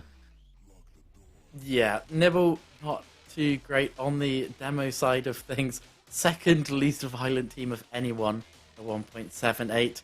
And they very average and solid in the booster mats. I mean, look, in general, we did a lot of looking at Nibble, and we struggle to point out things that they do particularly well, but we struggle to find things they do badly as well. They're very solid overall, so not necessarily a fireworks team, but a team you can normally rely on. But again, that being said, actually, you look at their results today, they have been very up and down. They got thoroughly outclassed in a game that we expected to be close in uppers, and Espionage ran away with that series. They took it 6-0 in the final game and then came down into lowers versus Highborn Killers. They were clearly struggling today. Obviously, that makes sense. So they come out, they go 4-3, 6-2, 1-0, dispatch them in a sweep. So, look, I don't know which flavour of them we're going to get today, but if Nibble are on form, they've got potential. Nibble definitely do have potential if they are on form. So, Elliot, you have a potential top team that is struggling today against a team that is very on-off. So, make of that what you will, but I think it's all the ingredients we need for a well-interesting last series of the day. Thank you so much. Our final pre-series stats corner. We will have one more to wrap up the day. We're going to head through predictions pretty quickly now. I know the players are anxious to get on. So, Blake Phillips, who's taking it? ATK is fighting for a world spot this split. They are not going out in losers round 2. Give me ATK. Oh my word. Okay, nice and quickly. Murray. Yep. We're gonna need some upsets. ATK, they're gonna have to be brought down just a peg. Give me Nibble. Okay, nibbling at the ankles of the giant that is ATK. Jake, what are you thinking? Listen, I think Nibble can take down ATK if ATK are on an off day, but they only lost to DNMK in Game 5. I don't think it's an off day for them. I think ATK certainly take this win. Look, I hate to be on the side of the favorites, but I have to win some channel points today. Give me ATK. Oh my word, what a fantastic series we have. One of these teams going home, one of these teams progressing to tomorrow. ATK, Nibble Esports. Murray Walton, Blake Phillips, take it away. Well, ATK, they got dropped down by DNMK 3-2, and now here Mr. Bepic, they're fighting for their lives right now in Regional 1 of the Spring Split. They go up against Nibble, who equally also had a bit of a rough start there. And so, yeah, I think again best of 5s, and so it's going to be a hard-fought battle down on the field. I'm with you, but ATK, you always got to favor them. One of the big 3 here in SSA. They are a very, very solid team. Lost that close series like Pyro said. And if you look at Nibble, former bot gaming / out of retirement, they had a very roller coastery winter split where they placed 2nd in their group once and 3rd most of the time. It wasn't that great from them there. So maybe en route to a redemption trail, perhaps Nibble take down one of the big dogs, but it is going to be a hard-fought battle in this best of 5. Yeah, of course, ATK needing these points though, Bepic. We know they're in 3rd currently on the overall ranking, so of course having already a lower bracket run here, it's not kind of maybe what they expected, but as we head here into game number 1 in our best of 5, ATK needing to beat Nibble Esports so they can accrue just a little bit more of those points and go down to that lower bracket round 3. Mr. Bepic, you've got your money on ATK. Is it a sweep? Do we see game 5? What are your feelings? Honestly, I think in all my time casting for the Sub-Saharan Africa region, I have no idea. I'll say 4 games just because that's an even ground. I think Nibble should take 1, though that is a very bad start. Arsion, the opening goal. Oh, there it is. And already Arsion bringing it down. Werty not getting the touch on it, but it's okay. Our opener going to ATK. Of course, again, 3rd best team here, so, you know, they're rearing to go. Nibble Esports having a rocky start here at a Regional 1, and let's see what happens. Mr. Low already getting that ball out to Werty, and Skulk G bringing it down. Skulk G, of course, being a very decent player from the fall split, and then, of course, Arsion and Werty just kind of finding their feet throughout the end of fall and throughout winter, just backing up Skulk G and rounding out a perfect ATK side, but Risen Eclipse will get the equalizer. Alright, maybe it is somewhat of an off day from ATK. That is not a miss we expect. Arsion just didn't have the read, was too late to get up to that ball, and it sailed right over his head. So Nibble responding there with some decent pressure, and I guess if you put shots on target, good things might happen. Oh yeah, shoot enough towards the goals there, Mr. Bepic, they might just go in, right? So, yeah, there we go. Got our equalizer still within the first minute here of game time. You love to see it. Game number 1. And the ball here heading towards the side of Nibble Esports. Werty is there. Does he take a shot? That's going to go towards the ceiling. No one able to follow it up. And Risen Eclipse having to try push that one out. Mr. Low. Skulk G. A very, very decent shooter out of the fall split. Can we see Skulk G again bring a resurgence of just that skill and prowess we did you know him for and see him for there. Arsion and Werty having to get this ball out there. Mr. Low on the attack. Nothing came of it. Not seeing much, just Nibble Esports kind of actually nibbling on the ATK defense. It's not too threatening, but it is pressure, and they're forcing ATK into these challenges that are leaving the ball stuck in the blue end. So they keep that up, they waste some time, maybe eventually they wear down ATK's defense, but at the moment that is proving to be a tall task. Here comes Werty in that dingo, but shut down immediately. Nibble right back to that corner of theirs. They seem to be setting up shop right there in the ATK half, though. A good 50 out could change that to commit for that. A lot of pressure here on Werty to buy some time, and he does expertly. Whoa. A pass up, back down to him, shot on though. A nice save from Nibble. Yeah, Risen Eclipse just pushing that one out. Werty having a stab at it, wasn't able to sink and pick up a second here. Skulk G trying to do something with it. The Risen Eclipse doing phenomenally well to still keep Nibble in this one. So we've got 1 apiece here on our scoreboard. Mr. Bepic, tight game here, of course. Again, both these teams understand. There it is, Mr. Low with a beautiful bounce into goal. Oh, it's even no longer. Beautiful counterattack right there. Mr. Low, a gorgeous challenge. And Archeon, he could do nothing except let that ball bounce in. Unfortunate to be right there, so close to being able to make a save, but that was too nice a shot, though. Off kickoff could be a quick response. Skulk G, though, will be denied. And ATK down here in game 1. Down for just a little bit. We're going to see if ATK are going to be able to bring it back, Mr. Beckwick. We know they've got definitely the skill and the players to do so. Christian W coming from Apex. Seeing can he bolster this Nibble Esports side here. So far, so good. Oh, loose ball. They're going towards the back. Risen Eclipse has to clear. Gets past Werty. Archeon sends all the way downfield. Mr. Low is there. Oh, Werty very close there. Almost trying to get that goal. Doesn't win the 50. Christian W out by Skulk G. 2 minutes remaining. Risen Eclipse goes up. Holds the ball here on the midway line. Archeon trying to go up for that. Gets punted out to the flank. And so far so good. They hunt to this 1-goal lead here. Oh! All right. Well, yeah, we were just sitting here waiting for the next clear to come out because it was just in like a midfield backline, midfield kind of lobbing play back and forth, but then that just goes in. Archeon granted a second goal here for ATK, and the defense collapsing at the worst possible moment. Nibble Esports playing such a great game 1, but they can't afford misses like that. Uncomfortable situation now here as ATK has some wind behind their sails. Oh, yeah. Oh! Whoa! Oof. close there. Shot going all the way to the left-hand side, popping out of that corner. And Mr. Bepic, I mean, you know, we're not even going to be able to catch a breath in this series, I believe, because there's going to be shots coming in galore. Werty there taking a shot, kept out by Risen Eclipse. And so Nibble Esports fighting for the defense, but Archeon with the dunk. Guess who steps up? It's Archeon. The 2 goals conceded by ATK have come when it was him on the back line trying to make the save, and he could not. And then who but Archeon to take the lead back for ATK. 81 seconds now, and the favorites in this series have their advantage back. Now, it's up to Nibble to try and end that. Of course, it's been a must-win series here for both of these sides. Christian W. Oh, doesn't get a nose onto the ball. Mr. Lowe's there to fight. Skull G to keep it out.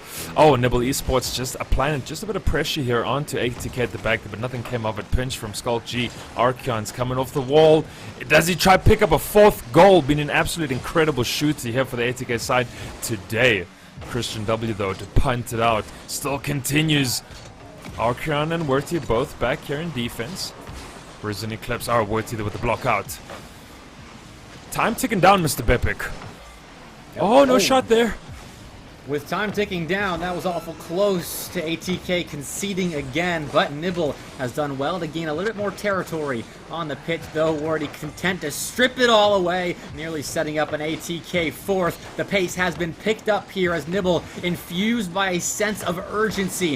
If they don't want to drop game 1, which I can assure you they do not, but they will have to start from their back end. That's Wardy beaten by Mr. Lowe, couldn't get it past Skulk G, who will now have some space to himself. It's close there. Nibble having to do it on 0 seconds. Cannot. An ATK with a quick burst of speed there around the 1 minute mark left will end up taking game 1 in a very, very tight affair. Well, I'll tell you, ATK have got ice in the veins, right? They're a consistent top 3 team, Mr. Bepic, and so they don't lose those games too easily. The Nibble Esports putting on a good fight there. Low and Risen Eclipse putting on a goal each, but not enough to beat out ATK in game number 1. So there we go. Things looking pretty steady and calm for the ATK side. 1-0 in our best of 5 series. I mean, this is a single elim. Someone here is going to be packing and going home. Oh, yes, and I don't think either side desperately wanted to be them. In that game 1, we saw a really slow pace of play for like about the first 3.5 minutes, it felt like, and that favored Nibble Esports, I feel, because it kept ATK in awkward spots defensively, where we saw Archeon with uncharacteristic misses. And if Nibble can go back to that, then maybe they take some more games in this series. But when it was ATK upping the pace, they're starting with that Archeon read off the back wall. That's when we felt the game 1 tides beginning to shift. We'll see, though, in game 2 who dictates the pace, because I felt that's what led to ATK taking game 1. Oh yeah, Archeon picking up the hat-trick there as well. Just showing us a bit of those Happy Meal vibes from the earlier series today. Decent goal scoring here as we head down to the Aquadome. Of course, brought into rotation now. Mr. Lowe and the team are going to have to try to do something here for Nibble Esports Bepic so that they can try equalize our series goal. There it is! Christian W! Well, that's how you do it right there. Right out of the gates, Nibble Esports firing Risen Eclipse. A gorgeous drop down, and I imagine the comms right there. I'm going to drop this down. You be there. And oh boy, was he. Nibble Esports, an early advantage. Now it's a matter of hanging on for 4 minutes and 50 seconds. And that is a very difficult task. I do not envy them. No, not at all. It's not a simple case of parking the bus. You cannot just relax at home. No. Well, there it is. The beautiful pass from Christian W out to Risen Eclipse. They find a second. Skulk G tried to find a teammate down the field, but maybe a bit too ambitious. I think it was Wardy that was going for that ball. Instead, it was intercepted, and Nibble had numbers there in their offensive end. And this is how you take a game back, make it so still 2-0. I thought we were going to have one right there, Muzz. That would have been great for Nibble's chances, but they still might have a 3rd goal because they have come out with a fast pace, nowhere near like we just saw in game 1, and it is working. Oh, Christian W almost with a dunk there, follow up. Oh, Christian W assisted from Risen Eclipse.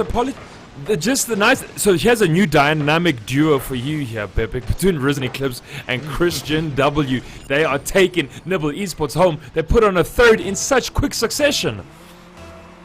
I'll say, in that last game, Christian W played 112 seconds on 0 boost, but to start this game off, he has been zipping around the pitch, winning challenges in that ATK end, and setting up his teammate as well as finishing balls off. This has been an unbelievable first minute here now for Nibble Esports, and now they don't have to outplay ATK for the next 4. They just have to keep things manageable. They can concede 2 and still feel okay. I mean, you obviously wouldn't want that, but they have got a huge buffer to work with in terms of trying to tie up this series. Yeah, but you don't want to allow ATK back into the series. Of course, we know how quickly these Rocket League games can flip on a dime. And so even though you got a 3-goal cushion and lead, Mr. Bepic, do not allow Archeon to try pick up another hat-trick, as we saw there in game number 1. Skulk-G and Werty in the midfield. But a decent kind of ice in the veins here of Nibble right now in our game 2. Risen Eclipse down from the wall. Archeon with an interception is going to bring it round the corner there. Can he pop it infield for a second man? Werty with the shot. Kept out there near post, unfortunately. And just, it seems the woodwork this evening has kind of kept a lot of players at bay. It has. Woodwork have stepped up today. The posts and the crossbar, huge for really every single team so far, but huge that shot, and look who it is, Muzz. Mr. Crossbar stepping up and standing tall on the ATK goal line. Oh man, strongest defender at the back. The Crossbar, that little pesky devil. As we do see a bit of offense here come from ATK. Werty to bring it down to Skulk-G. It's going to go back onto the backboard there. Archeon nowhere in sight. Now, counter-attack from Mr. Low. Pops it over one. Doesn't beat out Archeon. Passes over to Werty. And kind of a Nibble players a little bit high up at that moment. But ATK not able to take advantage. Wow. Decent save there coming up from Mr. Low.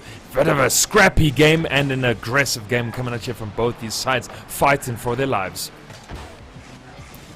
Strange on the Nibble Esports back line, but they make do going backwards into that ball. Risen Eclipse, combining the two names right there. He was showing his improvisational skills. Nibble continuing to just waste time, bide their time actually, as Christian W prepared for that play off of Skulk-G's car, and that is an unfortunate freebie given away by ATK. Oh man, and I mean, you know what's happening right now, because ATK had such a stellar game number 1, and all of a sudden, you know, we head to Aquadome and it's 4-0 going towards Nibble Esports. Yeah, I mean, we saw Nibble Esports obviously starting a little bit sluggish as well, you know, in the previous series that they played here, and well, they're doing incredibly well right now against a strong ATK outfit. No dunk coming down from Archeon. Ball out to Skulk-G, and just that attacking presence there from ATK didn't do anything. So, whew, boy, Mr. Bepic, things looking pretty dire here on the ATK side for now. Yep, Game 3 is going to be huge, because right now it's looking like Nibble Esports is going to take this one. I mean, we've seen big comebacks before. My memory is a little foggy because it was several months ago, but I do recall, I believe, a 4-goal comeback in a game. It might have been ATK. It was one of the big dogs showing us why they are up at the top of the leaderboard. But in SSA, big hype here, and comeback certainly a part of that, though Nibble Esports just playing a toe-touch Rocket League where they barely get their fender in there to touch the ball away to make sure ATK can't get these clean lanes of attack, and so far it has worked out. 1 minute for ATK to find 4. 4 goals needing to be scored, and that's quite a mountain to climb. Of course, with under 45 seconds to go here, so Werty going to try something at this point, but it seems to just be such a difficult task to pull off now. And the Nibble Esports team, of course, they are riding this confidence and momentum right now. Archeon taking that shot from the right hand side, kept at bay. Now Mr. Low trying to bring it down, is kept out there, takes the shot on though, but kept out. Still up by 4. They're sitting pretty comfy right now, and they're not they don't really need to stress too much. Ooh. Well, they're having to stretch at the very least. Maybe not stress to make those saves. Nearly rewarded for it, though. Skulk G back in time. Doesn't matter though. Game 2, Nibble Esports handedly taking it over ATK. That is a feel-good win after losing Game 1 in such a tight affair. To come out of the gates, put up 4 on one of the best teams in this region. Nibble Esports might be actually making a run at this losers bracket round 3. If ATK goes down, Muzz, oh, imagine the scenes.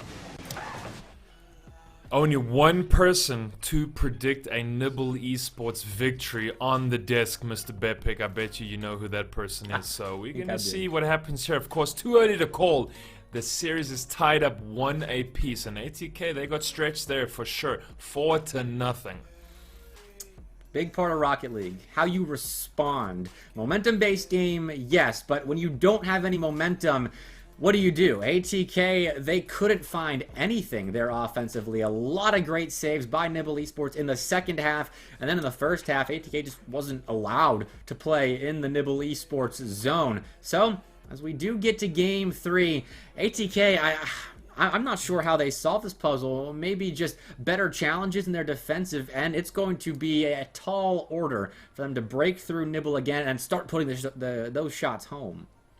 3 of those goals coming in the first minute for Nibble, setting them up comfortably to win that series. And of course, just sliding in one more at the end there, just to say, yeah, we got your number. You might be third, but we're coming for you. Yeah, Nibble Esports, they're doing well, tied up our series. And Mr. Bepic, yeah, like you said, game number 3. This is it. This one's going to be a doozy. There's going to be blood on the field. If you could see pixelated blood, there might be some. And, yeah. I mean, maybe oil as well.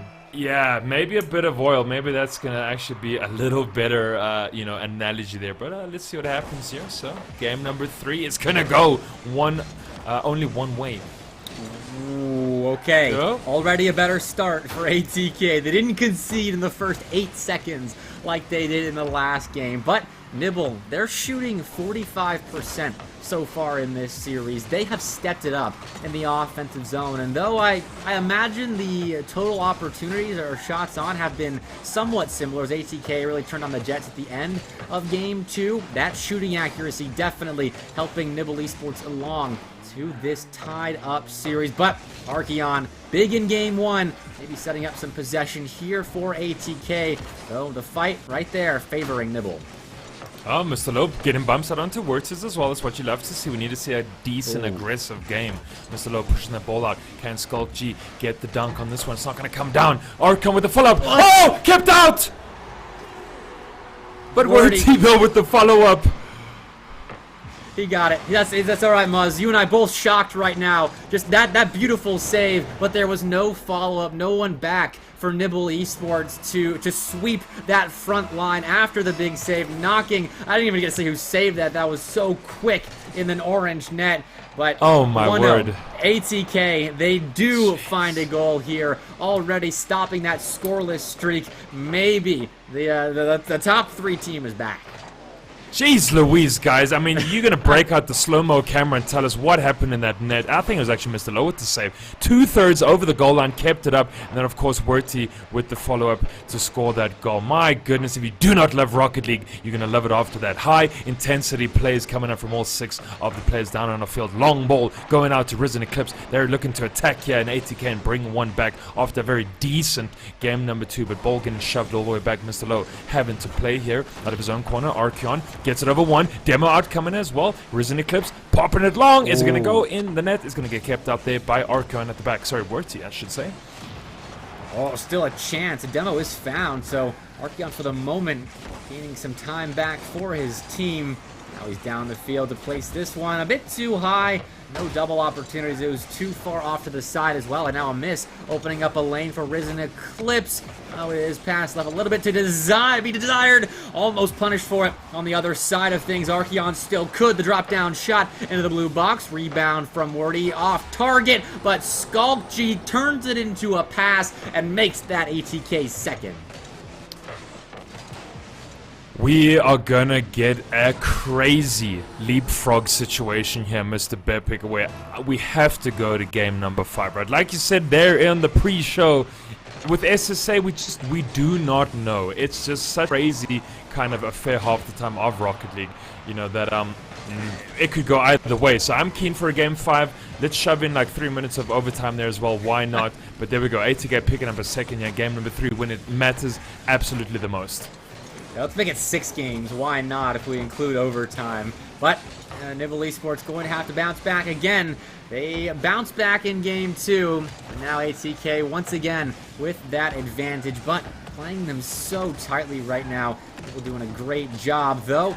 The offensive ATK can be indomitable at times, so these clearance attempts very, very important. That one shut down now. Archeon pass center, Skulk G inbound, but so too was Risen Eclipse. An important touch out to the side to keep this game manageable. You don't want to go down 3, but nearly going down 3. Archeon, that's an unfortunate miss. That would have been an important 3rd goal for ATK. Oh, and just an attempt there from Nibble to try come back.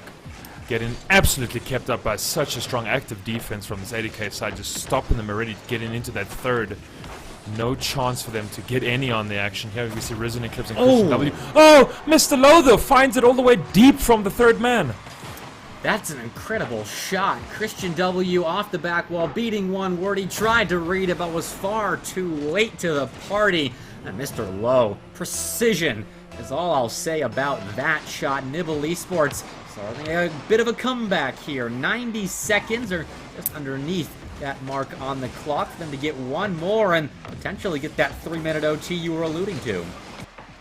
Yep, well, it would be love to see Skulk G taking a shot that kept out by Mr. Low. Just, whew, that would have been an absolute banger there. Mr. Low now having to get past one. Skulk G blocking him out once again. Risen Eclipse to fight from the corner. Misses. Can he bring it down for a second, man? Here we go. Time for ATK to pop this down. Worty! Oh, with an absolute slow ball. Set it up very easily for Mr. Low to shove that one out. Speaking of setups, Mr. Low down the field, but Archeon heads up. He bumped his opposition out of the way. No chance there for Nibble Esports. Now Christian W trying to play setup man once more, but already privy to his antics. Stuck around that play. Stayed grounded, but there's no one back. That shot off the post. The 4th man heroics again. Though Christian W, he was 1st man in, but beaten by Wordy. Keeping this play going. A flick off that dingo on net, but Mr. Low, a big save. 20 seconds left. Maybe only a couple more chances for Nibble. This one all they need, though. Risen Eclipse, the tiebreaker. There it is, ladies and gents. We've got a game on our hands, as if there wasn't one to begin with. But the equalizer coming out for Nibble Eclipse in such an important series game breaker. Of course, we won a piece.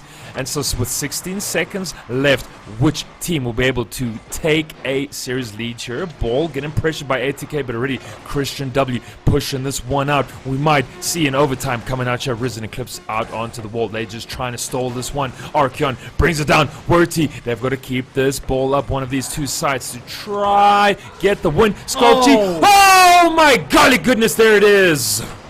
I mistakenly called Nibble Esports the tiebreaker a second ago. They were the tie enforcer. Skulk G is the tiebreaker. ATK on 0 seconds showing us what they're made of.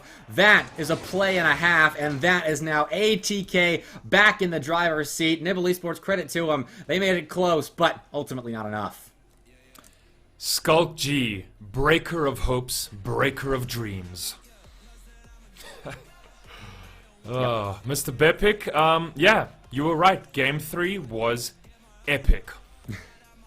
It was pretty close. I was impressed by Nibble Esports right there. When ATK went down early in game 2, they couldn't bounce back. Nibble Esports held the clamps on there, but right. Nibble Esports in game 3 showing us what they're made of when they are put down by a sizable deficit, though. ATK not to be trifled with on 0 seconds. That was a clutch moment, and that might be the series defining moment that we look back on when ATK is moving forward and say, yep, that is right there where they turned the series on its head and really started to take over. Yeah, a lot of pressure getting applied there by the ATK side, putting in 12 shots to 5, right? So when they get offense going, they really get going. And so Skulk G again there, just that absolute banger at the end to take it home for ATK 3-2. And so I mean, we saw absolute, beautiful flash in the pan coming out from Nibble Esports game to their win 4-0. But, when you let ATK into your shooting third, well, it's dangerous. We're going to head to Utopia Coliseum here. And Mr. Bepic, Nibble Esports do need to show us again, a little bit of that game too. Bring it back, please. Oh, you're right about that. If they can just get more shots, then I think they'll be finding more goals because their shooting accuracy still up there in the 40%. They've looked so good in terms of their ability to put strong shots on nets. Look at a bit of a false start right there. More time for Nibble to collect themselves and sort out how they can get more possession, how they can pry that ball out of ATK's hands. But they didn't get a whole lot of time to talk about it right there. Muzz, another one, a big 1,000-piece puzzle for Nibble Esports. They got to win 2 straight here. Yeah, and you better not lose puzzle piece as well. That's always the most annoying part of that, as it hides under the rug. So we're going to see what can Nibble Esports do here on Utopia. Of course, they spent a lot of time in their own half there. Well, Skull G, the Dream Killer, puts one in. He's still haunting the nightmares of Nibble Esports, though. Wordy helping him out just a bit. His partner in crime right there. Beautiful dish. And Skulk G knows what to do with a ball like that. ATK, they start off in the driver's seat again here in game number 4. Driver's seat indeed. Oh, but there we go. Follow-up goal coming out from Christian W. So they're going to make it 1 apiece right now. Do not count out this Nibble side, Mr. Bepic. Yep, GTA action right there, where Nibble just kind of opened up the door, ripped ATK out of the driver's seat, and said, "This is my car now." That's a great response, because things could have spiraled out of control. We saw what ATK did with the 2-goal buffer. Yes, it got close, but they clutched up at the end. Here, though, keeping it even is Nibble. And already pressure again coming out there from the Nibble side there. They were on the roof trying to get the ball down again. Pumping it into the corner here of ATK. Shot coming from Christian W. Well, Mr. Beppe. Christian W with his second. Christian W on a bit of a joyride right now. Doing 100 down the freeway. 2-1. Nibble Esports just out of nowhere have taken full control of Game 4. We could see another Game 5 on stream today, Muzz. This losers bracket knows how to live up to the SSA hype. I mean, that's where all the excitement's at, right? Kind of upper brackets for the boring games where everyone gets swept. Come down to the elimination bracket. This is where all the action's at. Risen Eclipse trying to follow in Christian's feet. Does not do anything there with it, though. Kept out. Ball going long down here for ATK. Into the corner of Nibble Eclipse. Skulk G's up. Doesn't find the dunk. Oh, man. ATK are trying. But again, we're back to that leapfrog where Nibble Esports are. They need to tie up this series. They need to take us to that Champions Field. We need more games. ATK, they're slowly moving forward, starting to pin Nibble back. In the last game, they were able to keep Nibble very stuck in their back third. They spent 63% of that game in the Nibble Esports half. They can replicate that here, then I imagine the comeback is going to be strong and effective. But that shot off net, the rebound on but saved. ATK close, but no cigar just yet.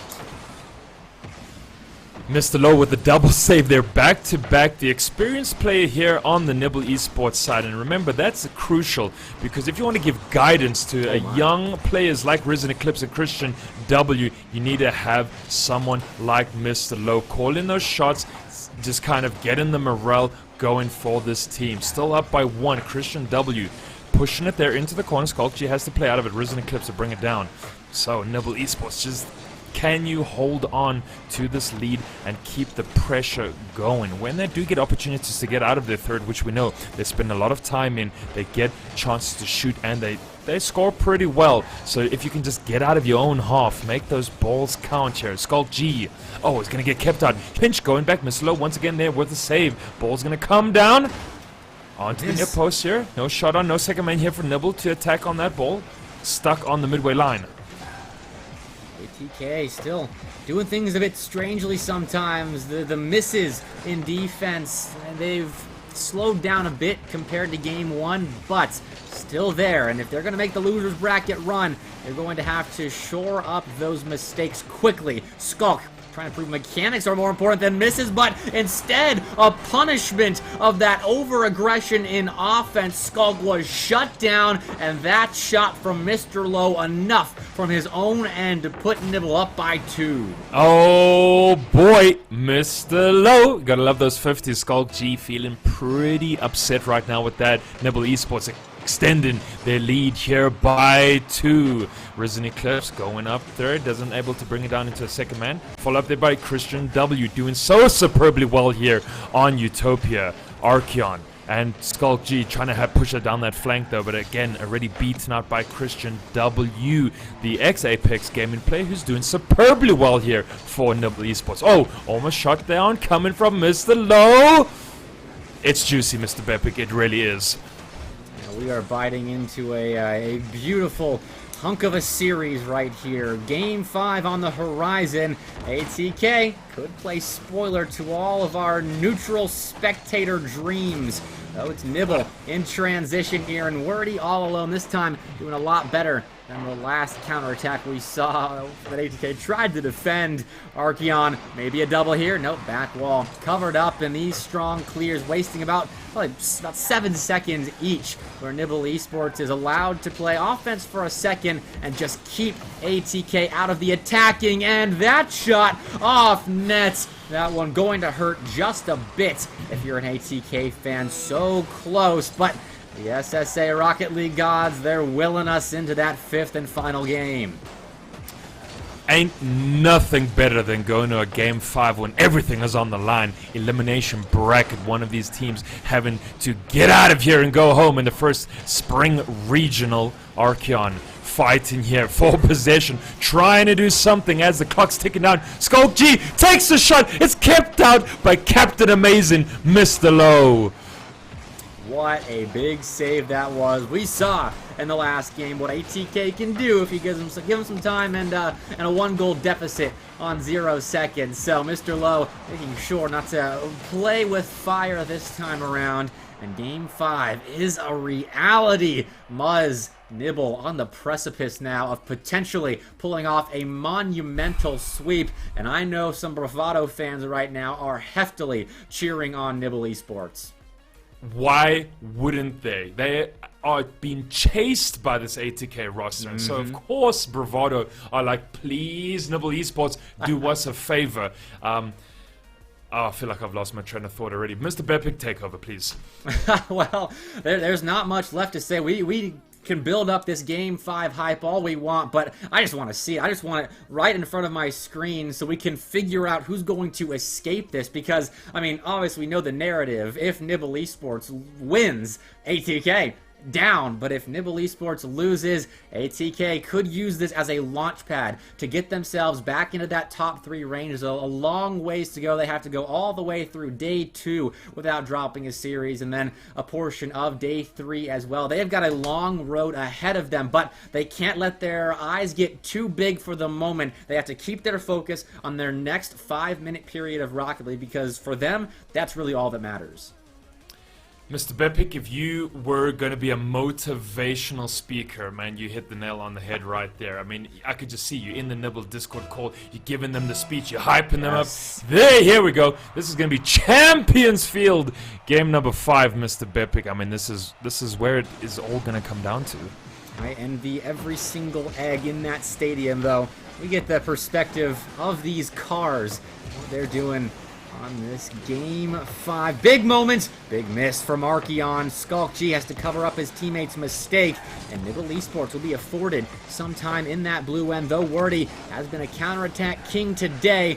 Couldn't do anything right there, and Archeon, another miss. ATK maybe a bit nervous here, but they do find that big save. They keep Nibble on 0.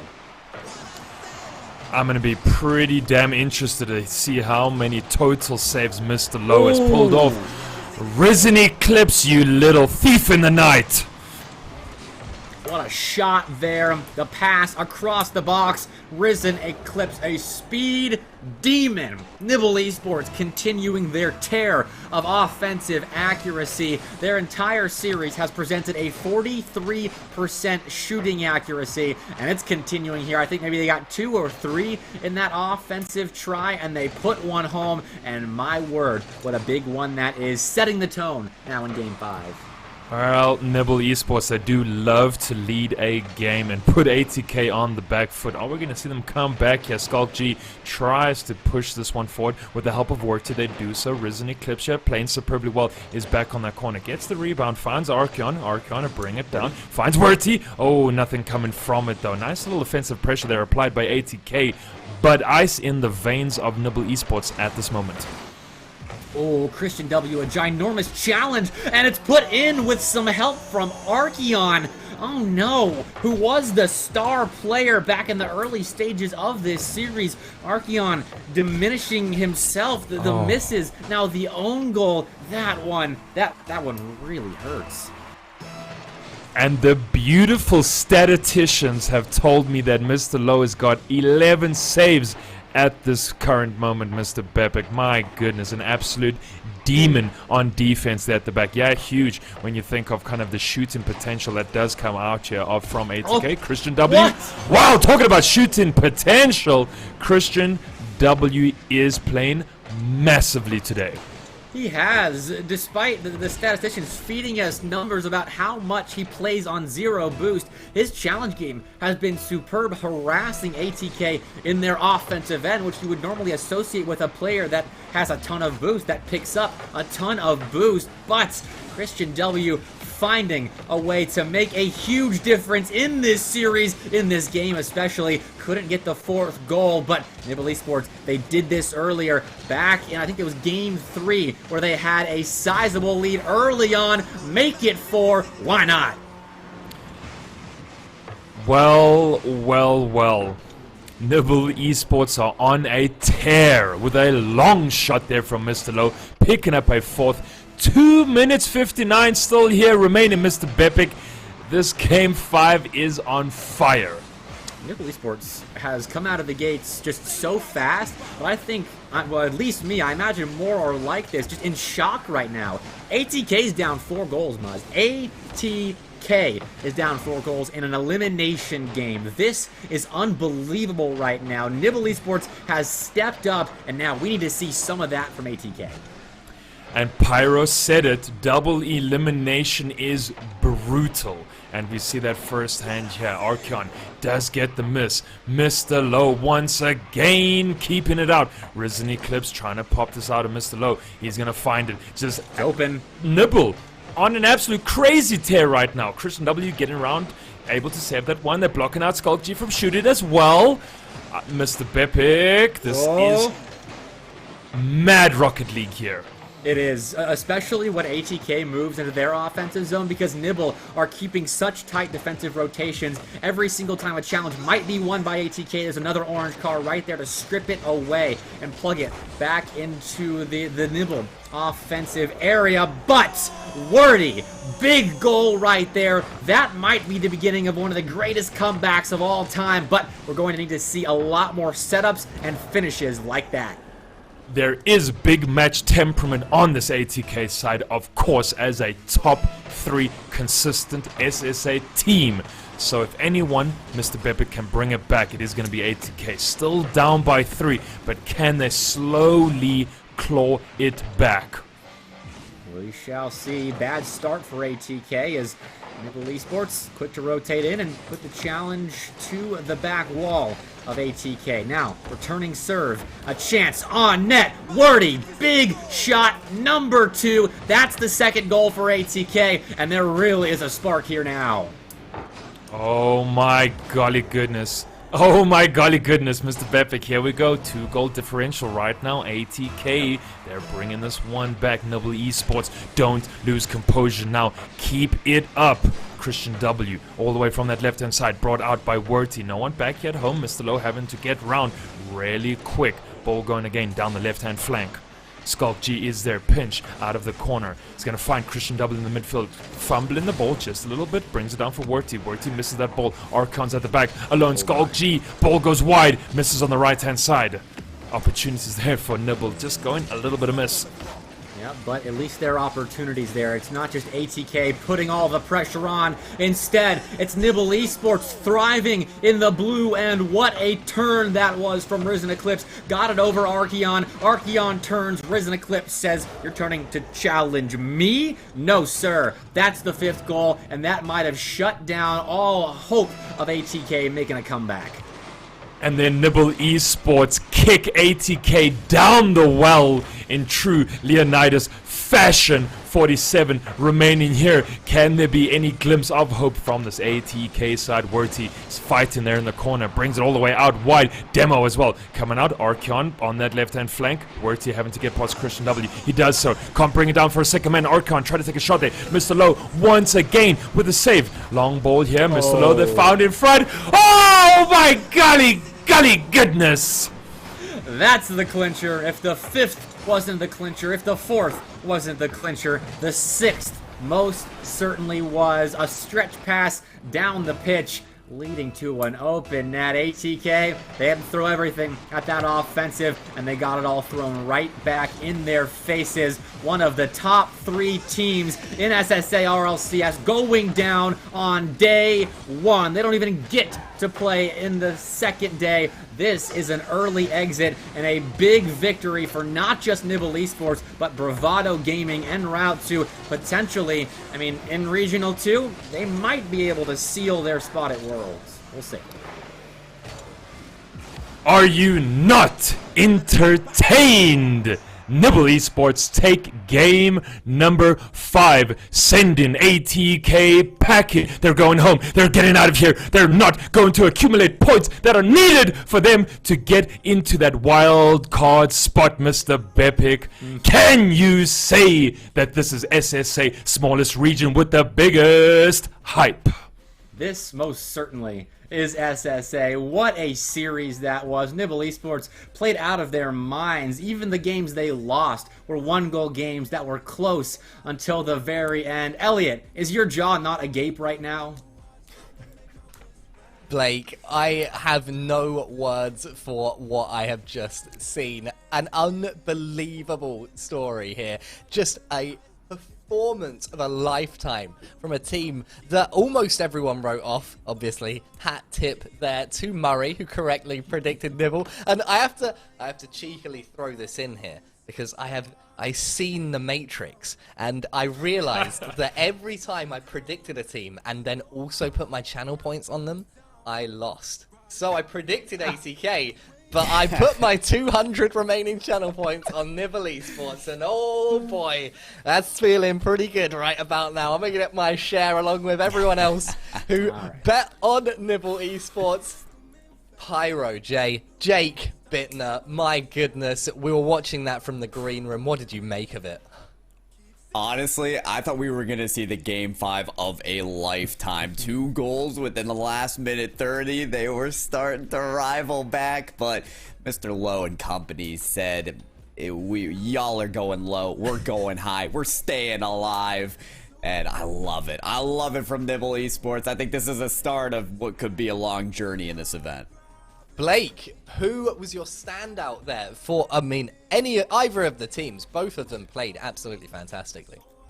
Well, I think Muzz will probably agree with me here. Mr. Lowe, there was a stat thrown at us that he made a ton of saves, but I get to say it because the comeback had started already from ATK. But Mr. Lowe was clutch defensively, although I have to give a shout out as well to Christian W, as he was all over the place. A couple of big goals there in Game 5 to set the tone early. I was astounded by the entire Nibble Esports roster, in all honesty. An absolutely outrageous performance to see Nibble Esports through to day 2 of the first regional. And would you believe it, ATK are out. I don't know what to make of this. I need the help of our resident statisticians. Let's throw over to Stats Corner to see what they made of it. don't know what to make of it. We are quite unsure as well, because it was unexpected that ATK are out this early on day one, but it is down to what can only be described a mammoth team effort from Nibble Esports, can't it, Jota? Yeah, I just want to really echo what Bepic said when he tried to give one of them a shout out, and then was like, actually, I also want to give Mr. Low a shout out, I want to give Chris a shout out. Oh yeah, I need to give one to Risen Eclipse as well. It really was a whole team effort. I'll throw some quick numbers at you to demonstrate it. Lowest point scorer per game on Nibble, 403 points. Highest point scorer on ATK, 310. Lowest shooting percentage on Nibble, 38%. Highest on ATK, 21%. Marks, I mean, they only won the Series 3-2, but the numbers are almost better than that in favour of how well Nibble played. Yeah, Nibble really... So it's showing that numbers don't necessarily say anything, because Nibble also had incredible defense. We already praised Mr. Low with his 15 saves, but also Christian W getting 12 saves himself is no slouch. And Risen Eclipse adding 6 to that tally. That is, by the way, the lowest on Nibble and the highest on ATK. Shulk G also just with that 6 saves. So overall, we would like to praise someone over the others, but we just can't, because everyone from Nibble was just too strong. But I still have one question that I just cannot explain to myself. Christian W, I was feeding the casters stats about him all the time that he's never got any boost. He spent an average amount of over 1 minute 20 on 0 boost per game. Yet, the next closest, by the way, is his teammate Risen Eclipse with 54 seconds on 0 boost. That is half the time more, 50% more on 0 boost. Yet, Christian W still manages to do well, and I'm completely dumbfounded by how he does it. Yeah, we might have to go and watch back the replays maybe of that one.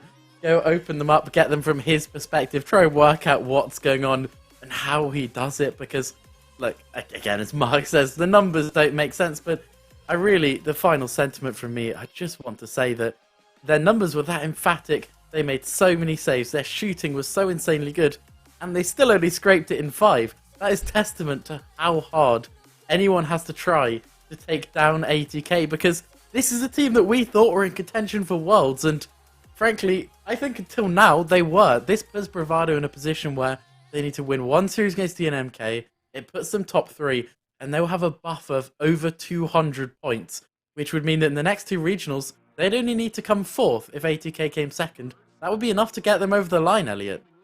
Well, thank you so much to our final Stats Corner of the day. Statisticians Taylor Francis and Georg L. Thank you very much. It's been an absolute pleasure having you on, as always, and some magnificent in-depth numbers there to help you understand just how important this was and just how crazy it was. And let's talk for a second, Murray, about Team Espionage sweeping this Nibble Esports side into the lower bracket. I mean, this Game 5 victory over ATK really puts that earlier performance in perspective.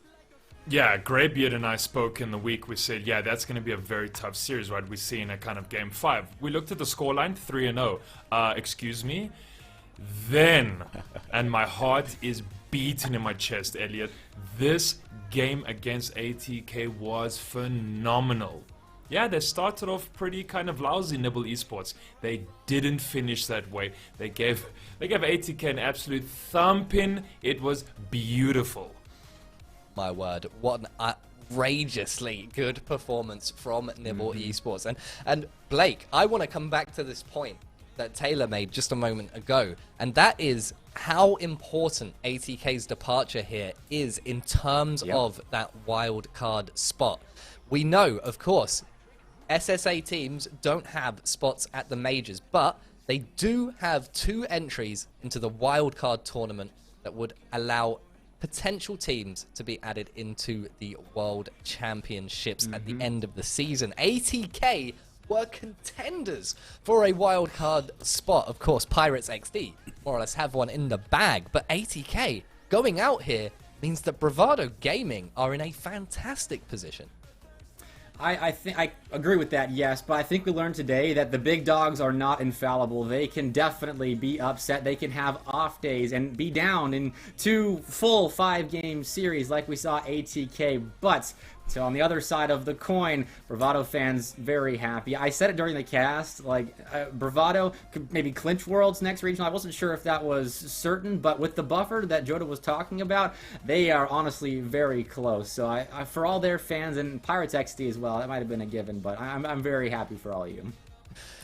Well, Jake, I want to come to you last because obviously you were here in full casting over Sub-Saharan African then, and that was a set of days in which Pirates XD came out on top of a second place ATK. Oh, how the Titans have fallen now. I mean, of course, Orlando Pirates still at the top.